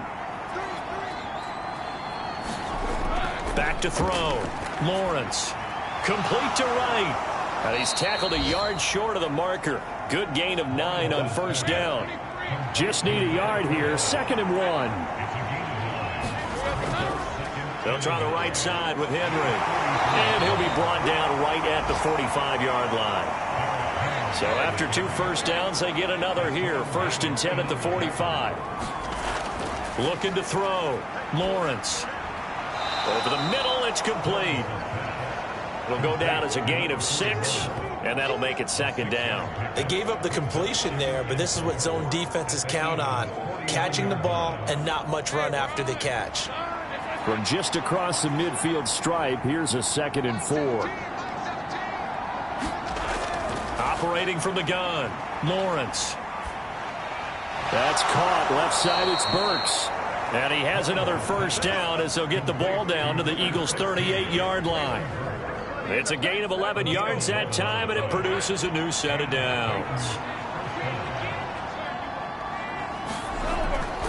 Back to the ground now. It's Henry. And he'll get it inside the 35.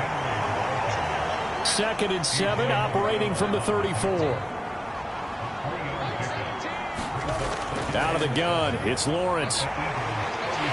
Pressure comes, and down he goes. The Eagles get there for the sack. Hassan Reddick in there to get him sack number 14 for him on the year. The passing game's been struggling a bit today, and that was the latest example. Haven't been getting much yardage out of it, and now on his back after the last play, he faces 3rd and long.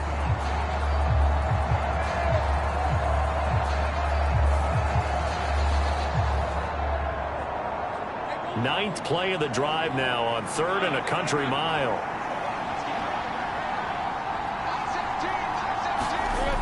Back to throw. Lawrence. And he has another first down as they'll get the ball down to the Eagles' 16. Boy, a nice play there as they wind up converting on 3rd and 15. And that's well executed there on third down. And I love the confidence that they had to let their tight end try and find some space in the middle of the field, right in their quarterback's line of vision.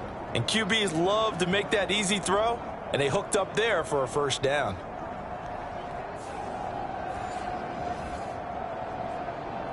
So the ball down to the 16 here for 1st and 10. Inside handoff, Henry. He will push his way down to about the 14. Here's a 2nd and 8.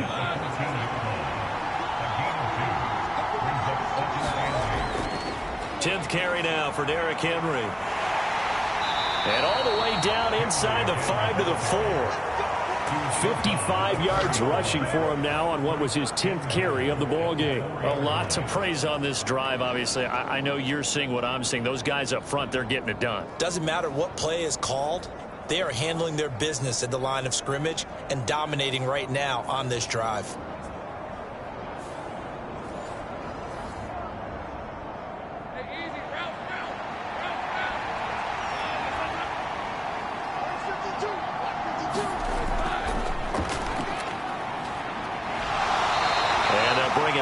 After just a short pickup.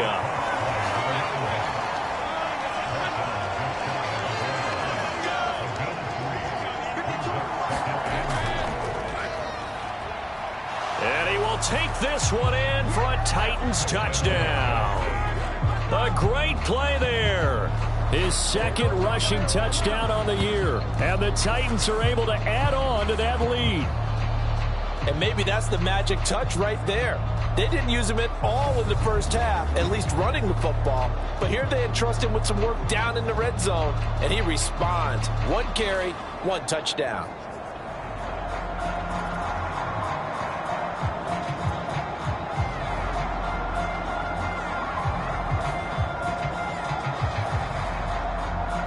Butker on for the PAT.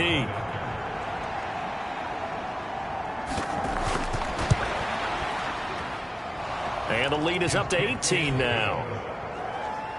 So that one a 13-play drive in total. And it ends with a Tennessee score. Now after the touchdown, here's Butker on to kick it away.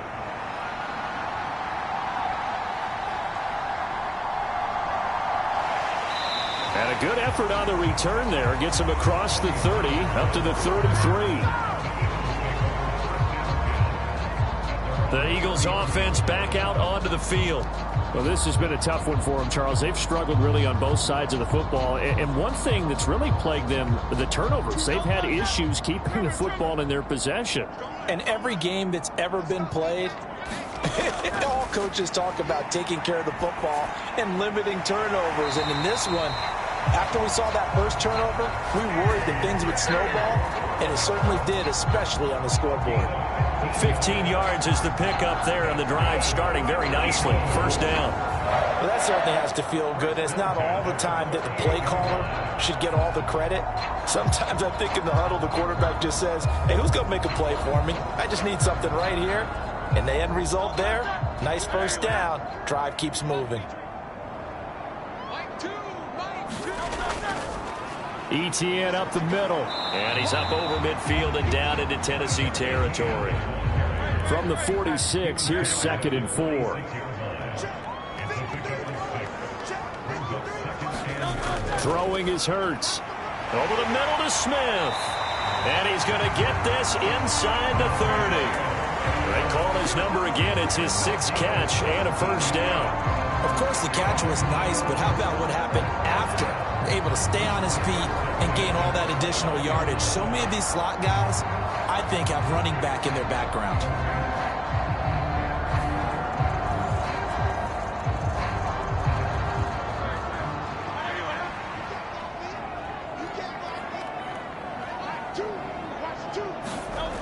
Hurts sets up to throw it. Open man, he completes it to Judy.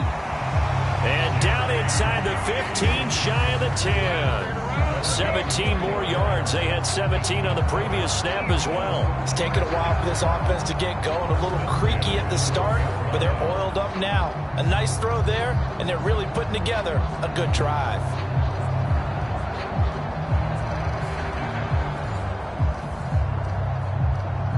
From down at the 12, it's 1st and 10. Here's Hurts to throw. This will be caught at about the 6. And the Eagles are looking at 1st and goal as he's tackled all the way down at the 2-yard line. Boy, how about the speed with which this offense can get down the field? It's taken them no time at all to get down here, and now they're set up with a 1st and goal. 1st and goal, and they got to be thinking a chance to get right back into this football game. Back to throw again. He's got it. So no gain on the play, and it'll bring up a 2nd and goal. 2 of their 3 red zone trips so far they've come up empty on. They'll look to reverse that trend on 2nd and goal. And this is caught. For the moment, it's a touchdown, but multiple flags down, so let's sort this out.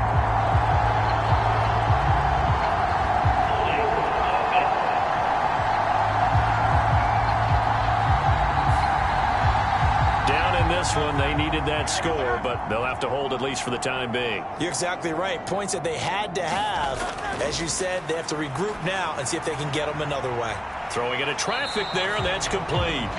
Able to get 9 out of that pitch and catch, but now 3rd and goal.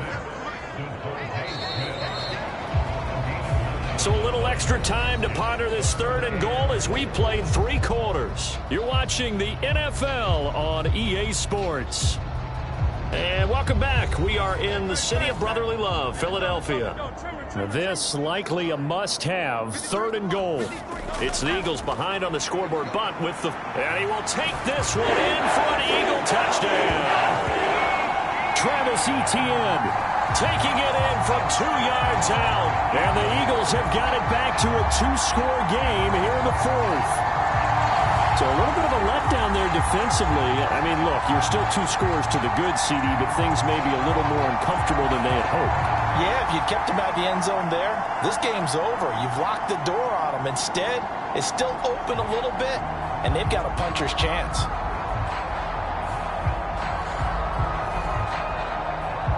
Elliott on for the extra point.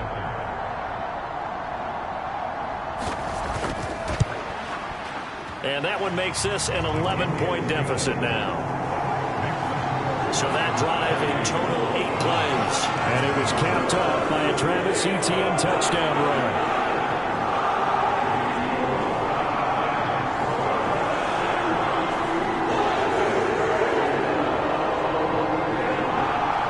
Now after the touchdown, here's Elliott on to kick it away.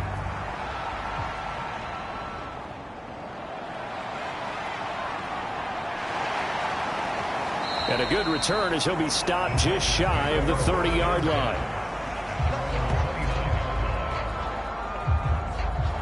The Titan offense now working their way back onto the field. Well, there are 2 scores on the plus side. Still time here in this 4th quarter, but maybe you start thinking about playing keep away? Yeah, I think here's the situation. You're not thinking touchdowns anymore. You're just thinking 1st downs. To keep up with your theme there, playing keep away, 1st downs, they can't touch the ball. And he'll fight forward on the straight-ahead running for just a couple of yards. 2nd down. Good job there keeping him to a short gain. Of course, he's coming off a really terrific performance. Reigning NFC Defensive Player of the Week. And I know people get caught up in, well, if you're the reigning Defensive Player of the Week, you must have made a bunch of spectacular plays. I think you mixed in a few of those, but most of the plays are just like we saw there. Keep them to short gains, make the fundamental tackle.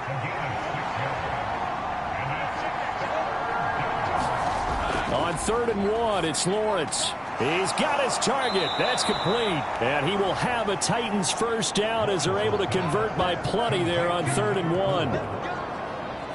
And that pickup of a 1st down, that's going to leave a mark because they really needed to stop them there, didn't they? Oh, so frustrating. Defensively, you're a play away from getting that football back here down late. Tough. Now they've got to find a way to create a turnover or takeaway. Otherwise, this one will probably get away from them. Let's go.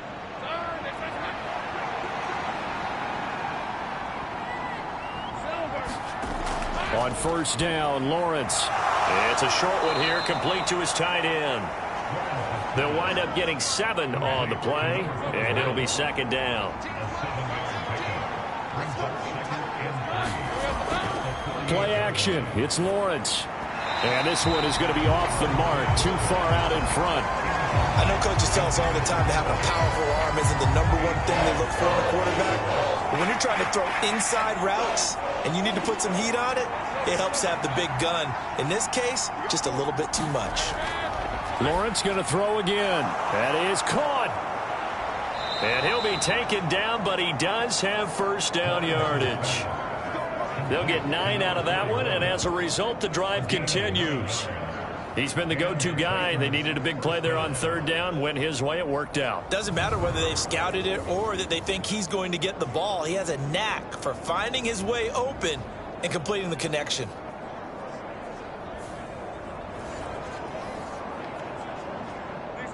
So from the 39 now, they'll come up on a 1st and 10. Here's Lawrence. The throw here right sideline falls incomplete.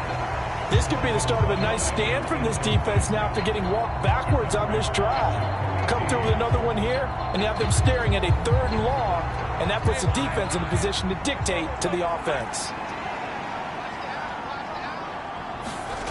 Again, it's Lawrence. Henry's got it out on the left side. 5 yards. Now it's 3rd and 5.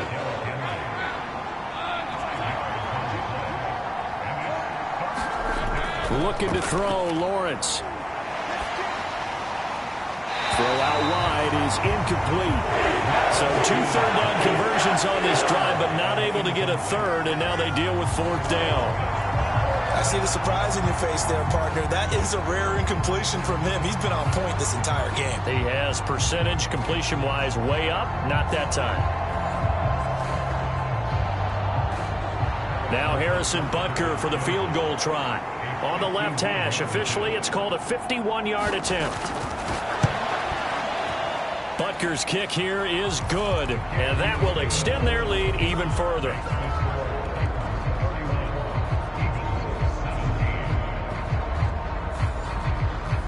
So that maybe not a knockout blow, but I suppose certainly every little bit helps when you're trying to salt one away in the 4th.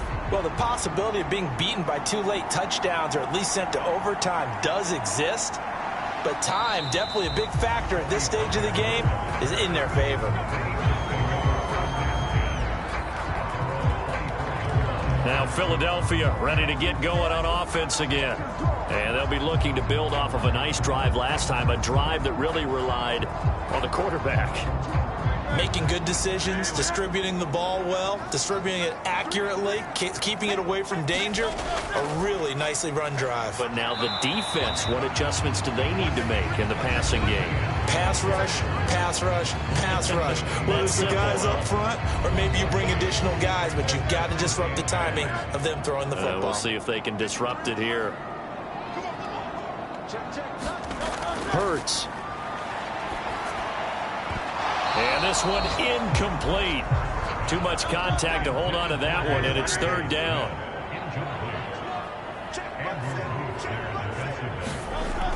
They'll set up to throw. And this pass broken up. Excellent coverage there on 3rd down, as that was not an easy one to hold on to.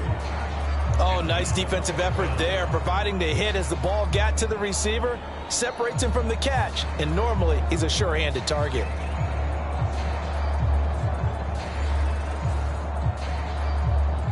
The Eagles send out their punter now, as he'll punt it away for the 2nd time.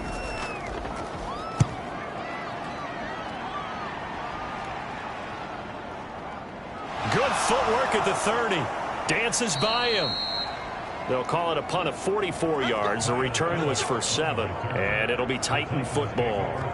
Tennessee offense set to go again. They've got a chance now to put this game away following that last defensive stop and punt. Good starting field position for them here as they come up 1st and 10 at their 35-yard line. Now Lawrence. And this nearly an interception, but it's incomplete. Well, a turnover really would have helped him there, but not to be.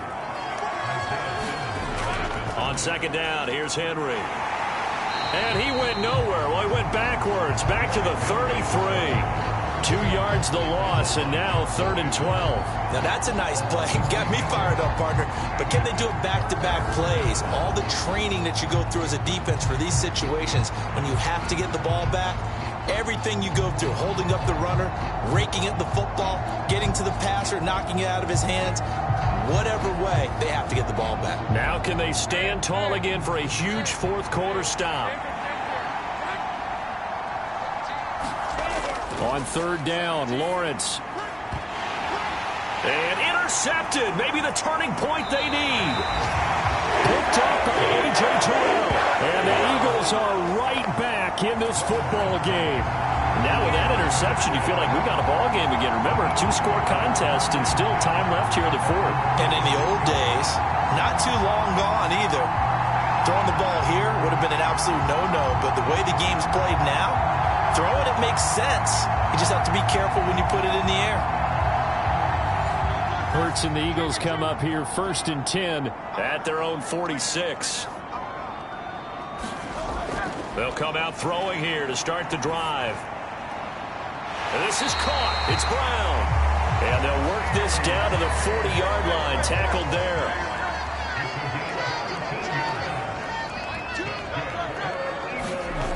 On 1st and 10, it's Hurts. He'll get this out to the flat for Etienne. And give him 6 yards here as he stopped near the 35 at the 34. On 2nd down, a run with Etienne. And brought down, but not before they're inside the 25. 49 yards rushing for him now as he's carried it 13 times. Despite the score, despite the deficit, no quitting this guy. He's running angry, running through arm tackles. He wants to change what that scoreboard is saying.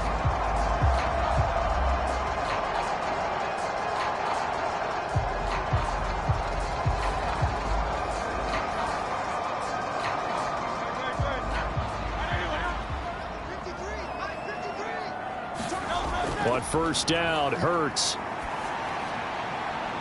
This will be caught. Judy. And he'll be out of bounds about a half to a full yard shy of the 5. Another big hitter there. This one good for 18. Good yardage on the completion there. And when they look at the scoreboard, they do understand a field goal is not going to do them any good. My guess, they're going to press the ball downfield as far as possible, try and throw it into the end zone and get a score because they know they've got to get that done and get the ball back as quickly as possible. 1st and goal, and they got to be thinking a chance to get right back into this football game. And they'll run with Etienne. And he'll take it into the end zone for an Eagles touchdown. Travis Etienne with now 2 fourth-quarter touchdowns. And the Eagles have made it a one-score game again here in the 4th. He's having a nice little game. Maybe already has an eye on that 3rd touchdown. And how about what our producer, Christian McLeod, likes to say when they've scored touchdowns like this? He's put a tent up in Touchdown City.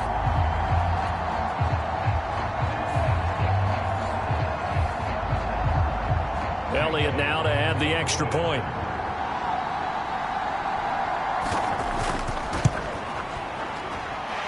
And that'll cut the lead down now to a touchdown. 5 plays there on that drive. And it was capped off by a Travis Etienne touchdown run. Now after the touchdown, here's Elliott on to kick it away.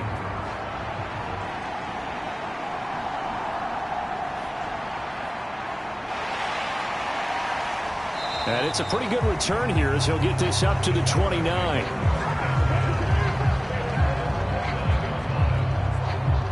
Here's Tennessee ready to begin this drive offensively. I'm curious to see, Charles, about the play calling on this drive. Last time out, the interception that led to a touchdown. Here we are. I mean, very close, one-score game. Yeah, and if I'm a defender, I'm actually chirping to you on the other side of the ball, saying, hey, we picked off the last one. What you going to do about it now? So when you do throw the football, high percentage, but throw it with confidence. Because if there's any hesitancy at all, it could end up in enemy's hands again. 2nd down and 3. Now a handoff to Henry. And he'll get about 3 out of that up to the 39-yard line. The offense on 3rd down tonight, they've hit on half of them, 5 for 10. They're looking at 3rd in the nose of the football. pass taken in by his big tight end. And he'll take this to the other side of midfield before going out of bounds. Second catch for him today, and it'll wind up a first down. And that certainly appears to be a critical conversion right there, because not only do they keep the drive going, they take valuable time off the clock as well. They have to feel really good about that last completion.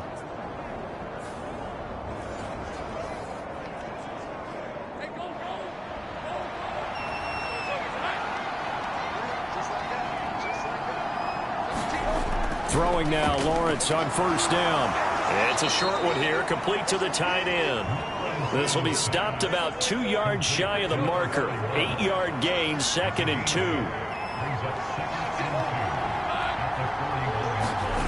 Lawrence. Eagle pressure, too much this time. Down he goes. Buried for the sack by big Jalen Carter. They were trying to set up a screen there, but that one just too slow in developing. Yeah, too slow in developing and well read, because that ends up being a bad feeling for the quarterback.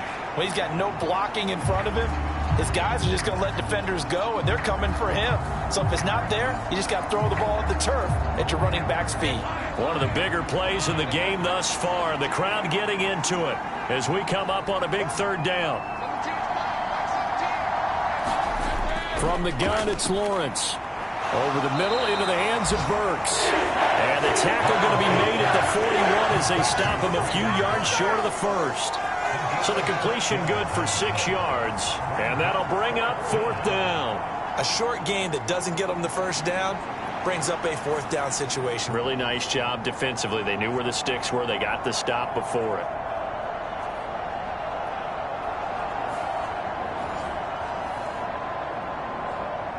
The offense staying out. They're going to go on 4th and 2.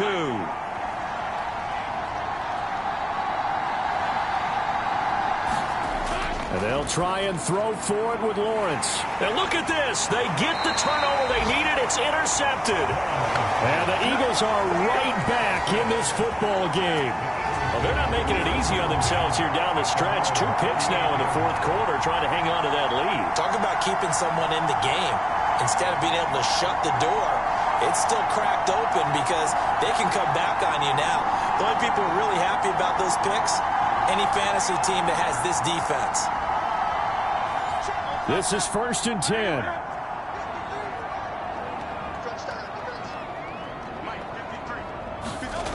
They'll try and start this drive in the air. He's going to hit his man out of the backfield, complete. And a pretty little juke move there on a nice gain. Get it! Get it!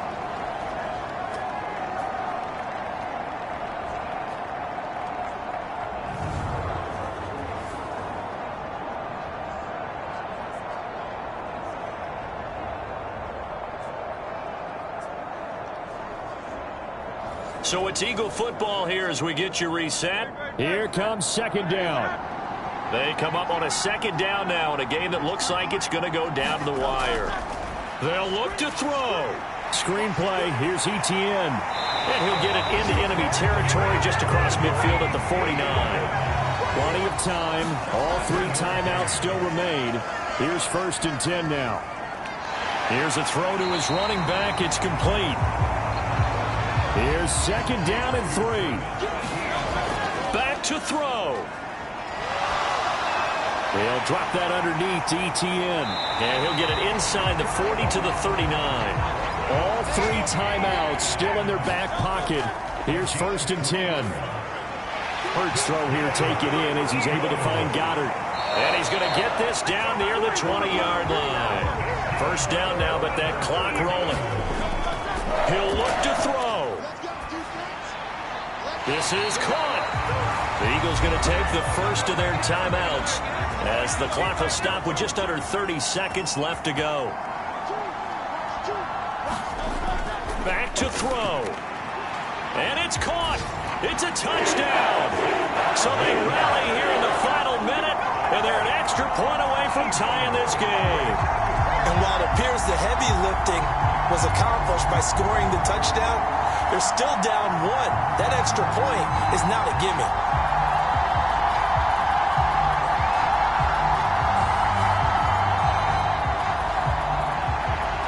Elliott on for the extra point.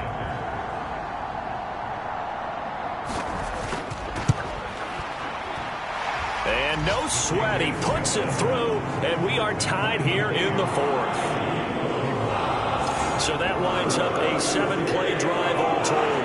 And the touchdown and PAT mean we are tied here in the final minute of play. This one, all we could have asked for. All tied, final minute as it kicks away here. Now a hit and a loose football. And it's picked up by the Eagles. And down inside the red zone at the 19-yard line. And careless with a football there on the kick return. And one thing I love about going to practices is trying to get around coaches and hear their catchphrases and what they really emphasize. We haven't been to a single one yet this year where a guy fielding a kick, you don't hear, tuck it away, tuck it away, tuck it away. And this time, they turned it over. Ball security eluded him. And I believe the referee's been buzzed. Yeah, they want to take another look at this call, and it's certainly a big one here late in a tight game. Now the question, was the knee in fact down before this ball comes loose? And is the video convincing enough to overturn it? A lot of factors here. Remember, you also need clear possession of football afterwards. This is a tough one to overturn.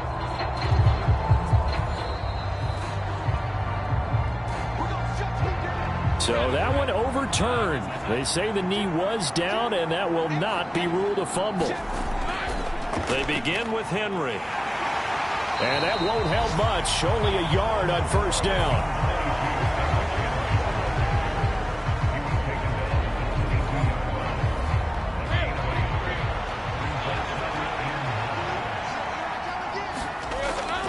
Henry again on second down. And he'll be taken down right around the 27. So 4 quarters wasn't enough, and we are off to overtime. Don't change that dime. And here in overtime, if the team that receives the ball scores a touchdown, it's over. If they don't, we can still have some more football. That's exactly right. If they go down and kick a field goal, the other team gets a possession to either match it or score a touchdown to win the ball game. If both teams kick field goals, the next team to score wins. But if the receiving team throws a pick six or fumbles the ball and it gets picked up by the defense and they score, the game is over at that point. So it's the Eagles who will get the first chance to go down and find a winner as they'll get it here, and we are back underway. Pollard to return from the end zone. And they'll get him down right around the 25, actually the 26 officially, so a net gain of 1 there.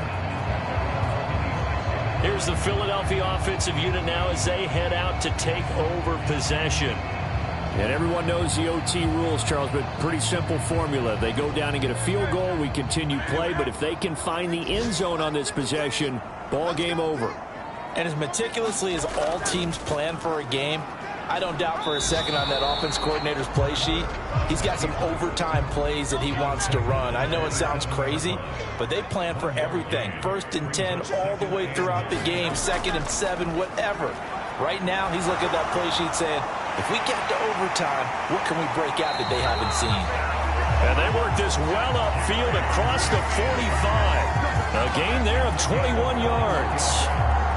And you definitely could make the case we might not even be in overtime had he not thrown 3 interceptions in regulation.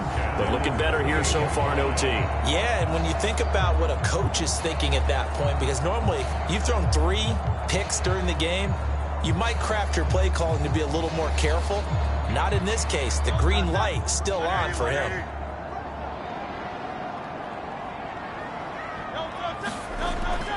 On 1st and 10, it's ETN.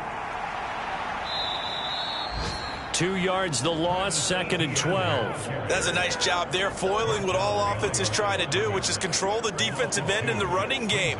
They want to get to the outside, and if he keeps himself free, stays on his feet, he can make a play just as he did there.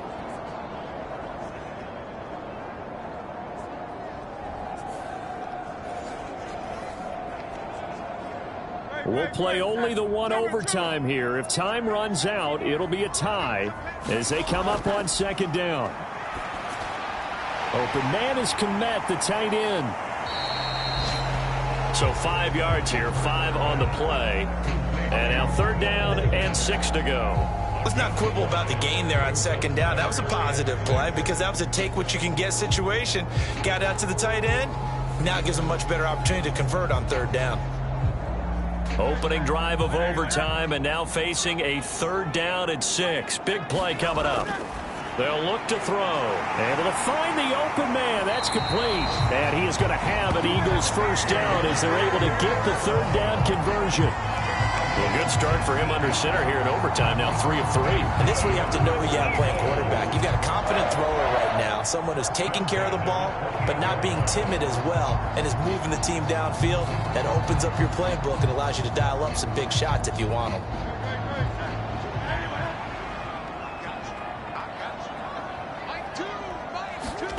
They'll throw on first down with Hurts.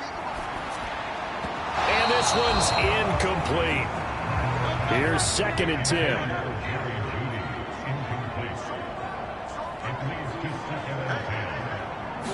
They'll set up to run the quarterback draw. Oh, look at the juke.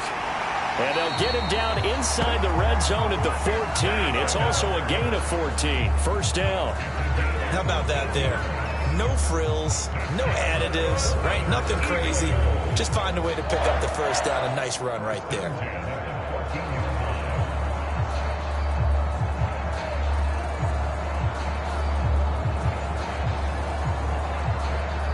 Here's a 1st and 10 at the 14-yard line.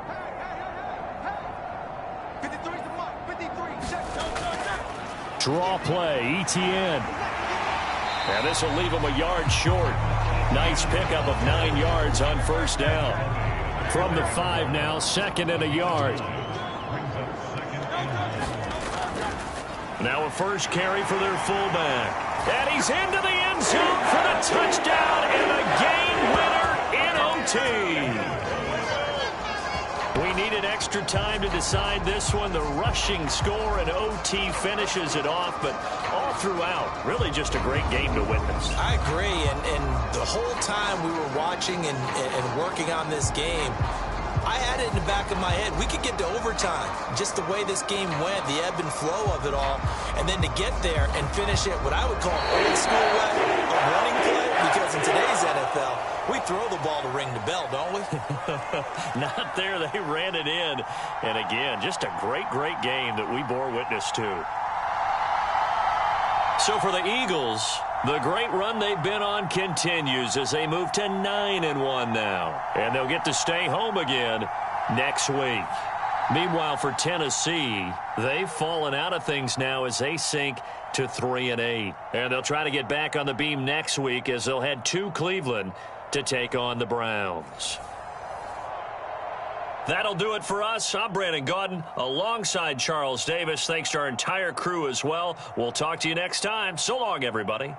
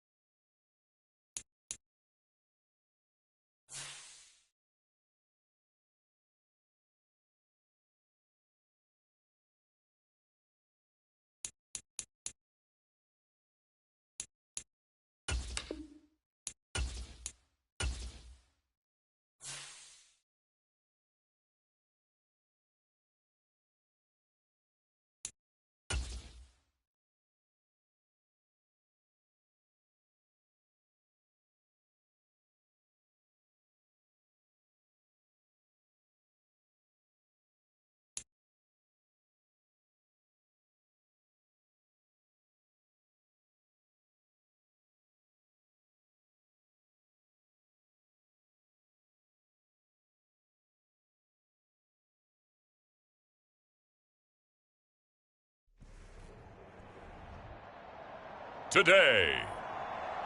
From M&T Bank Stadium in Baltimore, Maryland, it's Week 11 of the NFL on EA Sports.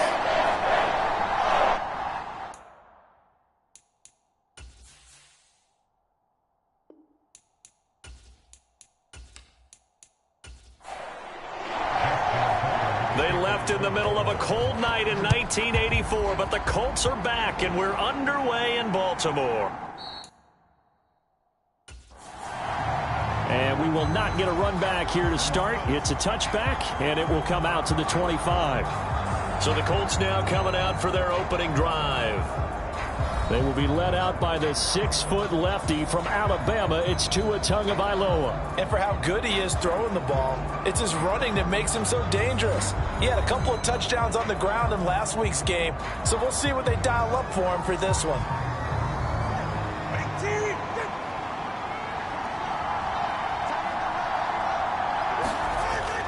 And they'll go with a ground attack. And right away, he lost the football. And it's picked up by the Ravens. And they have the football and will take over at the 24-yard line. To put it mildly, that is not the way anyone wants to start off a game. You fumble on your first offensive snap. But now what you're worried about is, does that linger throughout the game for your guys on offense? And how's the defense going to handle it? Because no one expects to run out on the field on the first play and have to all of a sudden start to play themselves. So here are the Ravens with great field position to start out. And they'll be led out by a guy who has a couple years under his belt in the NFL, their third-year quarterback. And so often when you've stolen a possession, as they just did there, the first play, picking up the fumble, the natural inclination is to attack, go after them big. Sometimes what you just want to do is put the ball in the hands of one of your best players and one of their favorite plays and establish your dominance that way.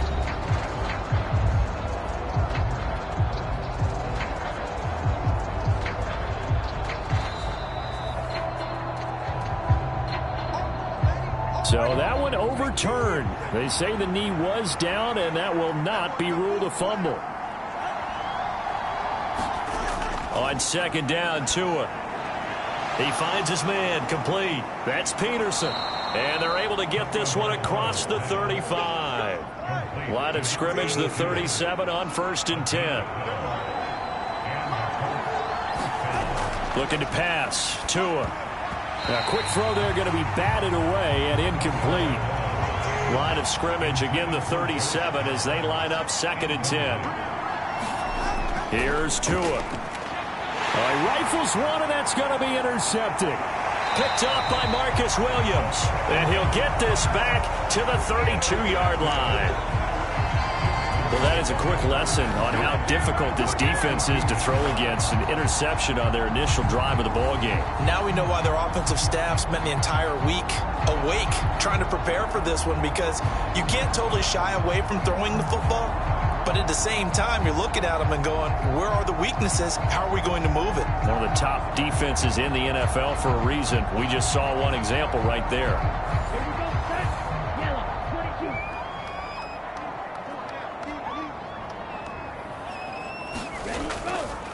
On 1st and 10, it's Dobbins taken down at the 30. The numbers for him from a week ago: 18 carries, 71 yards, and a touchdown. And those numbers have both he and his blockers motivated this week. They saw that yardage total climbing, but stopped short of 100. Every one of them has to be driven this week to help him reach the century mark. Now Dobbins again on 2nd down. And he's going to get this pretty close to a first down at the Colts' 23. And for the Colts, an extra defensive back in there now on 3rd down. They'll look to throw here. Work in the middle of the field, and he's got a man complete. And he will have a Ravens first down as they're able to get the 3rd down conversion. After getting that turnover on the first drive of the game, you'd hate to just stall out the momentum, go 3 and out. They're able to avoid that there. And we talk about complementary football all the time, but I think it's a little bit deeper than that. Defense went out, forced a turnover, gave the ball to the offense. It's now the offense's responsibility to pay that off for them, to show respect to them. Hey, you guys got a turnover? We appreciate it. They want to continue their drive. They'll run up the gut with Dobbins. And effective running here. He'll take it down inside the 10. Ball on the 8. It's 2nd and 4. Another run here with Dobbins. And he'll be brought down here at the 3-yard line. 1st and goal, a chance to convert that early turnover into points. Dobbins going to be hit and met at the line of scrimmage. They get him down at the 3. They'll go again from the 3 here on 2nd and goal. Gibson will get down close to the goal line, but not in, as he'll be marked down at the 1. Now, they'd really like to make the short field pay off. We'll see if they can, but this is 3rd and goal. They'll try to pound it in with Ricard. And he'll get in. Touchdown, Baltimore. Patrick Ricard, his 2nd rushing touchdown on the year. And the Ravens take the early turnover and convert it into an opening touchdown. And when the smaller guy can't power it across the goal line, Charles, sometimes you need to go with a fullback. They did. It worked. What's that thing about force and mass? How's that? Oh, yeah. Force equals mass times acceleration. Oh, that's big-time stuff. That's from the same guy the apple dropped on his head, right?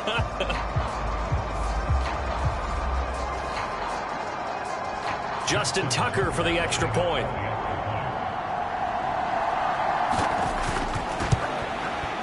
He hasn't missed an extra point all season, and he won't miss this one either, and it's 7-0. So that drive goes 8 plays, and it ends with a 1-yard touchdown run.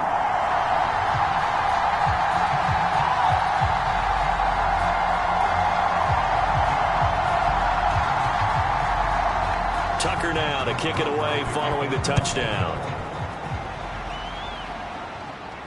This fielded right at the goal line. And not much happening on the return as he'll get this to about the 23. Second drive coming up here for the Indianapolis Colts.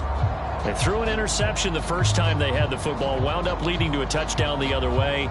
How do you approach drive number 2? Going back to your game plan coming in, everyone has matchups that they like better than others, where they think they have an advantage. Dial up some of those plays. Try and go to those spots and get your offense moving. And he goes down. The Ravens able to get to him. It looks like a loss of right around 11 there on 1st down to set him back on 2nd. Well, that's an excellent way to get the pass rush activated. The first sack of the game for them comes on the first play of the drive, and it makes it very tough for the opponent to pick up a 1st down now, playing behind the sticks.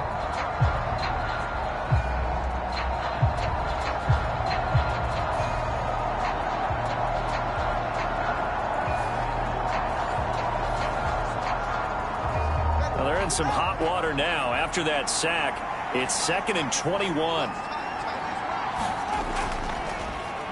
Running right on the option is Tua. And he'll take this one only up to about his 13-yard line.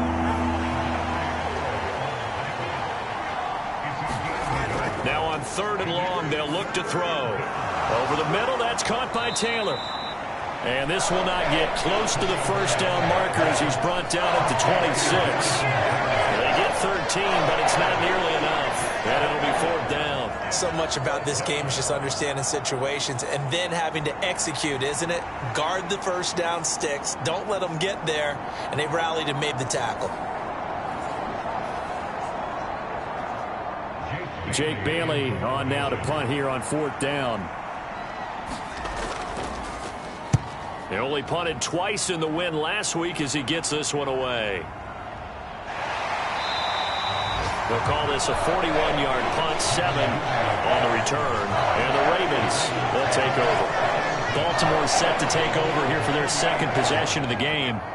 And there, of course, was a lot of talk about this ball game coming into play. 2 division leaders in the AFC. Could this be a potential playoff preview down the line? Yeah, and I think when you're talking about the talk about this game coming into play, you're talking about me because I blew up your phone all week prior to this one. I was so excited about this game because, to me, it's not out of the realm of possibility that these two teams see each other again down the road. I like this matchup. They match up very well against each other. A short throw caught by Andrews. And he goes out of bounds. It looks like right at the 50.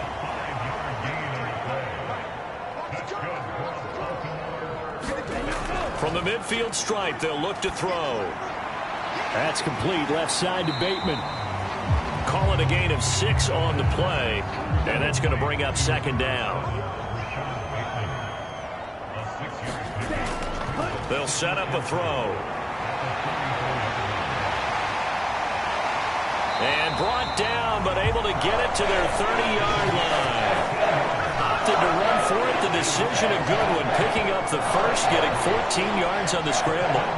As he came to the line of scrimmage, he knew he didn't need much to reset the chain. So when he saw the space he needed, no hesitation. He went to the marker and got his guys a first down.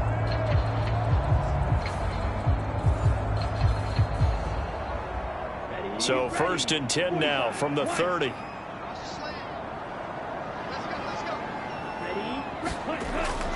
A give up the middle to Dobbins. 5 yards on the carry. Good pickup on first down.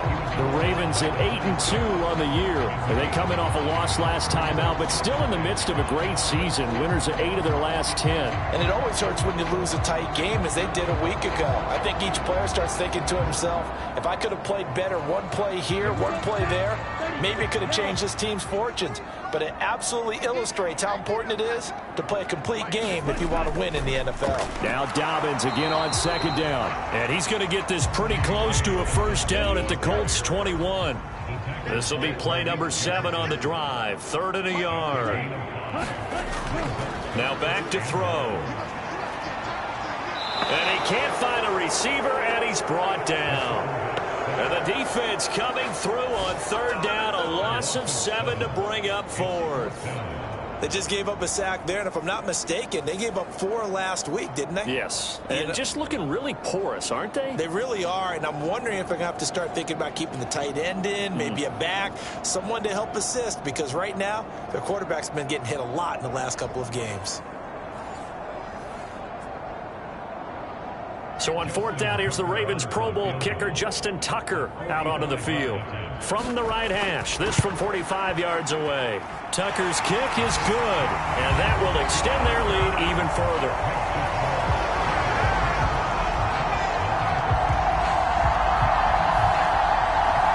So as it turns out, that sack doesn't wind up costing them, Charles. They at least get points, get 3 of them. Yeah, that's where your kicker can really come to your rescue, because you know, after the sack, there was a little consternation there. Are we out of field goal range? Are we going to be able to get 3?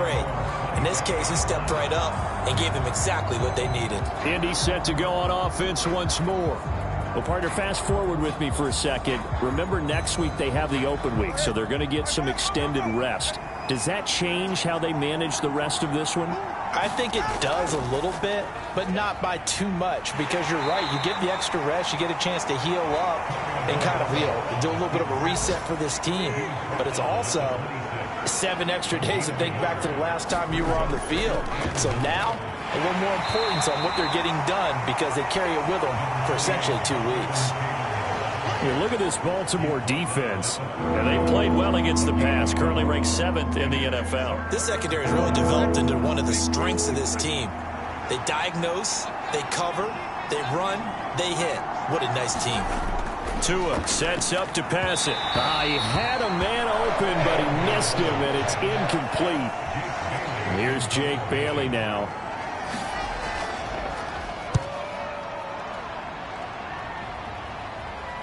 Fair catch called for and made right at the 25-yard line. It'll be a 39-yard punt, no return. And out will come the offense as they take over. Now the Baltimore offense heading back out onto the field. They're looking sharp, out early to a 10-zip lead and looking for more as they've got it 1st and 10. They'll drop to throw. He gets this underneath to Dobbins. And he'll be taken down, but not before they work it across midfield. That'll wind up a gain of 27 on the catch and run.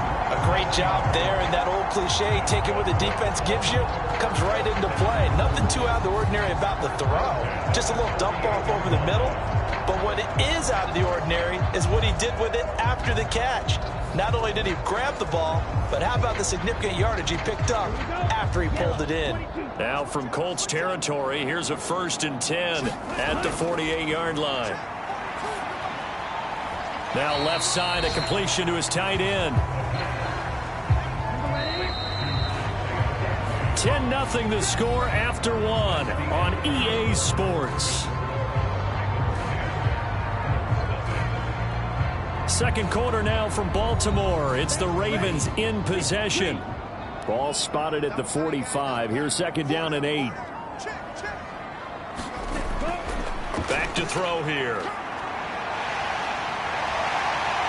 And he gets this inside the 35-yard line. A nifty bit of scrambling there. 12 yards, 1st down. Partner, there's a downside to everything, and the danger of man coverage is if you're locking down your target, you often turn your back to the quarterback, and you don't see him. Sometimes you open up a big lane for him to hit you for big yardage, and that was an astute play by him to scramble out, see that lane, and burn them for a 1st down. From the 34 now, here's 1st and 10. A give. Dobbins trying the right side. And he is going to lose yardage here. He'll lose a yard there, and it's 2nd and 11. Defensively, he has been a presence in their backfield in the 1st half. Had a sack earlier, and now he comes up with a big tackle for a loss.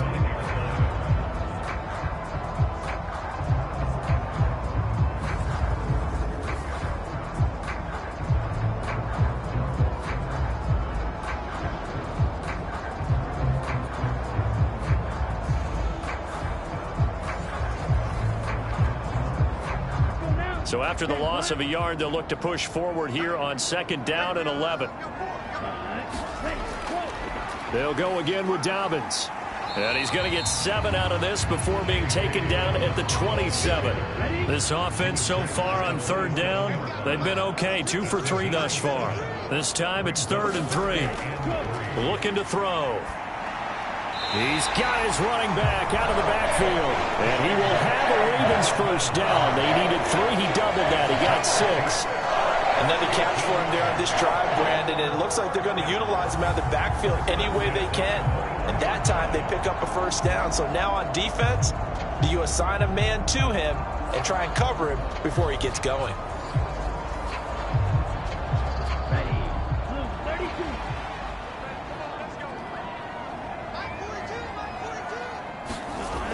Now on 1st down, he'll drop to throw it.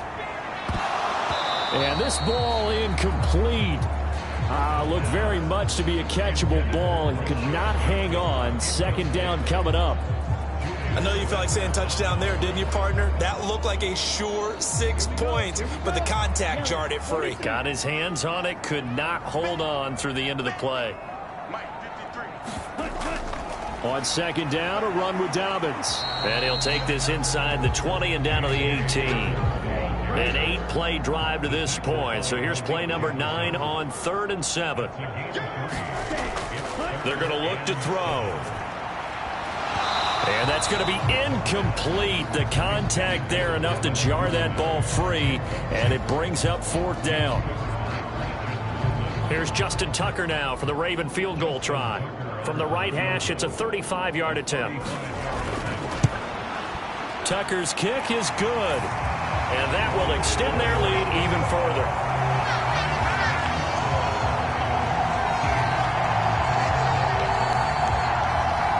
So 3 points there, and they continue to build this 1st half lead. Yeah, every little bit helps. And the more that you can put together drives and start controlling the tempo, controlling possession, finishing with points, the better off you're going to be.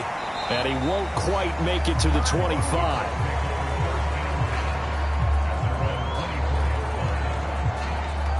For the Colts now, they're ready to get the football back. And they have the game here followed by the open date on their calendar next weekend. And Charles, this is a crew that you have to think really is relishing the opportunity to be on the couch for a few days. Yeah, they certainly are, but let's face it, partner. They can't get caught looking ahead to that couch time while they're playing this one. They've got to take care of business first. And he's upended after a gain of 2 out to the 27. They'll break the huddle, come up on 2nd and 8 at the 27-yard line. Tua going to run again. And this one goes nowhere. Losing yardage back at the 22. That second down play nets a -4. And not a lot of success to be found there. Oh, you got that right, partner, because if you're trying to make guys miss about 10 yards or so downfield, that's a pretty good play. But if you got to do it in your own backfield, I consider that a problem. That doesn't work too well.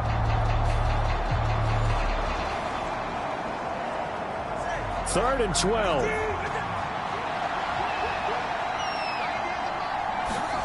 Going to the air. Tagovailoa. Looking left side, and he's got a man. That's Peterson. And he'll have this past the 30 prior to going out of bounds. And they'll get 10 there, but it leaves them just short for 4th down. On 3rd down, you'll give them that. You just want to make sure that you play the first down line. They were able to get him down and force the punt.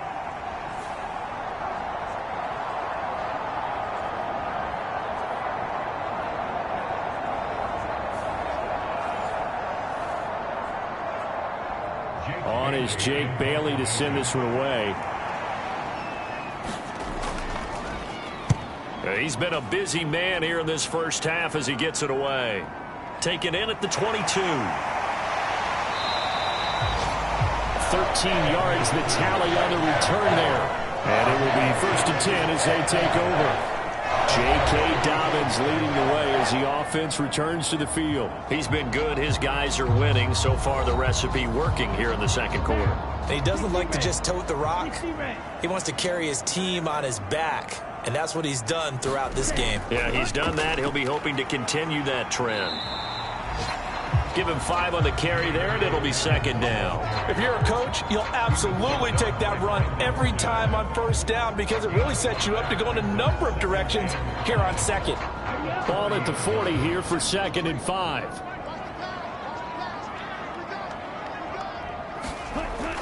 He'll look to throw.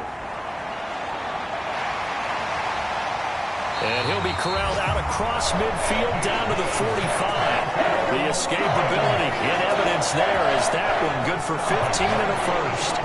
That's multiple times now he's tagged them with a big gain with his legs. Really showing off some nice awareness and the ability to correctly realize when he's got a chance to tuck it and go himself.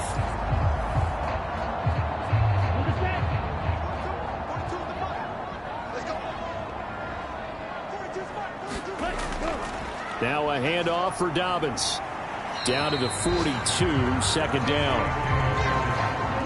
2nd and 7. A shotgun snap and a give to Dobbins. Not much there. Maybe a couple as he's taken down at the 40. Here is 3rd and 5. Back to throw. He's got his target. That's complete. And they'll get him to the ground. He has another 1st down at the Colts 28. 12 yards to pick up there. Good for a Raven first. That's a nice job of clearing space in the middle of the field for your tight end. He's going to start behind the line and run an angle route, hoping to kind of get lost in the middle of the field. And this is put right on him, and he's able to pick up a 1st down.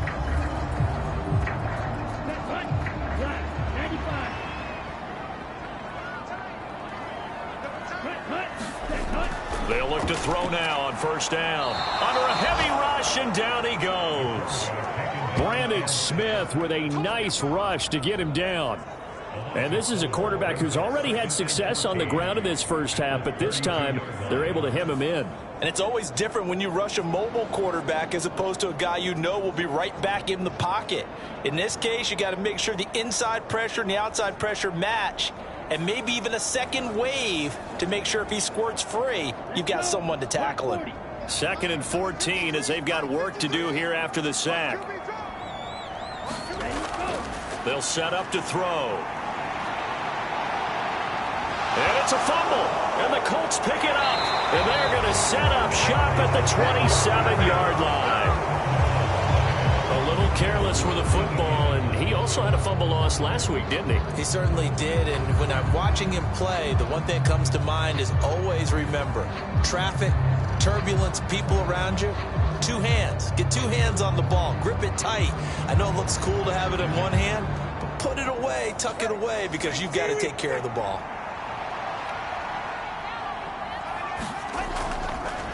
They'll start by running the option to the right. And not a whole lot doing there as he'll get it up to about the 28-yard line. Ball on the 28-yard line. Here's a second down and 9. Running straight ahead, Taylor. 2 runs in a row, but only 2 yards to show for it. Here now a third down and 8. Now Tua. To the right side, complete to Taylor. And this effort won't be enough as they rally up to stop him a couple of yards short. And that's good for a gain of 6, and that's going to bring up a 4th down. Well, it looks like they got what they wanted. They got the completion, but they weren't able to break any tackles or gain nearly enough yardage to pick up the first down. Now to be 4th and short.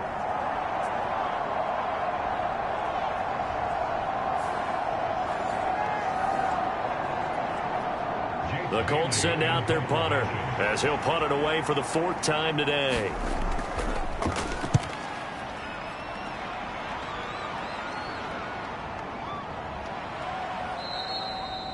.47 yards on the punt that time, just 1 yard on the return. And the Ravens will get it. 1st and 10 from deep in their own territory. Baltimore about ready to go on offense. And last time, the fumble, the turnover. Now, they still have the lead, but I don't think coaches care. The turnovers will bother them no matter what the scoreboard says. Yeah, that's the relief, that you still have the lead. But coaches look at what if and what it should be. Turning the ball over when they've got a chance to score more points and increase the lead, that's what's going to affect them. And they're also thinking to future weeks, maybe when the game's closer, right? No doubt about it. You want to clean up everything. Let's just be honest about it. They want everything to be perfect at all times. They don't want to give up anything that's going to hurt their team. Now a shotgun snap as they'll look to throw. He'll find Dobbins out of the backfield. It'll go as a gain of 4, and that'll bring up 2nd down. And we see another pitch and catch there to the running back. This position just continues to evolve. They become just as critical to the passing attack as a lot of receivers, tight ends, because their ability to make people miss in the open field can really generate big plays for an offense. Here's 2nd and 7.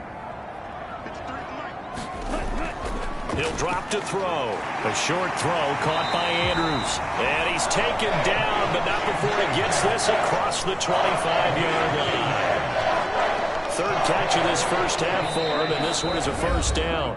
And we've hit the 2-minute mark in this first half of action. A reminder that when halftime rolls around, Jonathan Coachman will have all the highlights and analysis of this first half of play from our studios in Orlando. A short gain here, maybe a yard to the 29. Here's a 2nd and 9 now from the 29. Now a throw, and he fumbled it. It's on the ground. And the Colt, there he goes left side. And they are going to score on the fumble return. Touchdown, Indianapolis. The pass receiver turned into a runner, then he turned into a fumbler, and it goes the other way for 6. I love your description. Although for the offense, they're not too happy about it. But for the defense, what a big-time play for them. Never give up on anything. Sometimes you create your own points. But the receiver, hard to fault him. He's just going for extra yard. That's exactly what you're supposed to do, but you have to take care of the football. Out comes the kicking team here for the extra point.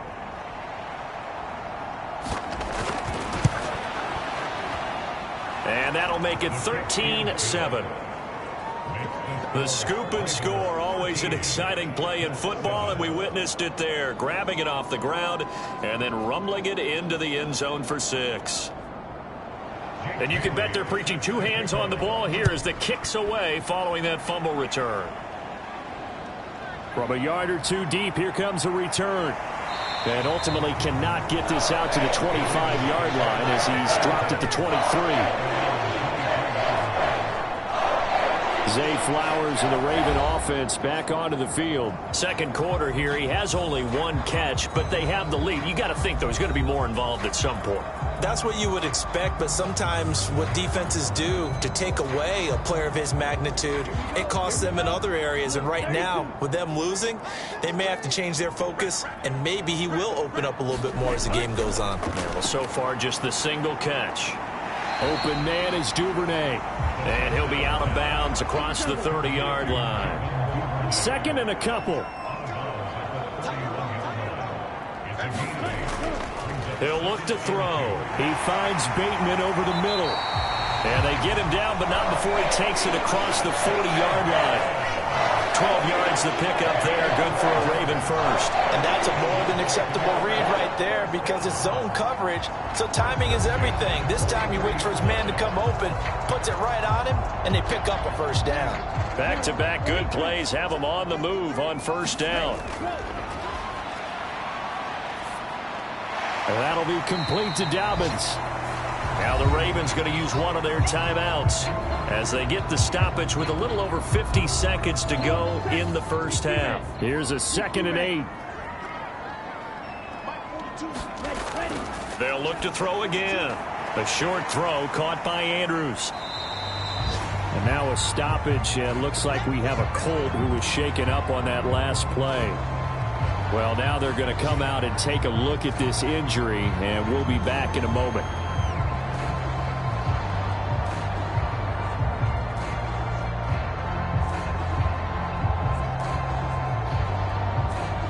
Two yards still to go. Third down now.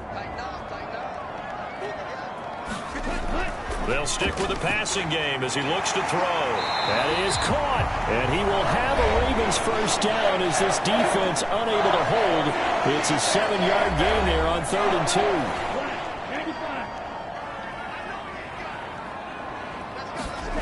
2. Again, he'll drop to throw. The 20. And he gets this one inside the 15, just a yard or two shy of the 10.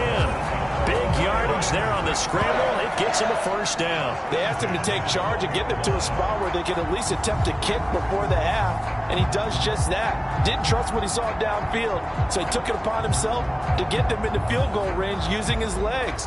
That's coming through with a play they needed in a big spot. From down at the 12, it's 1st and 10. Now, here's a look for the end zone, but that one's going to wind up incomplete. 2nd and 10.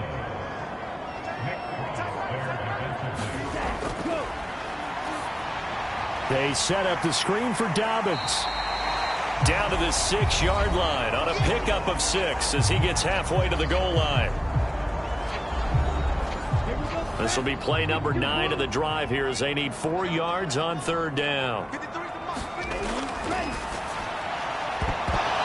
And that will be incomplete. 4 ticks left here on the clock.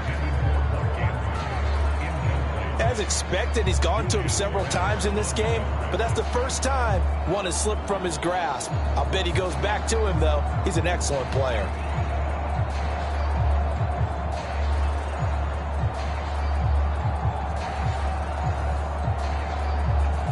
So with 4 seconds to go in the half, here's the field goal unit onto the field. From the left hash, a chip shot here. Tucker's kick is good. And now it's a 2-score game at 9, 16-7.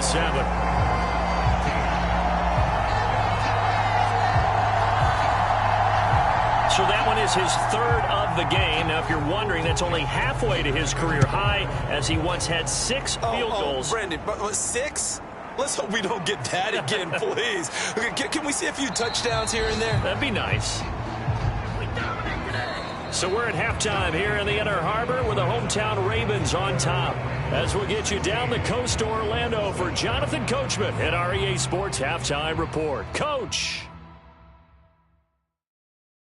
All right, Brandon, thank you very much. The NFL season going to be about 2/3 complete after this weekend, so lots to get to as we check out what's going on here in Week 11. We'll begin out in Houston, and it's the Browns who have the lead in the second quarter.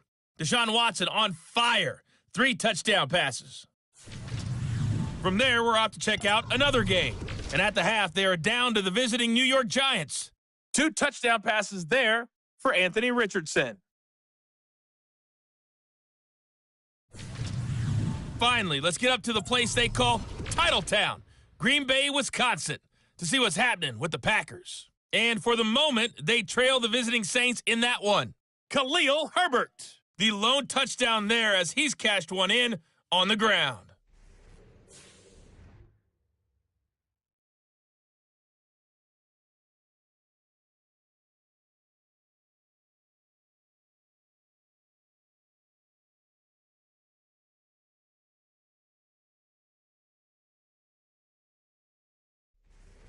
All right, Coach, thanks very much. Fine work as always as we welcome you back for quarter number 3. The Ravens ready to receive it, and they've got the lead as well as we resume play in the second half. And they'll get him down inside the 30 at the 27.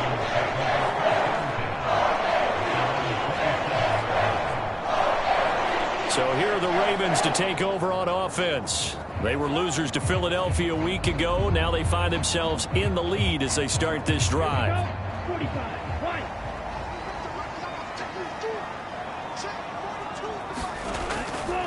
Now a play fake here on first down. To the right side, and he's got more complete. Short completion, just 4 yards, and it's second down. Now they'll throw here out of the gun. To the right side, into the hands of Flowers. And he gets this up across the 35 before he's out of bounds. They'll try to run for it with Dobbins. And he will have a first down here at about the 40. A third down gain of 3 yards, and that'll be enough. I don't know about you, but that almost felt like old-time football there. 3rd and 2 is not necessarily just a running down anymore. A lot of times they want to throw the ball. They went back to the roots and powered forward and got the first down.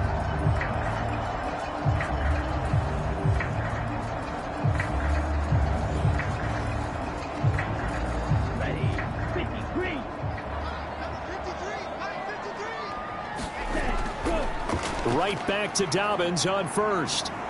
And strong running there as he's across midfield and down to the 49. 65 yards rushing for him now as he's carried it 16 times. Consecutive plays now where that offensive line has really created a lot of space. And we've seen the confidence rise, haven't we?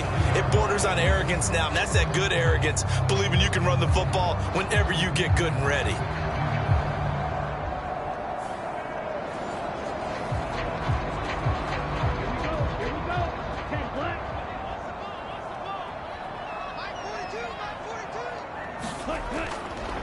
Here's a give to Dobbins. And down to the 44, 5 yards that time. Brandon, 5 yards on that run. Let's get back to the huddle and make sure if you're a back, you spend time with your offensive line and give them credit. Hard to move those 300-plus pounders at the line of scrimmage, and they did for a significant chunk of yardage. 2nd and 5. Now a carry for Dobbins. And here he'll be brought down a little shy of the 35 at the 36. That one a first down pickup of 8. Well, you certainly have to give a little credit here because they're playing this game now at their pace. This is ball control football, sustained runs, taking their time and making it work. So from the 36 now, 1st and 10.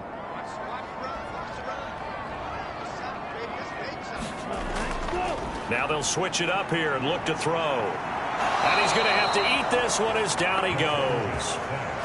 He'll wind up losing 3 there on the sack. Good pressure, and it's 2nd down.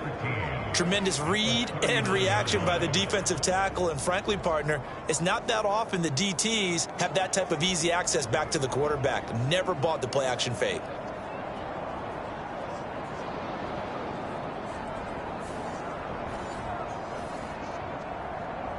So maybe just a momentary setback on what's been a great drive so far, but 2nd and 13 here.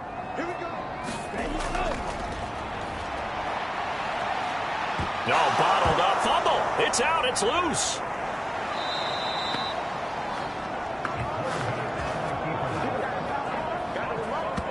Second time in this game, Charles, the ball has squirted out from his hands. Luckily, his teammate was there to pounce on it. You're right. Got the lucky bounce, able to retain possession. You know, we often talk about the combine and why do we measure quarterbacks' hands. Is that really a big deal? It's for situations like this. Do you have the hands big enough and strong enough to hold on to the football while being jostled?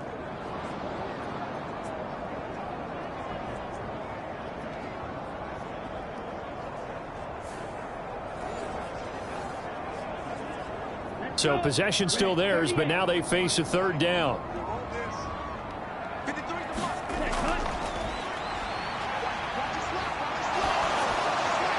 Out to the flat. That's complete to his running back. So a good spin move there before he's taken down. A nice little gain. That one good for only 6, and it leaves him with a 4th down. That's certainly playing down in distance very well by the defense, isn't it? Take whatever you want underneath by all means.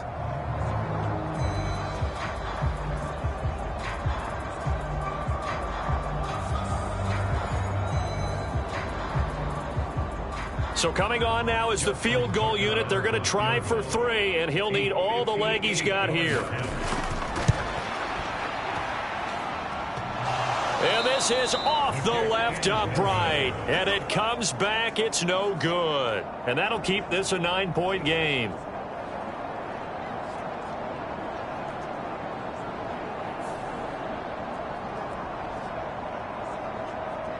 Here's the Colts now as they get ready for their first possession on offense of the second half. We have not seen much on offense here from either side these last few drives. We've hit a wall, so to speak. And have hit it hard, haven't we? Because the defenses right now, they seem to be a step ahead, don't they? Beating them to the point of attack, beating them to the punch. These offensive guys, they're tinkering like crazy. What's it going to take to get back on track? Yeah, both sides searching for adjustments. A good pickup there, a 22. A lot of times the key is just get him the ball and let him do his thing, and they got it out to him on the left side, and he did exactly that. Excellent run after the catch. So 1st and 10 now from the 30.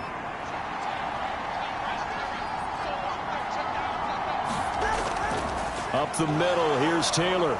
And he's got it down to the 28. Well, they still have time to get him established, but in my estimation, they've got to pick up the urgency here. They've got to get quickly in and out of the huddle and run off a bunch more plays. 2nd down, another run with Taylor. And he is met at the line of scrimmage, and he goes down right there. A 3rd down now, and those last 2 plays indicative of how things have gone for them. Just nowhere to go on the ground and struggling to put up points. Over the middle, complete. It's Taylor. And inside the 20 before he's brought down. The passing game for the Colts finding its stride, another 1st down. And that's one of the better plays we've seen this offense put together so far. They haven't been able to get on track much at all. But listen, they're only down a couple of scores with the rest of this quarter and the entire 4th remaining, so stranger things have happened.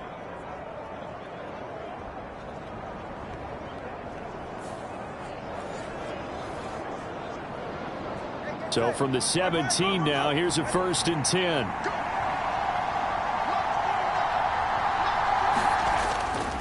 They'll try the left side with Taylor. And they'll lose yardage here. Knocked back to the 19-yard line. 2 yards the loss, 2nd and 12. Well, we saw a lot of negative plays that resulted in plenty of lost yardage in the first half. And that trend is continuing here.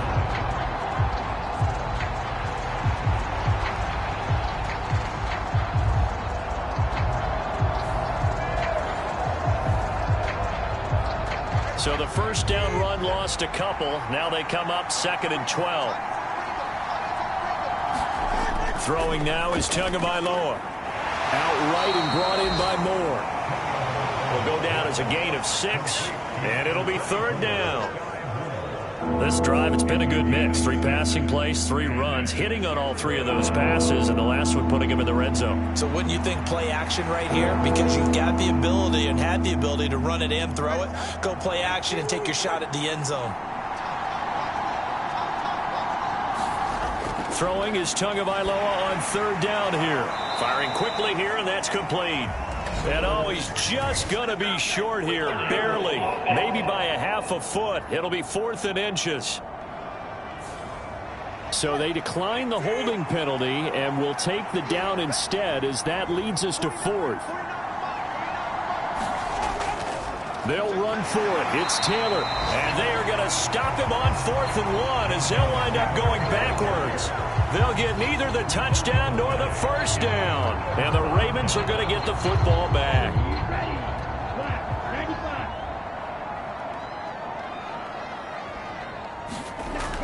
They'll start on the ground with Dobbins. And strong running there gets this up over the 15-yard line. Now 2nd and 5.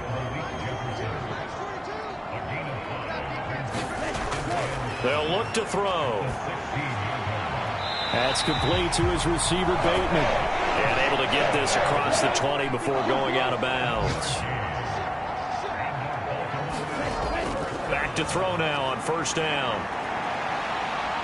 And he's going to lose a yard or 2, taken down behind the line. He couldn't get rid of it. He winds up losing a yard. It's 2nd down. So if we recount real quick, he had the touchdown earlier, and now he comes up with the sack here. No doubt about it, he's having himself a game.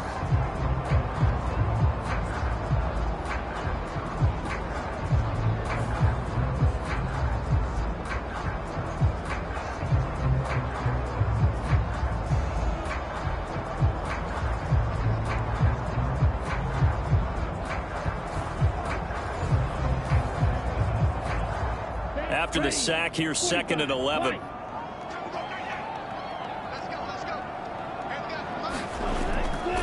On play action, they'll throw. That's taken in by Duvernay. And he gets this one just shy of the 40 to mark him down at the 39. A big one there for the Ravens. It goes for 18. The goal for any offense versus a zone defense, find the holes where guys are available and put the ball on the receiver before any defender can step up and fill it. They did it well there. Perfectly executed crossing route. So from the 39 now, they'll come up on a 1st and 10. They'll look to throw here. And he can't get rid of it. He's taken down. They'll wind up losing 3 there on the sack. Good pressure, and it's 2nd down. I don't know what else can be said about this pass rush. They have been sensational. CD, that is now 6 sacks for them. And how many times do we talk to offensive coordinators and they say a sack is a result of everyone on offense not doing their job? But let's be honest about this one. This is the offensive line unable to counter the pass rush. They've been teeing off all game long. So following the sack, they'll try to change their fortune here on 2nd and 13. Here's Dobbins. And he puts his head down and gets up to the 42 for a gain of about 6. Here's play number 7 on the drive. This is 3rd and 7.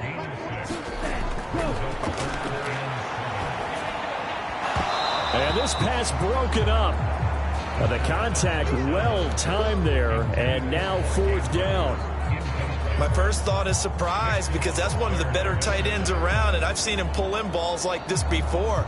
But how about a little credit to the defense forcing that incompletion? The Ravens send their punter out now as he's on to kick it away. He punted 3 times in the loss last week as he sends this one away. And that one hits a little too close to the goal line, and it continues into the end zone for a touchback. Indianapolis offense ready to go again. And here we are almost through 3 quarters of play, and this passing game still has not really found any kind of rhythm. Put it mildly, because they're not even over 100 yards yet. And in today's NFL, where it's a pass-first league, that is quite surprising. Not many teams patient enough to stick with the run. Everybody wants to advance the ball through the air. They've got to get their timing back. And he'll go down, and that will do it for the third quarter of action. So the scoring dried up here in the third. Nothing that quarter for either side. We'll return with more after this. You're watching the NFL on EA Sports. From the 26, they'll line up on 2nd and 4. Here's Tua. A quick throw knocked away. It's incomplete. He's normally rushing the QB, but David Ojabo knocks that one away. Got a big paw on it. And this offense on 3rd down today, they've had their troubles. Just 1 for 6. This is 3rd and 4. Tua going to throw. Pass to the sideline and pulled in. And he's got this almost to the 40 before going out. Give the Colts 13 yards and a first down. Well, every drive from here out is definitely crucial and critical. They know that they need to get at least 3 here to get it back to a one-score game. But I can't imagine that in their huddle that they're thinking at all about getting a field goal. They want to get into the end zone and then try and get the ball back again.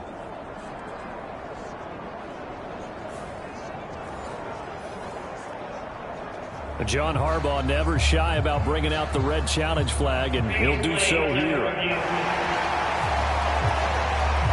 Did he keep those feet in bounds? That's the question they've got to decide. And I got to say, watching it in real time, it was awfully close. Yeah, it certainly looked like a heck of a catch because he didn't appear to bobble it, which could complicate things.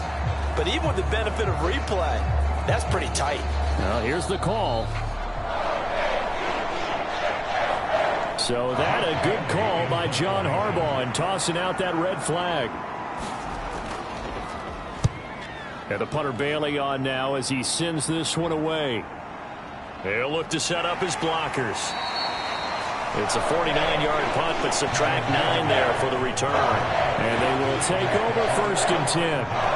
The Ravens offense now, they get ready to head back on the field. This crew had to punt last time they had the ball, but when you've got a lead like this, you can tempt to play the field position game. You are to an extent, especially if you like your defense, because you have the lead, you've been controlling the game. But why put them in a tougher spot? You want to get out there and get something done on offense and maybe take command of this game yourself. And they get him down, but not before he takes it across the 40-yard line. On 1st down, he'll drop to throw. And that's going to be incomplete. Too tough to hold on to that one. It's 2nd down.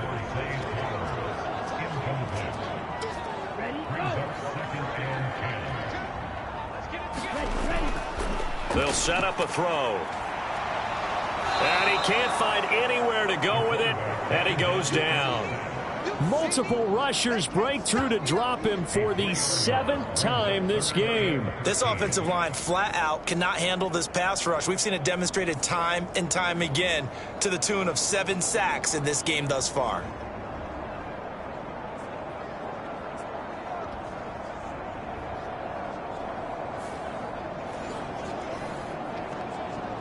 Let's go. 60 red. 60 red.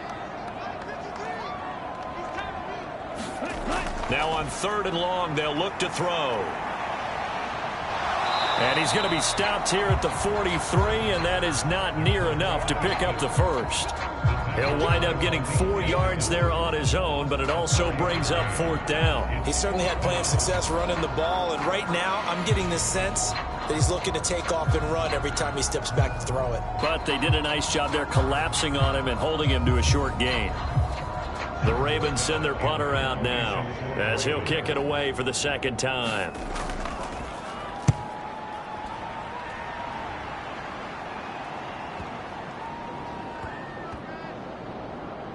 And a nice job here to down this one right on the 5-yard line.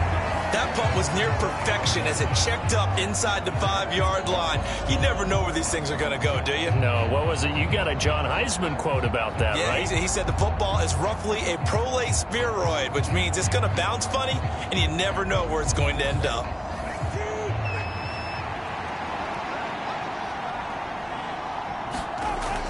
They'll run with Taylor to begin the drive. And not a whole lot of room to operate there on the 1st down run. He gets maybe 3. They'll come up 2nd and 7. Tua sets up to pass it. To the sideline and incomplete. They head into the line, facing a 3rd and 7 following the incompletion on 2nd down. Here's Tagovailoa to throw. And he's going to go down. He backed up into the end zone, and this is going to wind up a safety. Well, there is still time to recover from this. It remains a 2-score game even with the 2 points there, but let's just say things not trending in the right direction. I like that phrase. I'm going to say it along with you. Things are definitely not trending in the right direction. They needed something on that drive. Instead, they gave up 2 points and a lot of hope. So free kick situation forthcoming from the 20 as they'll punt this one away. And we'll see what he can do on the return.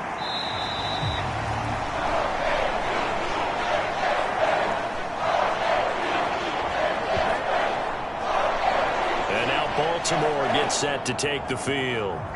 Obviously not the intended goal last drive. They had to punt the football, but still they've got the lead here and now a chance to add on to that lead if they can get points on this drive. 1st and 10 upcoming. They'll try and start this drive in the air. A short throw caught by Andrews. So just 3 yards on the completion there.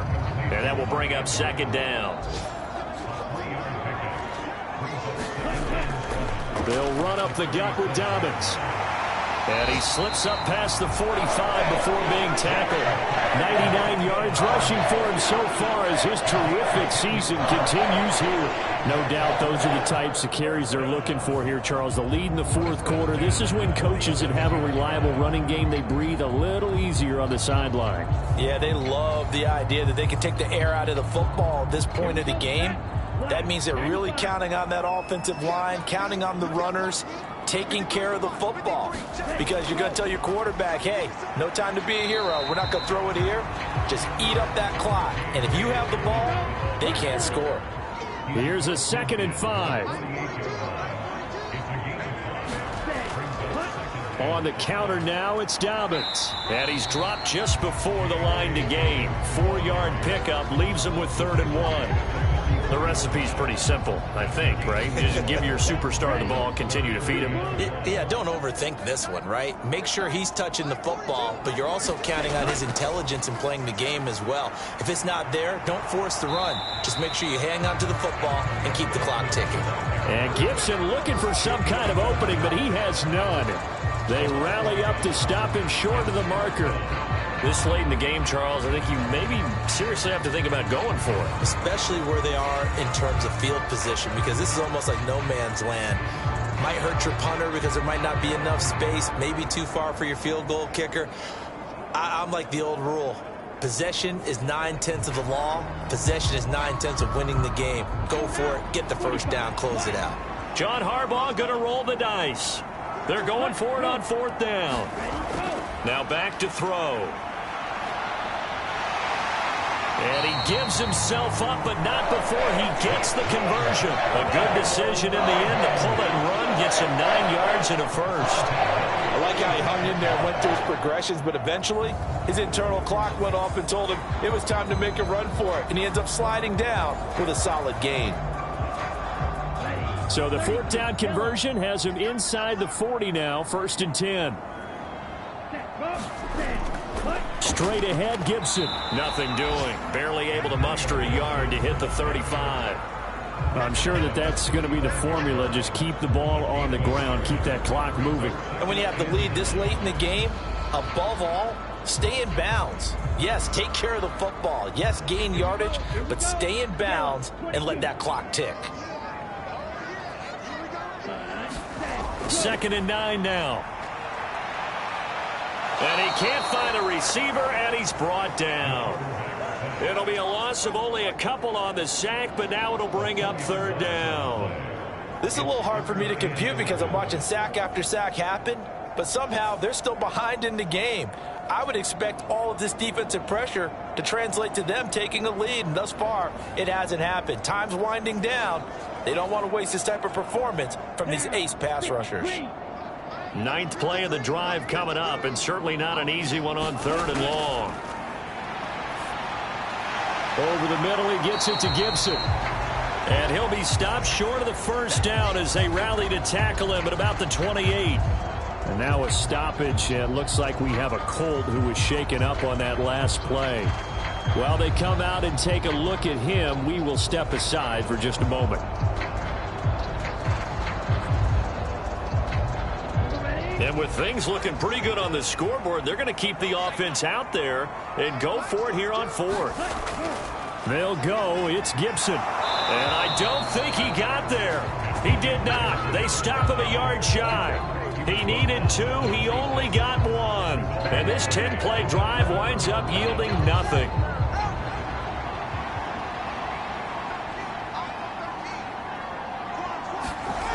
Setting to throw on first down is Tua. Over the middle and complete to Moore. That's good. The completion there for 7 yards. And it's second down. Looking to pass. Tua. Throw out right, pulled in by Downs. And this won't be enough to pick up the first. A gain of 2, 3rd and 1. And they'll try and run the option to pick it up. And the reinforcements come in as they're going to stop him behind the line. 4th down now after a loss of 2. Well, so much for that possession. Yeah, I think he tried to do a little too much there, partner. He tried to keep it himself. End up getting buried in the backfield, and that brings up 4th down.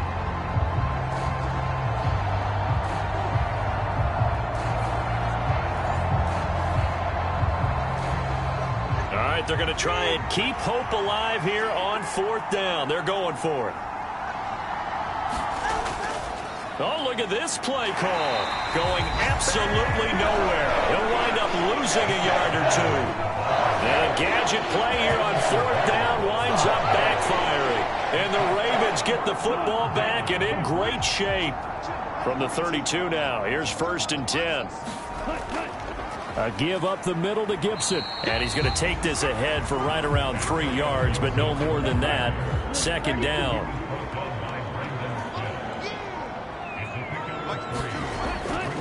Gibson again. About 3 yards there to the 27. Coming up to the line, and they will need to run another play here before the 2-minute warning.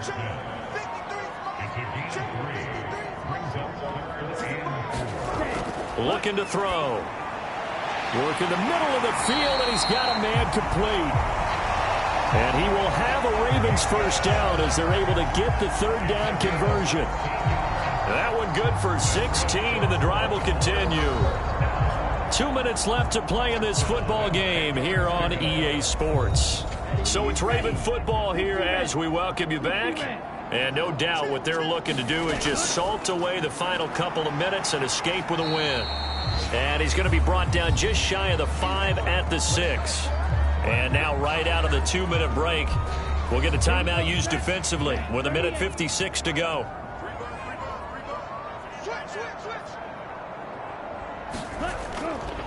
They stay on the ground, but this time it's Elliott. And the second wave of tacklers is going to get him as they stop him behind the line. Now the Colts going to burn the second of their timeouts. That'll leave them with just 1 remaining in this 4th quarter of play. On 3rd down, here's Gibson. And he is into the end zone for a Baltimore touchdown. Antonio Gibson, his first touchdown on the year.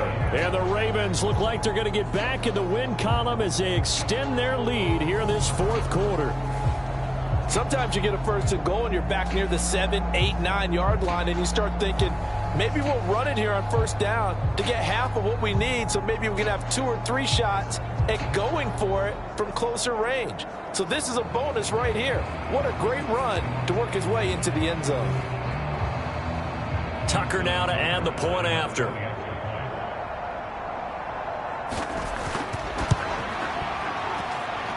And the lead is up to 18 now. That time a 6-play drive. And in the end, it's capped off by a 7-yard run. Tucker now to kick it away following the touchdown.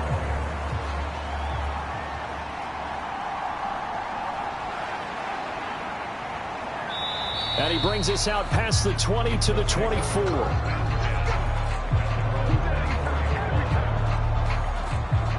The Colts now, their offense works their way back onto the field. And just looking ahead, it would appear that that bye week is coming at the right time. They'll have 2 weeks to chew on this one, though probably not one that they want to chew on. A poor performance from start to finish. Tua now on first down. That complete to Downs. And they'll get him down after a pickup of 8, 2nd and 2. Now you've got to hustle your guys to the line and get them set. Now a throw downfield is taken in by his running back. And now they're in the hurry-up. Here's Tagovailoa on 1st and 10. And this taken in by Downs. Here's 2nd and 10. Again, they will throw it with Tagovailoa. Quick hitter here, it's complete. And he'll get it down here to the 43. And the line to gain here is the 37 on 3rd down. And that will be incomplete. The decision made for them. They've got to go. It's 4th down. They're going for it. Here's Tua with it. Trying to fit it into Moore, but it's intercepted. Picked off by Rocky Sin. And a super return as he gets us all the way down inside the 25-yard line. All smiles and high fives on that defensive sideline. That interception will cap off what was truly a tremendous performance. Yeah, if you can hold a team to 7 points in the NFL, that's the kind of day that you feel really good about. Now, I do know a few guys are going to think to themselves, held them to 7. If we'd made one more play, could have had our shutout.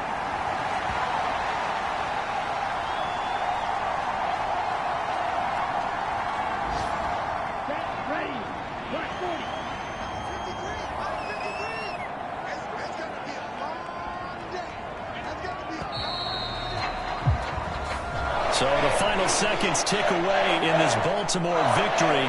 And it was their defense that really made the statement after the break. They pitched the second-half shutout. Yeah, think about the team that just got vanquished. They did score in the second quarter. Do you think they thought at all that that would be their last points of the game? No, but what a second half. The adjustment, whatever they did in the locker room, it certainly worked. It certainly did, and you're exactly right. Whether it was an adjustment, whether it was just more focus on what they planned to do going in, whether they just played better, whatever it was, it all came together in the second half, and no points were allowed. That's a great way to close them out. So for Baltimore, they just keep on rolling as they move to 9-2 with a win here. And they will hit the road next week for a date with the Jacksonville Jaguars. Meanwhile, for Indianapolis, it's starting to look like it won't be their year as they drop to 5-6. And they will finally get an extra week to heal up a bit as they will get the late bye in Week 12. And for Charles Davis and our entire crew, I'm Brandon Gaudin. You've been watching the NFL on EA Sports.